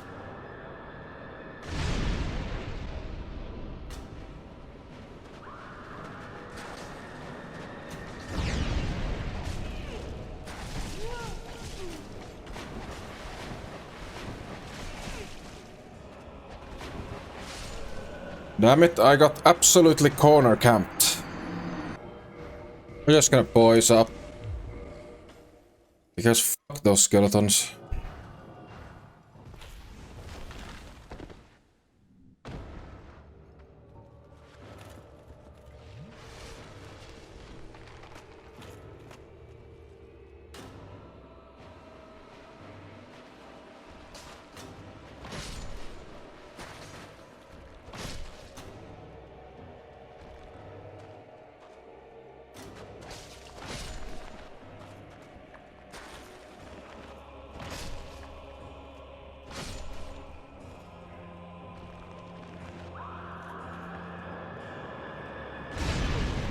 Damn it, I was turning around.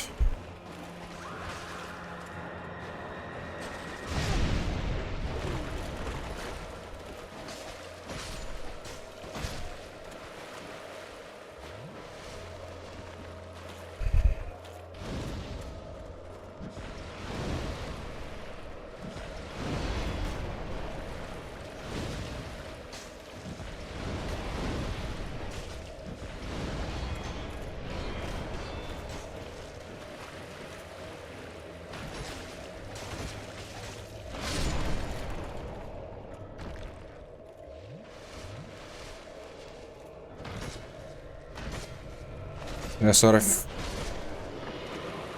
Dealing with these skeletons.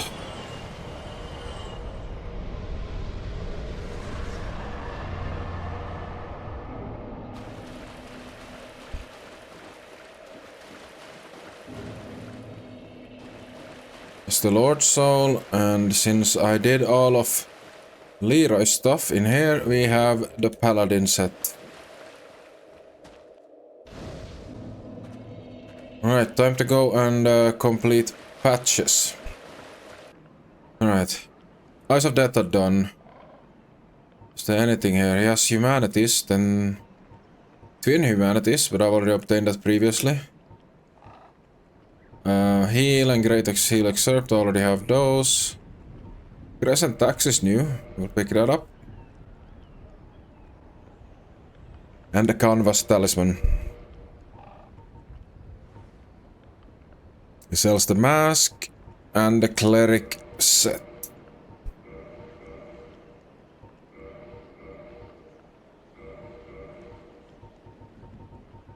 That is Patches' shop completed. Alright, let's feed Nito's soul to the flame.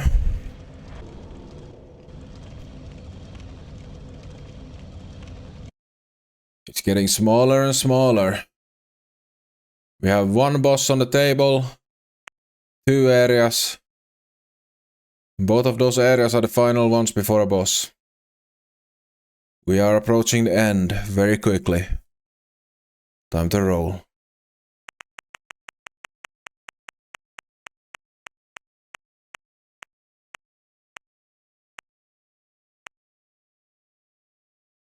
And it's the Crystal Cave. This unlocks all of the Crystal Caves area, which is the garden outside of Duke's Archives and the Crystal Cave leading up to Seed's boss room. This area doesn't hold any item grinds for me, but it will allow me to complete one quest line and also kill 3 more Moonlight Butterflies.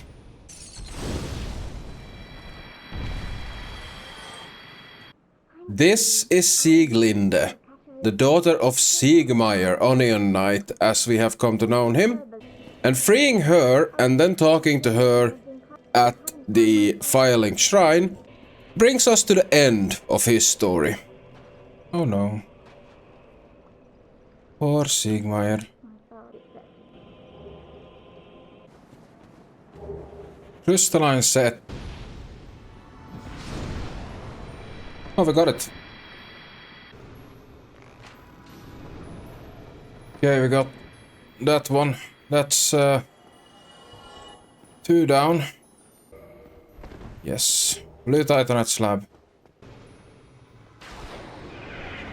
There we go. The final butterfly is down.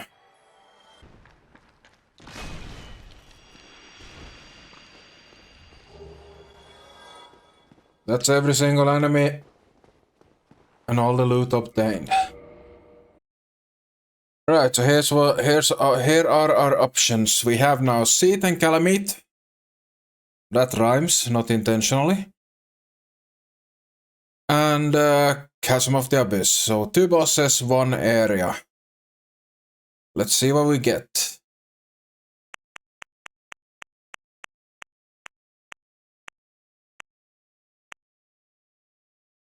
It's gonna be Chasm of the Abyss, so we're gonna have a little bit of a boss rush in the end, aside from Kiln of the First Flame. Chasm of the Abyss is by far the area I know the least of. I did actually have to use a map to find everything in here, but there isn't that much to obtain. A few things, unique things to pick up. And of course we need to free Sif. Poor Sif. Cleansing Great Shield. Alright, here we go. We have Manos, Calamite and Seath. A table full of bosses.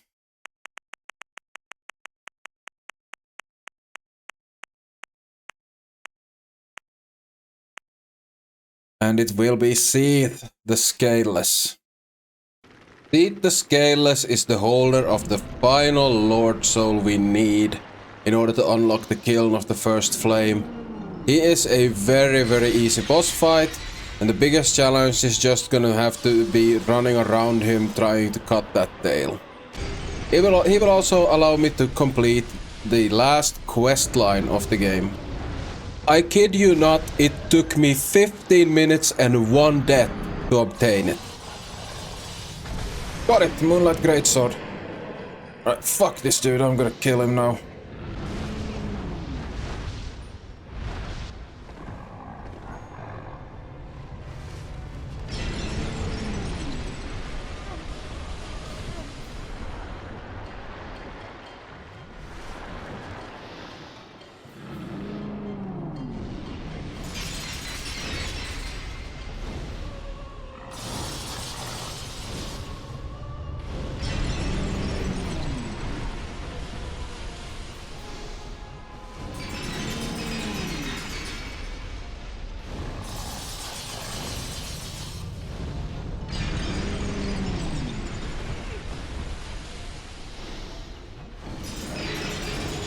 And dead.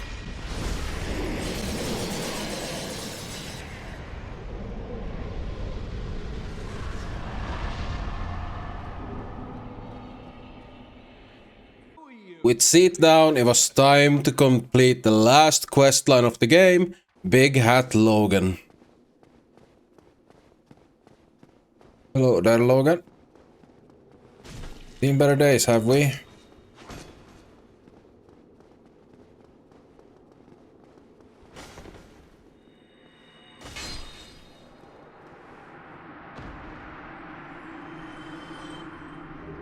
Sorcery, White Dragon Breath, which is actually all sorceries acquired. Big Hat and the crystal. And what do we have in the chest? Large Magic Ember. Kiln of the First Flame is now accessible because we have all Lord Souls.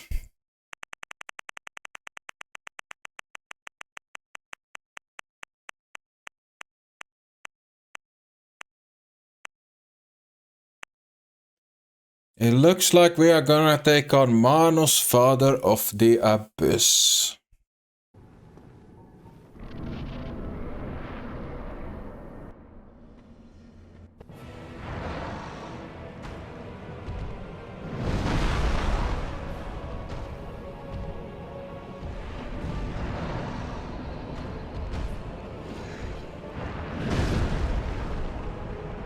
Damn it!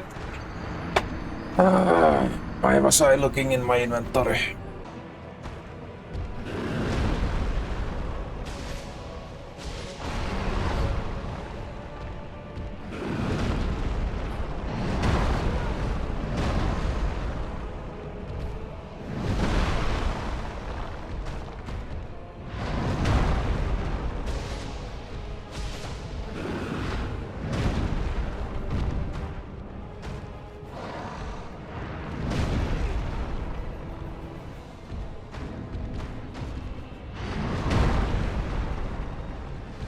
I wonder if this puppy bleeds.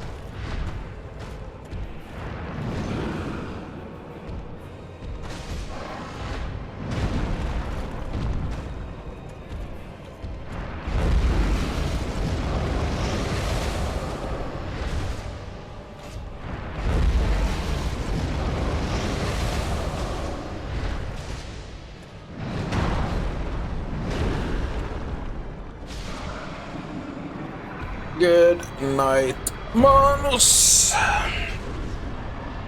The soul of Manus. Well, I discovered I wasn't quite done yet with rolling Manus because the soul is actually traded to Snuggly for something. Pursuers. So this is now the final roll of the entire challenge. If I roll Calamite, I kill that, then it's only Kiln of the First Flame and Gwyn left. If I roll Kiln of the First Flame, then I unlock Gwyn, and I can't kill Gwyn before I kill Calamite. So this determines this. This is the final roll of the entire challenge.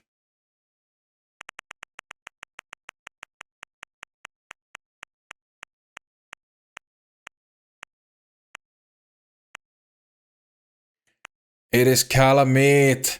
So Kiln of the First Flame and Gwyn is gonna be on the same time. It's rather poetic actually, finishing the DLC before even venturing into the Kiln. Calamite. It is Calamite.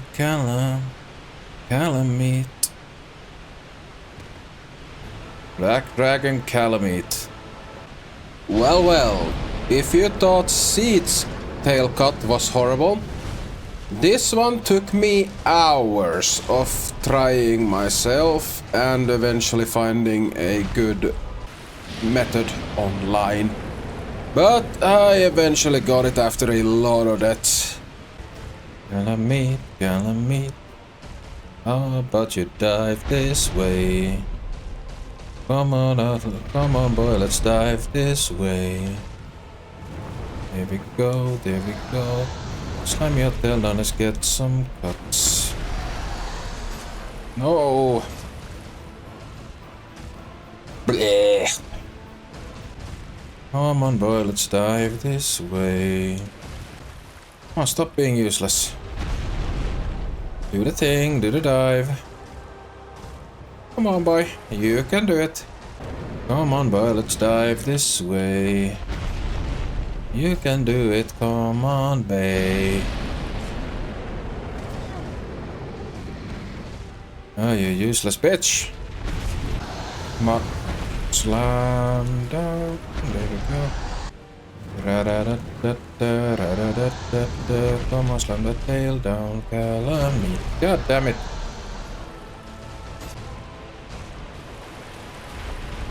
Come on, you oversized lizard. Of course you can do that. Come on. Dive! Dickhead. Come on. Now we see the Tesla. Yes, Obsidian Greatsword. You are so dead.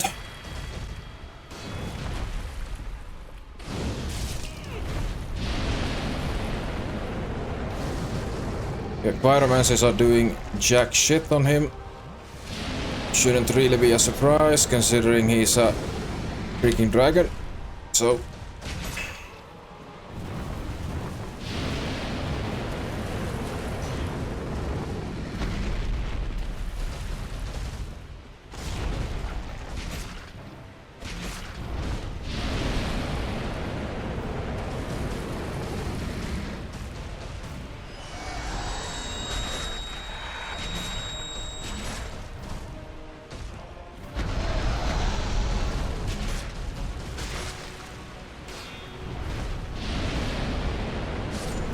ah, damn it. Whoa, that did nothing.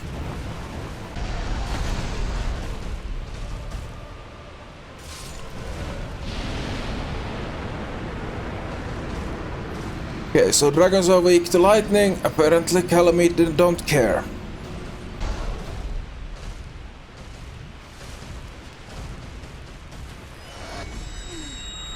Come on, I was out of that. I'm at his back leg. How the hell was I in that?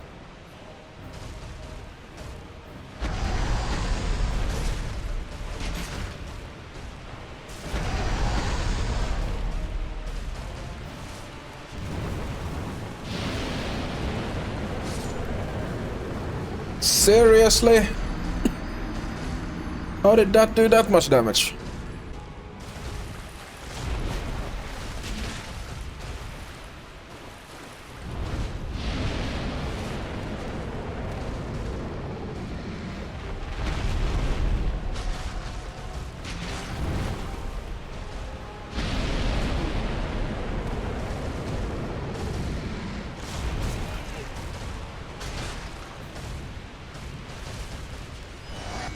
Damn it.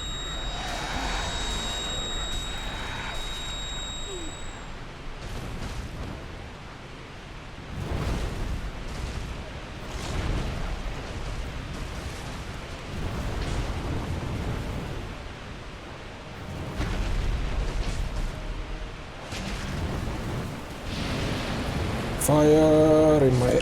What? I got...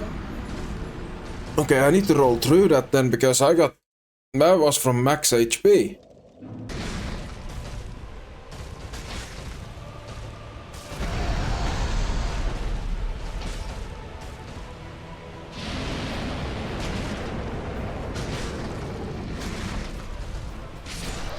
Good night, Calamite.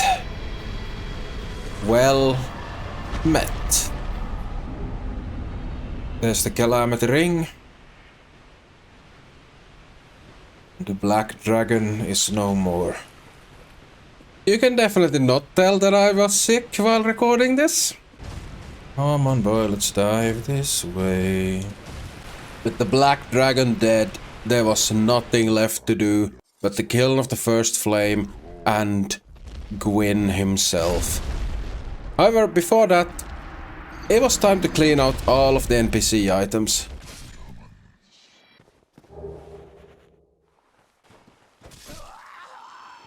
You win. Please. Oh, please. Bye bye. Chester. There's Chester's set. Well, Elizabeth. Your turn. Why? Yes, Hello there, Patches. Curses. What's wrong with you? Well, curses. How in the... What did I do? You tried to kill me on several occasions, my friend. Goodbye, old friend. I'm a fine. Why? Precious collection. Oswald.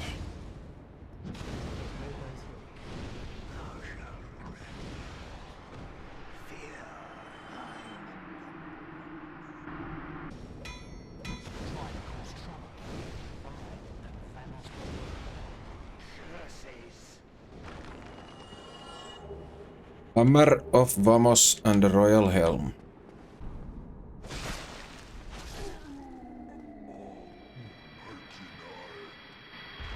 Bye bye, giant blacksmith. You served me well. Andre. Well, you need... Oi, where are you off to? I'm off to nowhere. Coming at me like that. I'll tear you to shreds, you hollow.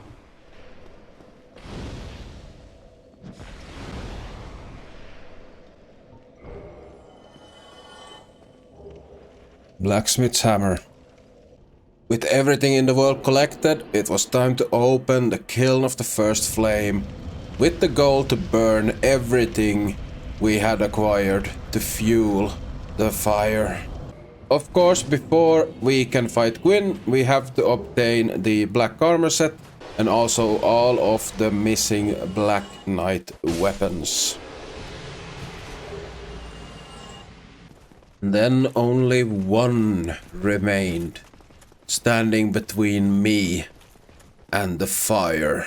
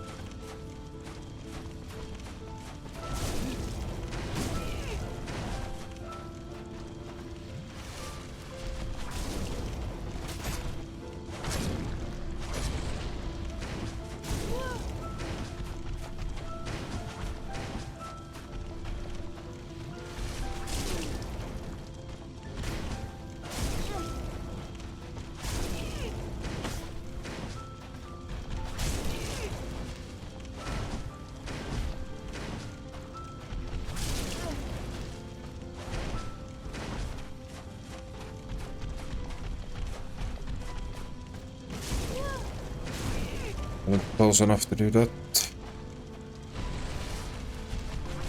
Damn it.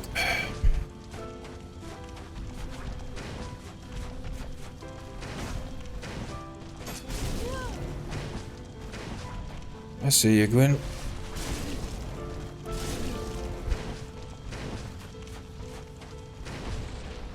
I always struggle with this boss, even though he's supposed to be pretty easy.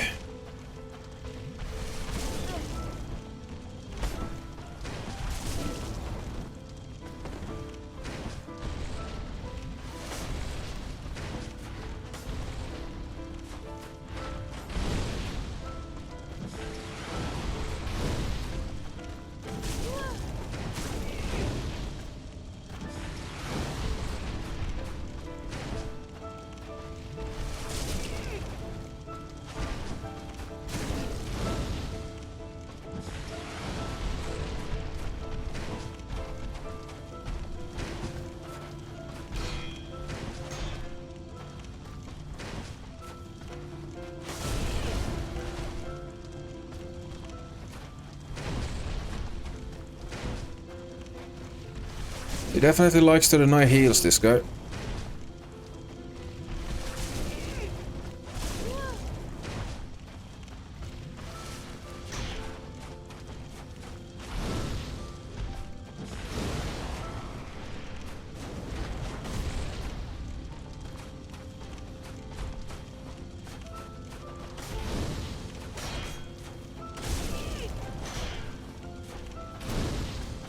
And down.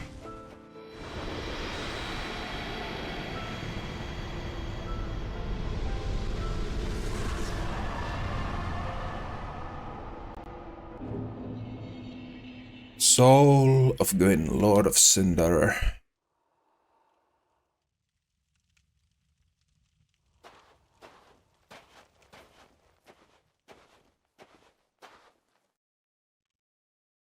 Link the fire.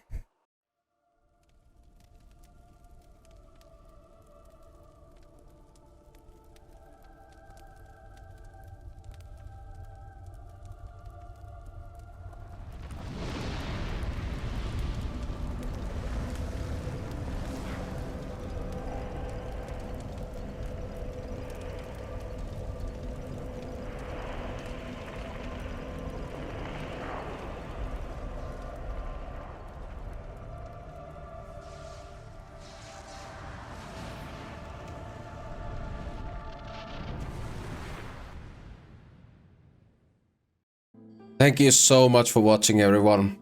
This entire series has been absolutely amazing to do and the response has been immense. Next, I will be uploading a uncut version of the entire challenge, so it's gonna be a few hours long. And of course, I'm not done with Soulsborne yet. See you next time.